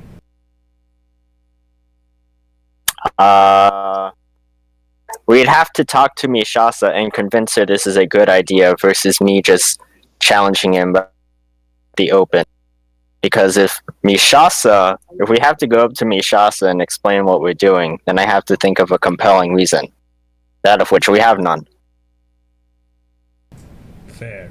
Do you want power? I mean, she's already suspicious of me. That's the problem. She's already offering power with her own deal. Mm-hmm.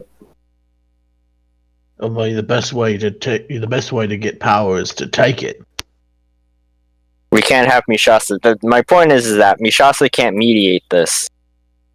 You just have to present her with his head and just be like, yo, I killed her, and also we won. So yeah. The end. Take it or leave it. Something like that. We'll hash out the details.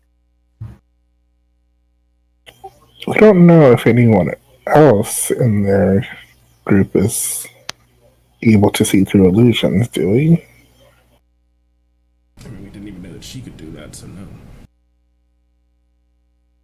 An illusion. What are you hiding? What are you hiding? I could have sworn that I just heard Desmond. It was just a really good Desmond impression. Oh.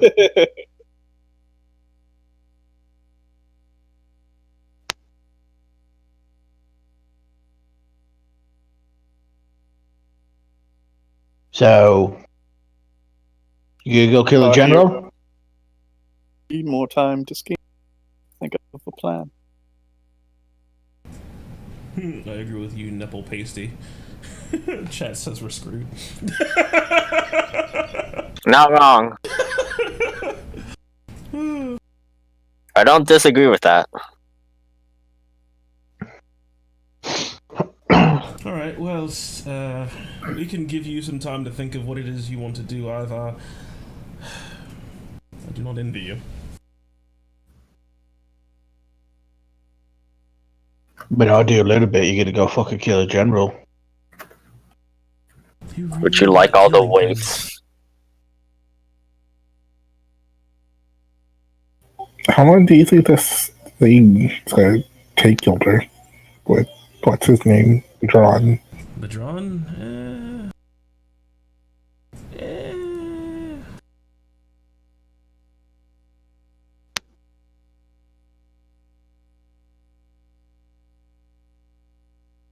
A while. What did they get you? Did they get you like did Desmond's family fix your thing yet, Yoda? Oh, the siege engine? Yeah. Last I checked, they were doing some final preparations on it, but it would not be finished most likely until about a week after whatever it is we're doing. Okay. Yes.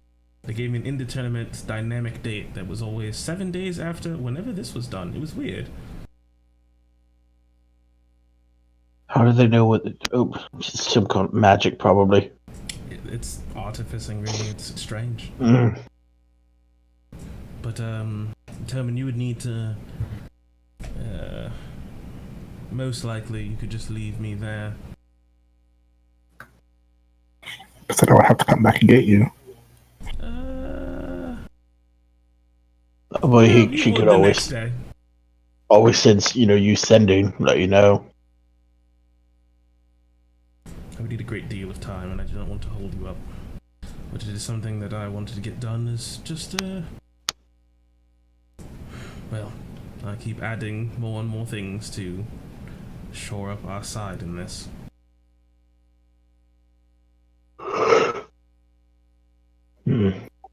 As the party muses about what they're going to do next coming days or so, trying to come up with a plan, Laura, you have removed yourself from this situation? Finding yourself alone on the ground, looking up, seeing the ship above you. What are you up to? Yeah. Just a bit disappointed in everything, considering we find ourselves in a position where we have action to take, and I'm looking to my champion, and he has nothing. But that's fine. That's why he's my champion. That's why I've chosen him. He is the man who wears the armor and swings the sword. He carves through the obstacles. He's the one who will carve change into Omnia. I'm the one who pulls the string. So I'm not going for a walk. I mean, I am walking, but I'm not just clearing my head. The moment I am out of sight and just walking on the ground, I'm sort of mulling over my thoughts for a moment before a finger just reaches up and presses the side of my head, and I cast Sending. Who are you sending? I'm going to send a message to Misasha.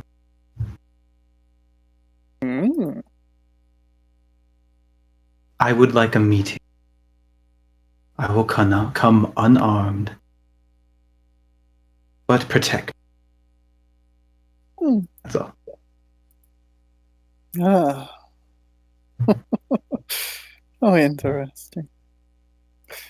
Very well. When would you like?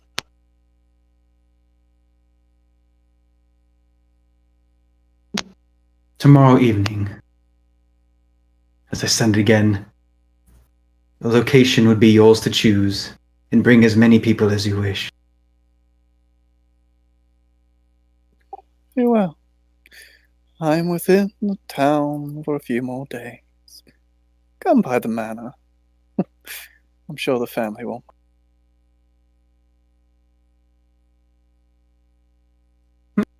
And for a while the party's still up there enjoying themselves, I'd find some distance between myself and the area. Are we like still in the city-ish area? Are we like towards like this wilderness area, or where exactly are we? Yeah, you're a couple hours out of the city. There's a road, decent ways to the north of you, but you're basically out in just the relatively open area. There's some small little brushlands here and there where you had the ship positioned, just to disguise it a little bit. But most of it's sort of open plains, rolling hills, and things like that. Okay. Yeah, I just sort of find an area where it looks like there's not going to be anyone around for quite a while, and just sort of set myself up there and just start mulling over my thoughts a little longer before I reach into my bag and pull out a small satchel. It's been in there for no more than a day. It's probably been there since earlier in the morning before we had our long rest and before I bonded with Ivar. It's probably still dripping, maybe still scorched from its time in, well, an elemental's fiery wrath. As I open up this bag that contains this shriveled, seared heart of a demon. The things we do, the ones we're dedicated to, and I just eat it. Because I remember there's a story long ago regarding Dragon Thief, regarding the story of a creature who followed after Leara's way, a goddess who could twist the ways of demons and devils, find their way close to their heart, take what they want, and pit them against their own foes, letting them fight one another until they're weakened. Devils, especially, are known to be capricious creatures who make plans with careful wording that can be exploited, but it's heavily guarded. Trust for a devil requires a lot. Usually, ignorance requires a position of power. One does not sign a contract or garner a deal without having advantage. And so, no longer trying to really follow after Leara, trying to mimic her movements, become her in that way. I'm just going to take what I want. She's able to take sort of the power of a demon, even if it's mind. I'm just going to eat this thing, and I'm going to take whatever I can from it, even if it's just festering rot and sickness. You take a bite. It's not so much festering, it's dry. It's desiccated to the the point where you bite into it, and it's like biting into what you feel like biting into a beehive would taste like. It starts to flake and break in your teeth and on your lips. It's like chewing paper. As you chew and try to swallow, your throat gets dry. You instinctively just cough, not at the gagging of it, but that you're almost breathing in the dust of it as it seems to fall apart within your throat. And the taste is... it's strange. It's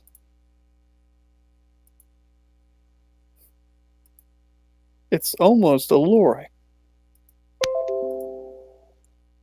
And then the feeling in your throat is soothing.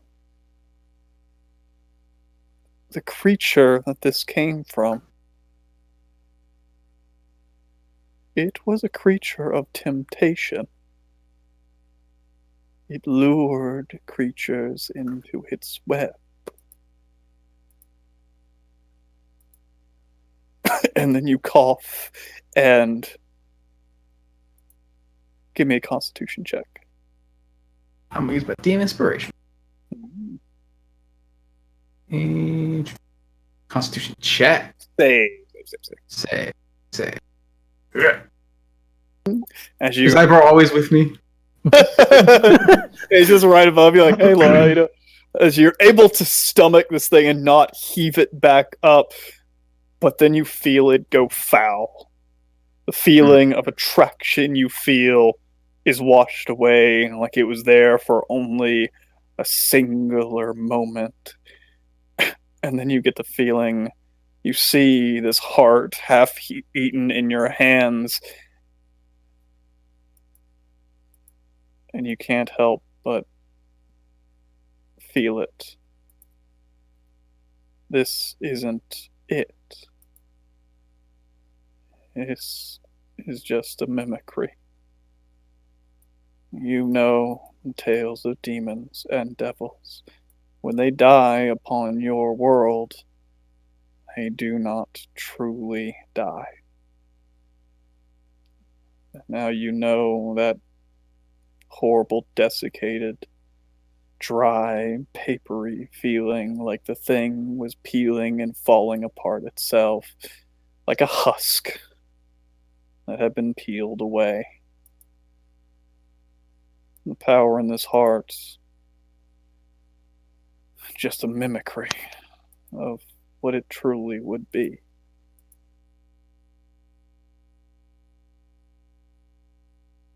And you don't know if anything else would come of it. You get glimpses, pieces of what it should be, but then that horrible realization, that creature you slayed, the one with those terrible hairs, connecting it all, she's not really dead. Forced somewhere else, but not really dead. Good shit.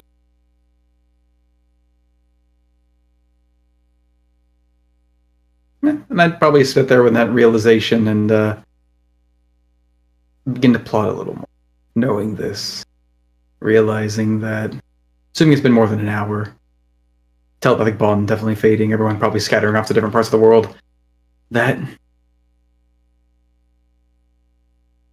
a general's still out there in a way, but we might be able to use it.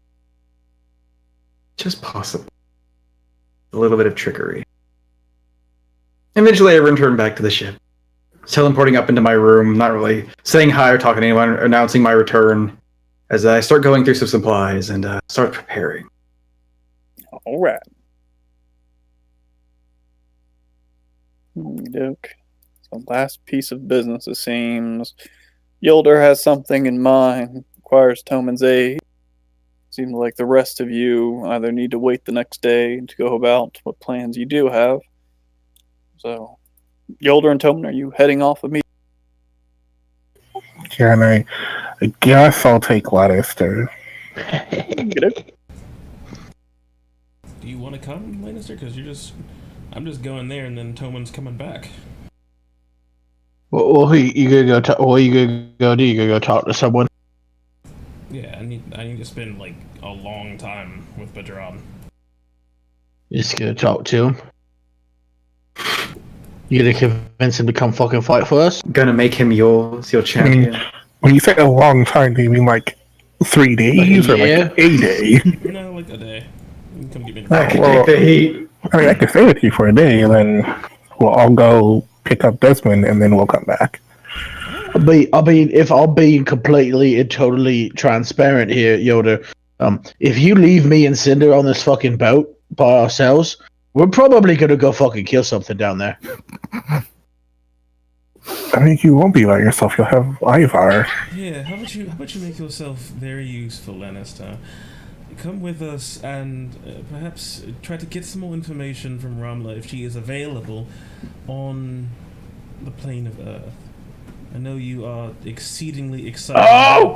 Now I can go fight the worm! No, not fighting the worm, Lannister. Oh. Not fighting it, okay? Maybe. But we already got one worm. Maybe, I will say this, maybe if it was trying to kill us or eat us, which I doubt, you could probably distract it while we tried to leave, okay? But I know you're excited about the prospect of me working on some orichalcum for you, and that is the only place I know that we could get it. So perhaps you can get some information about that for me, okay? I could talk to Robla. I'm pretty good with people. I'm sure you've talked to her enough that she's used to you, so it should work out. She loves me. Oh, I'm sure. Cinder. Yeah. Don't kill anyone without me. No promises. Okay, well, don't kill more than 5 people without me. You could always go or at least, tell me that you're killing people and I'll come back. I don't think anybody will need killing up in the sky. Okay. But if they do, I'll me first. All right. No, I'll figure out what you're gonna do. We'll be back in a day.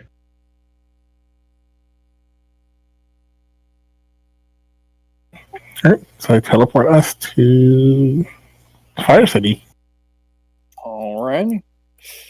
As you circle around, Toman opens up a portal to a place that has a permanent station in this world that Toman knows the exact pinpoint of, something that he knows the sequence of, and thankfully can call upon basically wherever he is to send you. And you do indeed. Appearing within that strange stone courtyard, small and open to the sky, you appear. And you see a few of those Jinn. No, Genasi. It's hard to tell with those of the flame, as many of their hair is basically a light. But they see you with surprise. Can I help you? We probably should have announced that we were coming.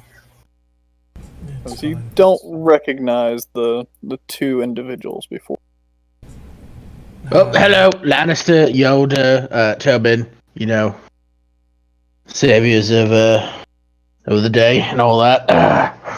We didn't really save the following city kind of stuff out. I mean, we brought her back. Yes. I mean, Yoda did. I am Lady Yolda of the Forged Soul. I resurrected Farida of Desire not too long ago. That's right, and I was able to swing her sword. You are the one that... I'm sorry, as they bow their heads. Told you. What can we help you with? If it would be permissible, I would need just a quick word with Farida, and at her behest be led to wherever it is you're keeping Badron. Right. Is Romla here as well? Is she here? Yes, she is. Oh, perfect. I gotta chat with her too. I'll bring you to the throne room immediately. Oh, thank you. What's your name? I am Musha Dafarida.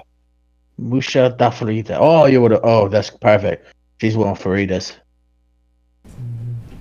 As they both turn and start to lead you down the hallway, which you've been down before. As you start to go down corridors and turns, you realize that indeed you'll make it to the throne room quite shortly. As you arrive and see on either side, you see guards at attention, and as the doors open, you can see Ramla and Farida up on the small raised platform. As the disturbance of the doors opening, you see Ramla starting to turn her head towards you. Hello. Hello. Oh, guys, that first season me? Gross. Yeah, it's old you. Yeah, new and improved you.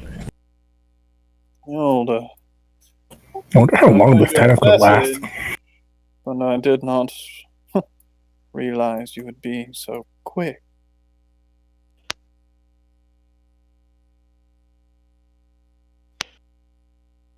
Sitting on her throne, big old grin on her face. Oh, hello, Farida. Hello. Nice to see you all again. But may I ask the honor of all of this? I have come to hopefully work more miracles, Farida. Oh, really? And what is it this time? Well, we cannot... We have a city that would be lovely if you could make float again.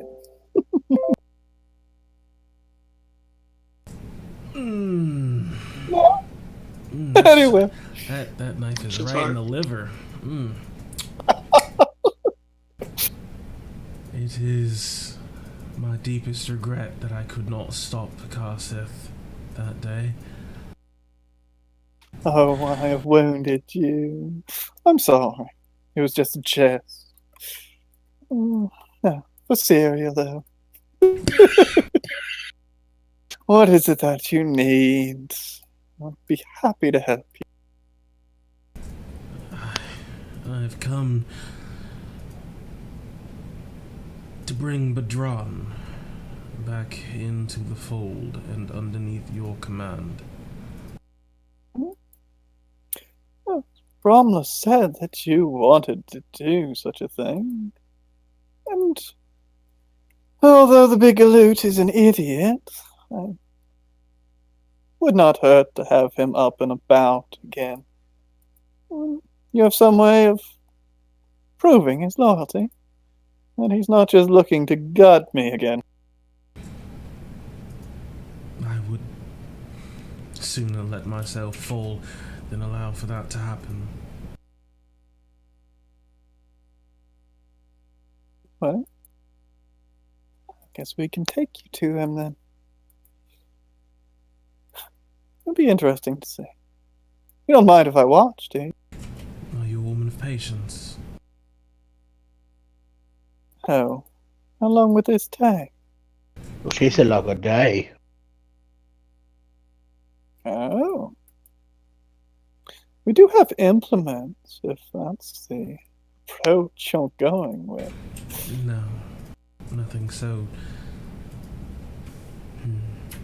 No.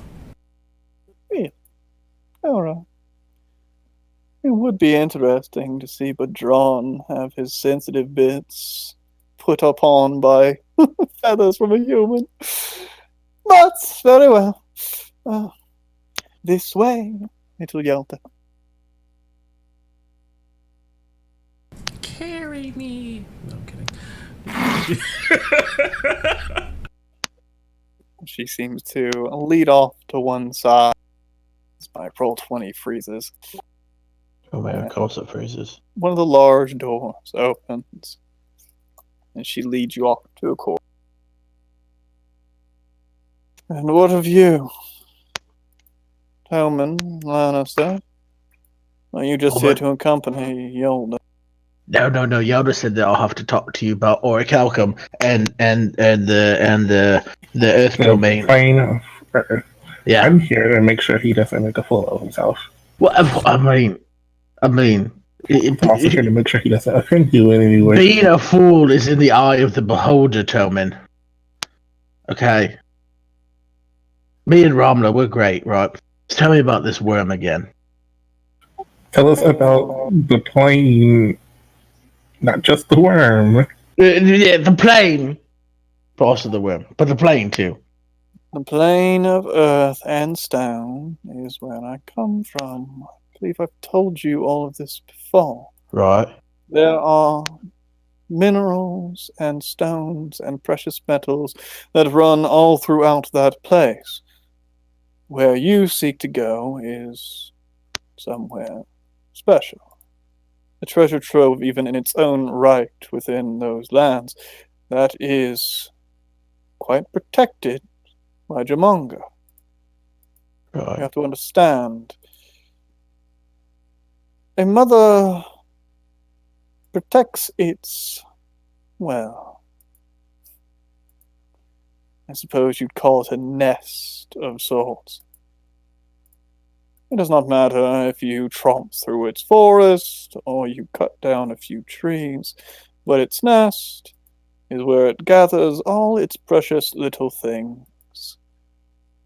And if you find yourself there, you are either one of those precious little things, or you are food. So, if you go to steal, find yourself a burglar of such a place, then be quick about it. And hope that luck is on your side, that you have enough time to be there and leave before Jamonga returns. Because I don't know if I made myself clear. Jamonga is not a creature to fight. It is not a monster. It is not some horrible being. It is a force of nature. It devours mountains. I hope you understand that. Its nest is a mountain. It could swallow this city in a matter of minutes. Your sword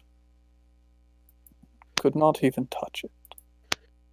It would be like trying to cut down a castle wall with a fork.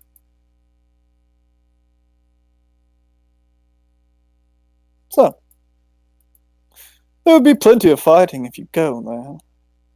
Forces of nature themselves are quite protective of that place, and I'm sure they will try to stop you. But Jamonga shows itself, returns and finds you there. Well, you truly must make a hasty retreat. Right. So you say you're from there? Are there more of your people there? Of course. The Earth make that place their home. Well, how come the two of you left that place and made your home here? We Jinn, well, some of us, we desire for so many things. Some wish to stay and rule over what they could, but some of us decided that we were not content in staying and ruling over the scraps.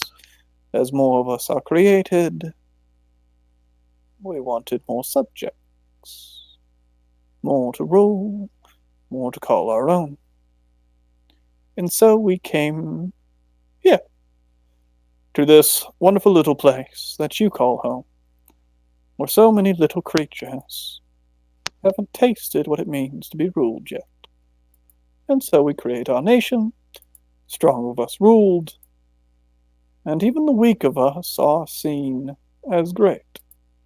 Right. Have you ever thought about like expanding out of the Jin Sands? Of course. And we have tried. And our continued war with those scaled bastards has continued for years and years and years.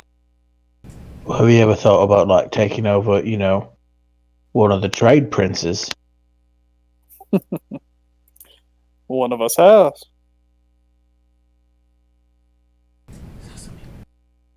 You want to take over another one? Are you offering a seat of one of the trade princes to me, Lannister? Well, Lannister. What? That seat's supposed to be Ivar's. Oh shit, that's right. He wants the fucking seat. Well, he better make his damn mind up. No, we just gotta go kill some people or something. I don't know. That's all the scheming shite. I don't understand the scheming stuff, Ram. I mean, I'm the kind of guy you just point in the fucking direction of something you want killed, and I just go fucking kill it. You find yourself in an impasse. But I don't. I just gotta kill people. I thought a few of your numbers were quite clever.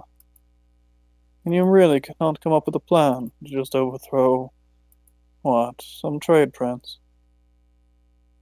Well, apparently she's some kind of devil or something. I don't know. She looks weak to me. Hey, would Sassamine help us? If you promised her what you were just about to. Oh, he'd want the seat too. But that would explain why Sassamine has not devoured that place long ago. I've always wondered how the other trade princes held her off for so long. Oh well. Well, is she from the Earth plane? No. She's a creature of fire. Ah. So does she come like after Frida and Bertrand, or like at the same time? She is older than them. And far more powerful. She is very possibly the strongest djinn upon this plane. That is why she was not content living here with us. She's not one to share. Her desire is quite strong, even within the djinn, to rule and to take. Do you think that she would want to, attack Karsith? Could she be part of our army? I mean, does she hate dragons as much as the other djinns? We don't so much as hate dragons. We see them as an aggravation, something in the way. Farida, she does not live here. Her people are far away. She rules on the other edge of this world. I do not think she gives a passing mind to dragons and their lot. I think she sits and laughs as we stand here and struggle. So if the dragon messed with her shite, though... Oh. She is quite well known for her penchant for retribution. Hot-headed, that one. I need to go meet her. She sounds like a wonderful person. I feel like you meeting her would be a grave mistake. We would be the bestest of friends, Toman. I know what's the nice. Well, I don't think so. What, Yoda, you're supposed to go talk to Bertrand. I needed you to ask a question for me. Oh, what? What? Ask Rumley if that entity can be negotiated with. I know she has described it as a force of nature, but is it sentient? Can it be bargained with? With the worm? Yes. Okay, hold on. Ramla, Hmm? is it possible to negotiate with the worm? Jamong. Yeah, like, is he sentient? Like, can he make deals? Has anyone ever bartered with him? There are those that claim that they know the will of Jamonka. I have never seen proof of this. It goes where it wills, and it feeds as it wishes. Some say that its will is that of the plane of Earth itself, like a hand for the body, one that acts upon its wishes. And certainly would be something strange for someone to have a conversation with it. I would have to say no. She says there's a chance, but it's just probably not likely.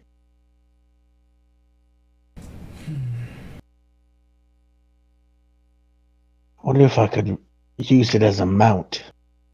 I severely doubt that would be the case, but I know there is every type of metal one there, except for one.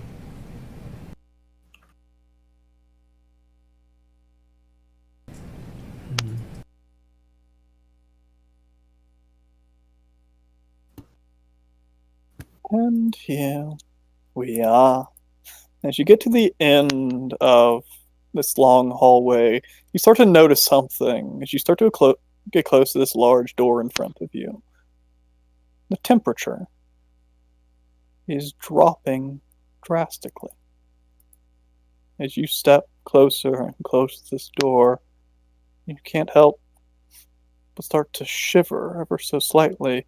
The drastic change of this dry heat that pervades almost all of the desert, and especially the capital of Willadanar.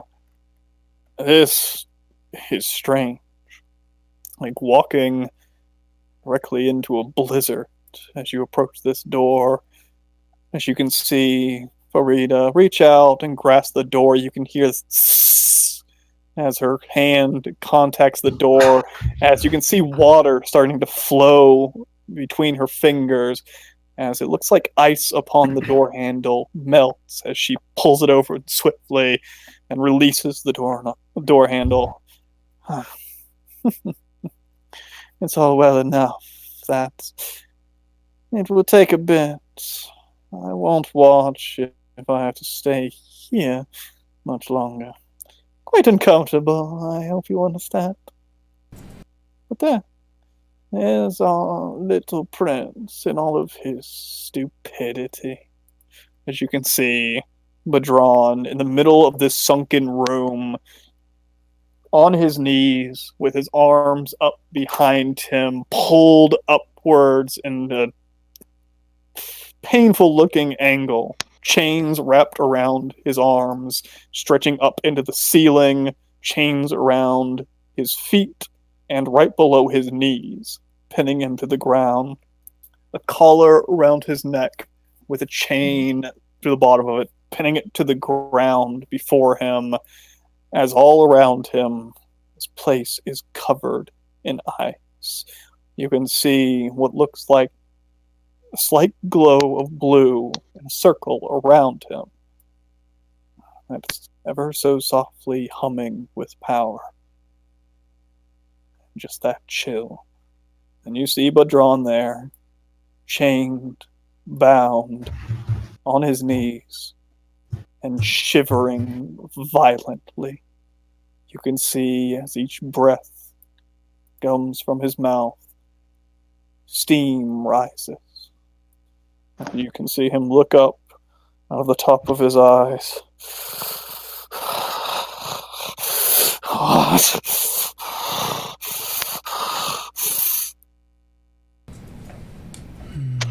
This is sorry.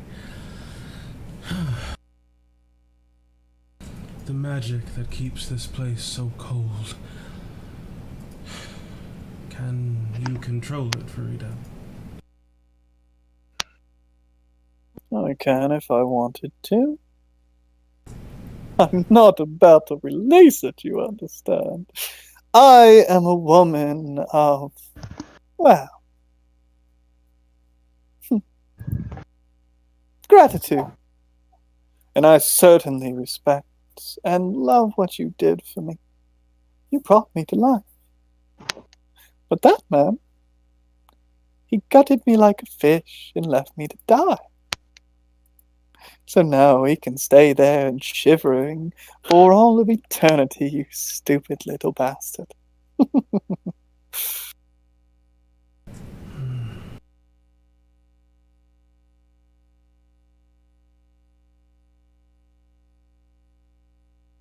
do not want you to hate me if I were to grant him but a short respite.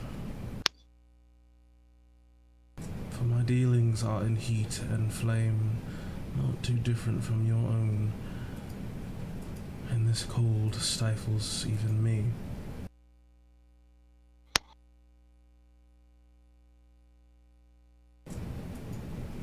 Only 4 minutes. You asked for me to unjail a prisoner. Yolda. I do not ask for you to unjail him. Simply allowed him to speak without shivering. This is his jail, Yolda. Do you think those chains bind him? Do you think chains could bind a djinn? Creature made of flame? No. They are just to keep him in place, so that the cold can do its work. I see. Alright. I will work in spite of it. Padron, I hope that you remember me, for I have not forgotten you. I have not forgotten the way that you have stepped away foolishly from the people who have put their trust and loyalty into you, because you created them. I know you did so with ambition and in the endeavor of keeping your people safe, but Karsith, well, he manipulates, I think, better than anyone right now. But I have not come here just to tell you what I'm sure you already know. No. I come here because I have carried the weight of your betrayal, well, now half of it, in my heart, and my god, Hephaestus, stoker of the Everflame and the great Iron Forge, knows that I carry that debt, that weight in my chest, and has provided me perhaps a way for you to have salvation, to aid your people now in their most dire hour, and I come to you to deliver that salvation. If you are willing. If you can believe in your ability to do better, to be better than you ever were, to do good. I have already told you, and that bitch, I would do anything for our people. I understand what happened. He deceived me. Power of Bane. It was true. I know what I did. I would do it again if I knew then. Only what I knew. But I I know what happened. I know Alpha deceit. I know what should have happened. I only need a chance. That is what I thought I had from him. Give me what I need to find, and I will. That is always what I am meant to be! I just need a chance! And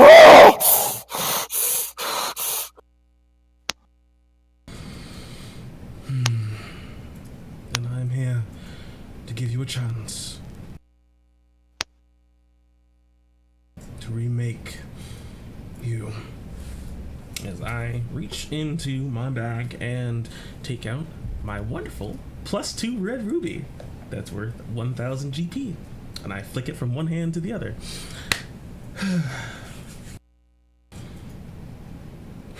My lord, do not rebuke this man, for he has stepped away from what it is he needed to do. But know now, his zeal burns brightly within him, and he only needs your guidance, your will, to keep him on the right path. Temptation and evil will try to overcome him and sway him from the light, from your warmth, but now he has known the cold of failure, of emptiness, of darkness. Now he swears, with a single chance, he will do what needs to be done. He will aid his people, and he will follow orders. As Yolder begins to just channel immense amounts of magic, tapping into an incantation that she did not know that she had, one that was seemingly almost gifted to her by her god, and now just pouring in as much magic as she can put into it, using a 9th level spell to begin to cast Planar Binding. Ceremony. Oh wait, I missed it. You are good now. Good shit. Is that spell? Strangely enough, I don't have all the spells. What? I thought DMs have to have everything memorized and all 6. Wow, 0 out of 10 DM. The character sheet actually froze right when I was trying to do it. Yeah. I'll post it for you. Oh, Relatable. I roll 20. Roll 20 is roll 20 is broken on me 3 times. There we go. Broke, but the cameras are still working, so I'm just gonna leave it being broken. Yeah, I Although, totally maybe thought I it was won't gonna be take able to. 24 hours to cast, but I was getting the numbers mixed up. It takes an hour, and then I'm shoving a 9th level spell in it, so he's a good boy for a year and a day. Oh, I do need to restart it because I don't actually see. Yeah, mine also crashed. I gotta restart on the other browser. Roll 20, get your shit together, my dude. It really bothers me, how... That's the last straw. We are going to Fantasy Grounds. No, Fantasy Grounds is also bad. Everything is bad. That's the last straw. We're going to Tabletop Simulator. God. Your toaster can't run Tabletop Simulator. That's the last straw. We're all buying tickets to just going to Brendan's house. Manner binding. The spell you attempt to bind a celestial or elemental fiend to your servant.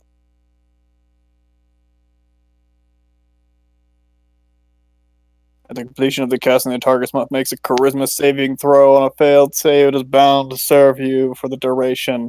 The creature is summoned, created by another spell. Spell duration extended the magic duration.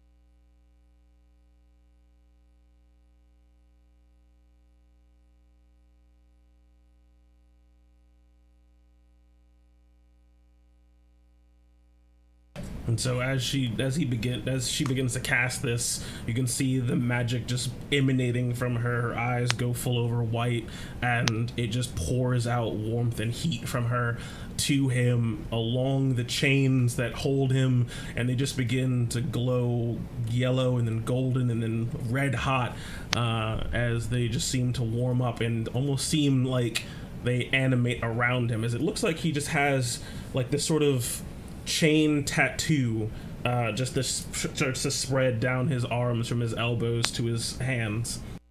Yeah, as you cast this and the chains start to spread, they start to falter for a second. And Badron looks at you. You would bind me. Make me serve your will. Not mine. I put your fate in your own hands, but also in the hands of the one you would betray. This is the only assurance I can give your people that you will do the right thing. I will turn you over to Farida. This is your chance. Take it or freeze. You can see him bow his head ever so slightly, but the chains don't continue extension upon him. Promise me this. My honor is already stained black for what I have done, but I have not discarded it. When this beast, Carthet, lies dead, you will release me. I swear to do that before you, before Farida, and before my God. For me, your acceptance clears your honor. Be remade in his warmth and step into a new beginning.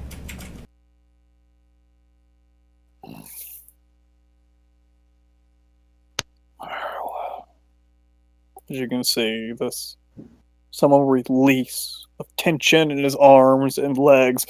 You notice now this horrible tension in his entire body that was fighting against your magic and pulling against these chains that just relaxes as the chains rapidly continue to grow across his body until the spell is complete.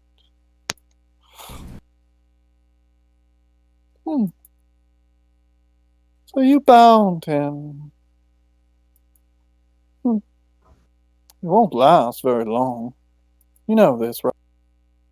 It will last a year or so. Hopefully in that time, well, you all live immeasurably long lives. But for me, it is long enough.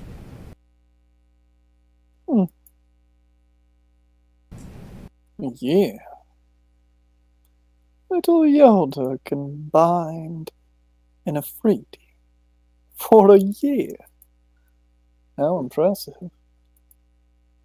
Well, I suppose it will give him a chance. I'm sure he'll fuck it up some way or another. You always do, don't you, Badron? Right. Well, I can always just send him off to the front lines, fighting dragons and being torn to pieces, I suppose. That'll be entertaining to watch. Well, thank you, little Yoda. This has been most amusing. I guess you're free to go, Patron. As you see her reach over to the side of the wall, where a torch is in a sconce but unlit, and she pulls it off, wrapping one hand around the end as it starts to sizzle, smoke starting to burn as it ignites in flame with a jerk. And she tosses the torch into the room, and it rolls across the ground. And as the flame touches that blue circle, it seems to just burn away in an instant, circling around as the room starts to warm dramatically. The ice all around starts to melt and melt and melt. As it starts to get warmer, you can see Badron stressing against the chain, and then his arm turning to flame itself, moving through the chain as he pulls his hand back. As his other arm, his legs, as he stands, one foot at another, reaching out, as the flames coalesce in his hands, and a gigantic blade appears, slicing into the ground. And let us end this quickly, and be gone with one more set of chains. I will follow what you say, priest. And we will kill this fucking beast. So there's this really evil demon bitch. We don't like her, and you're coming with me. No, she's a devil. She's a devil, not a demon. I drag Badron to go kill her because, god damn it, I just remembered I could technically do that. But that's not what I came here to do. Alright, yes. I ask that you... well, you will do what you want. And perhaps compassion is not a strong suit. No matter. Badron, I give you one standing order for now, and that is to follow the orders of Farida of Desire to the best of your ability at all times. Oh, this will be so much fun. You see Badron just look up at her. Understood. It is a penance, but at least one that comes with sunlight. And that is where we'll call tonight's session.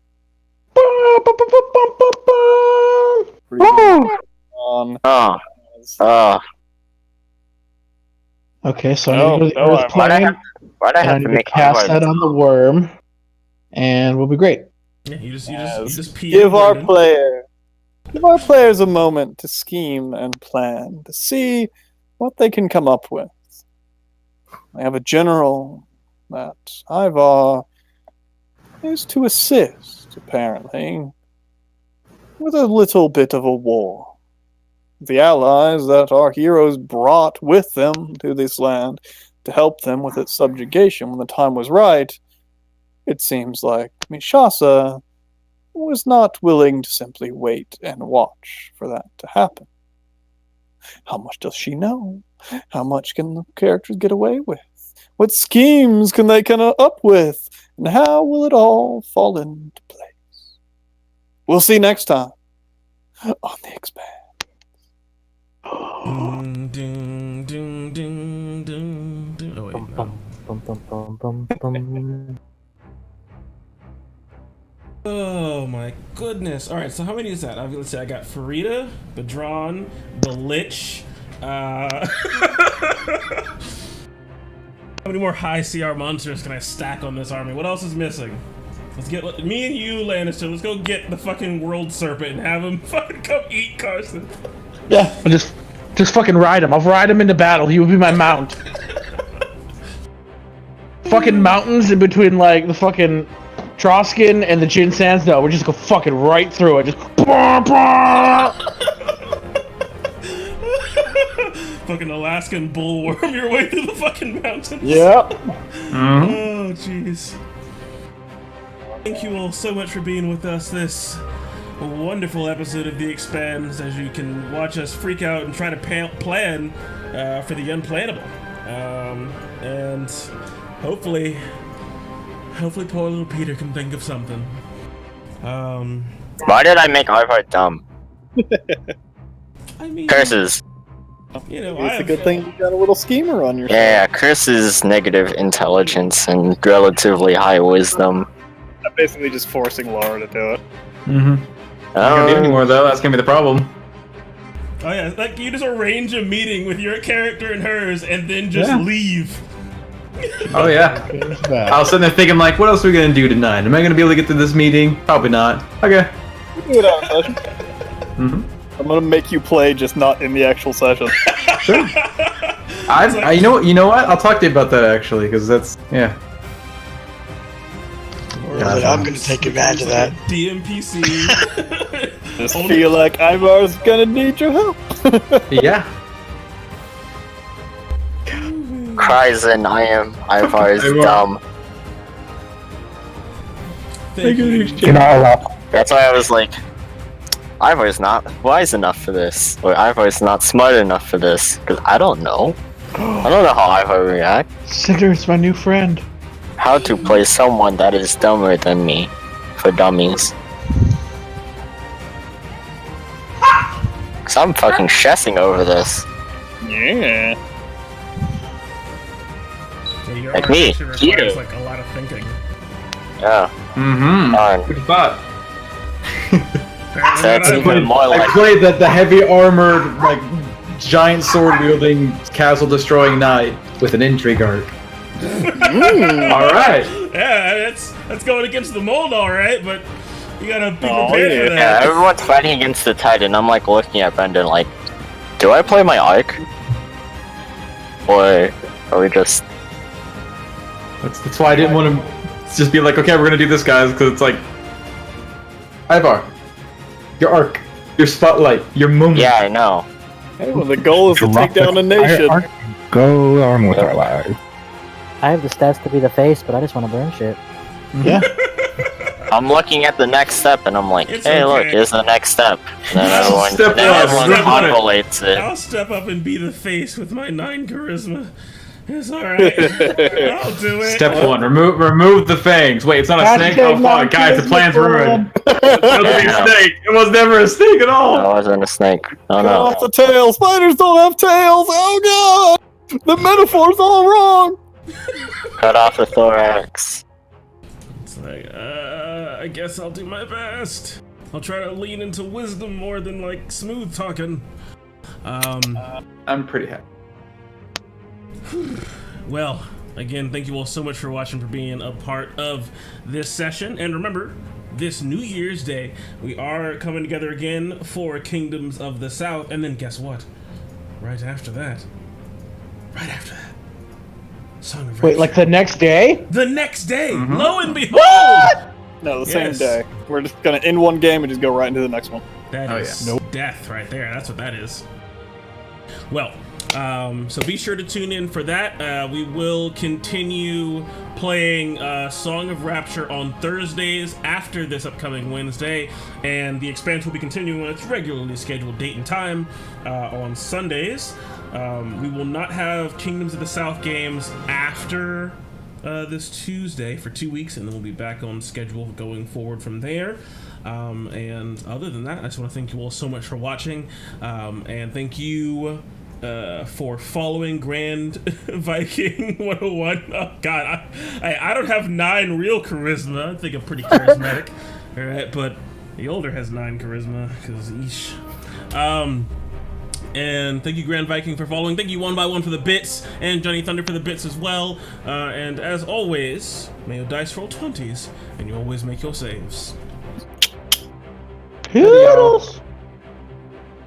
Help me. Goodbye. Forever.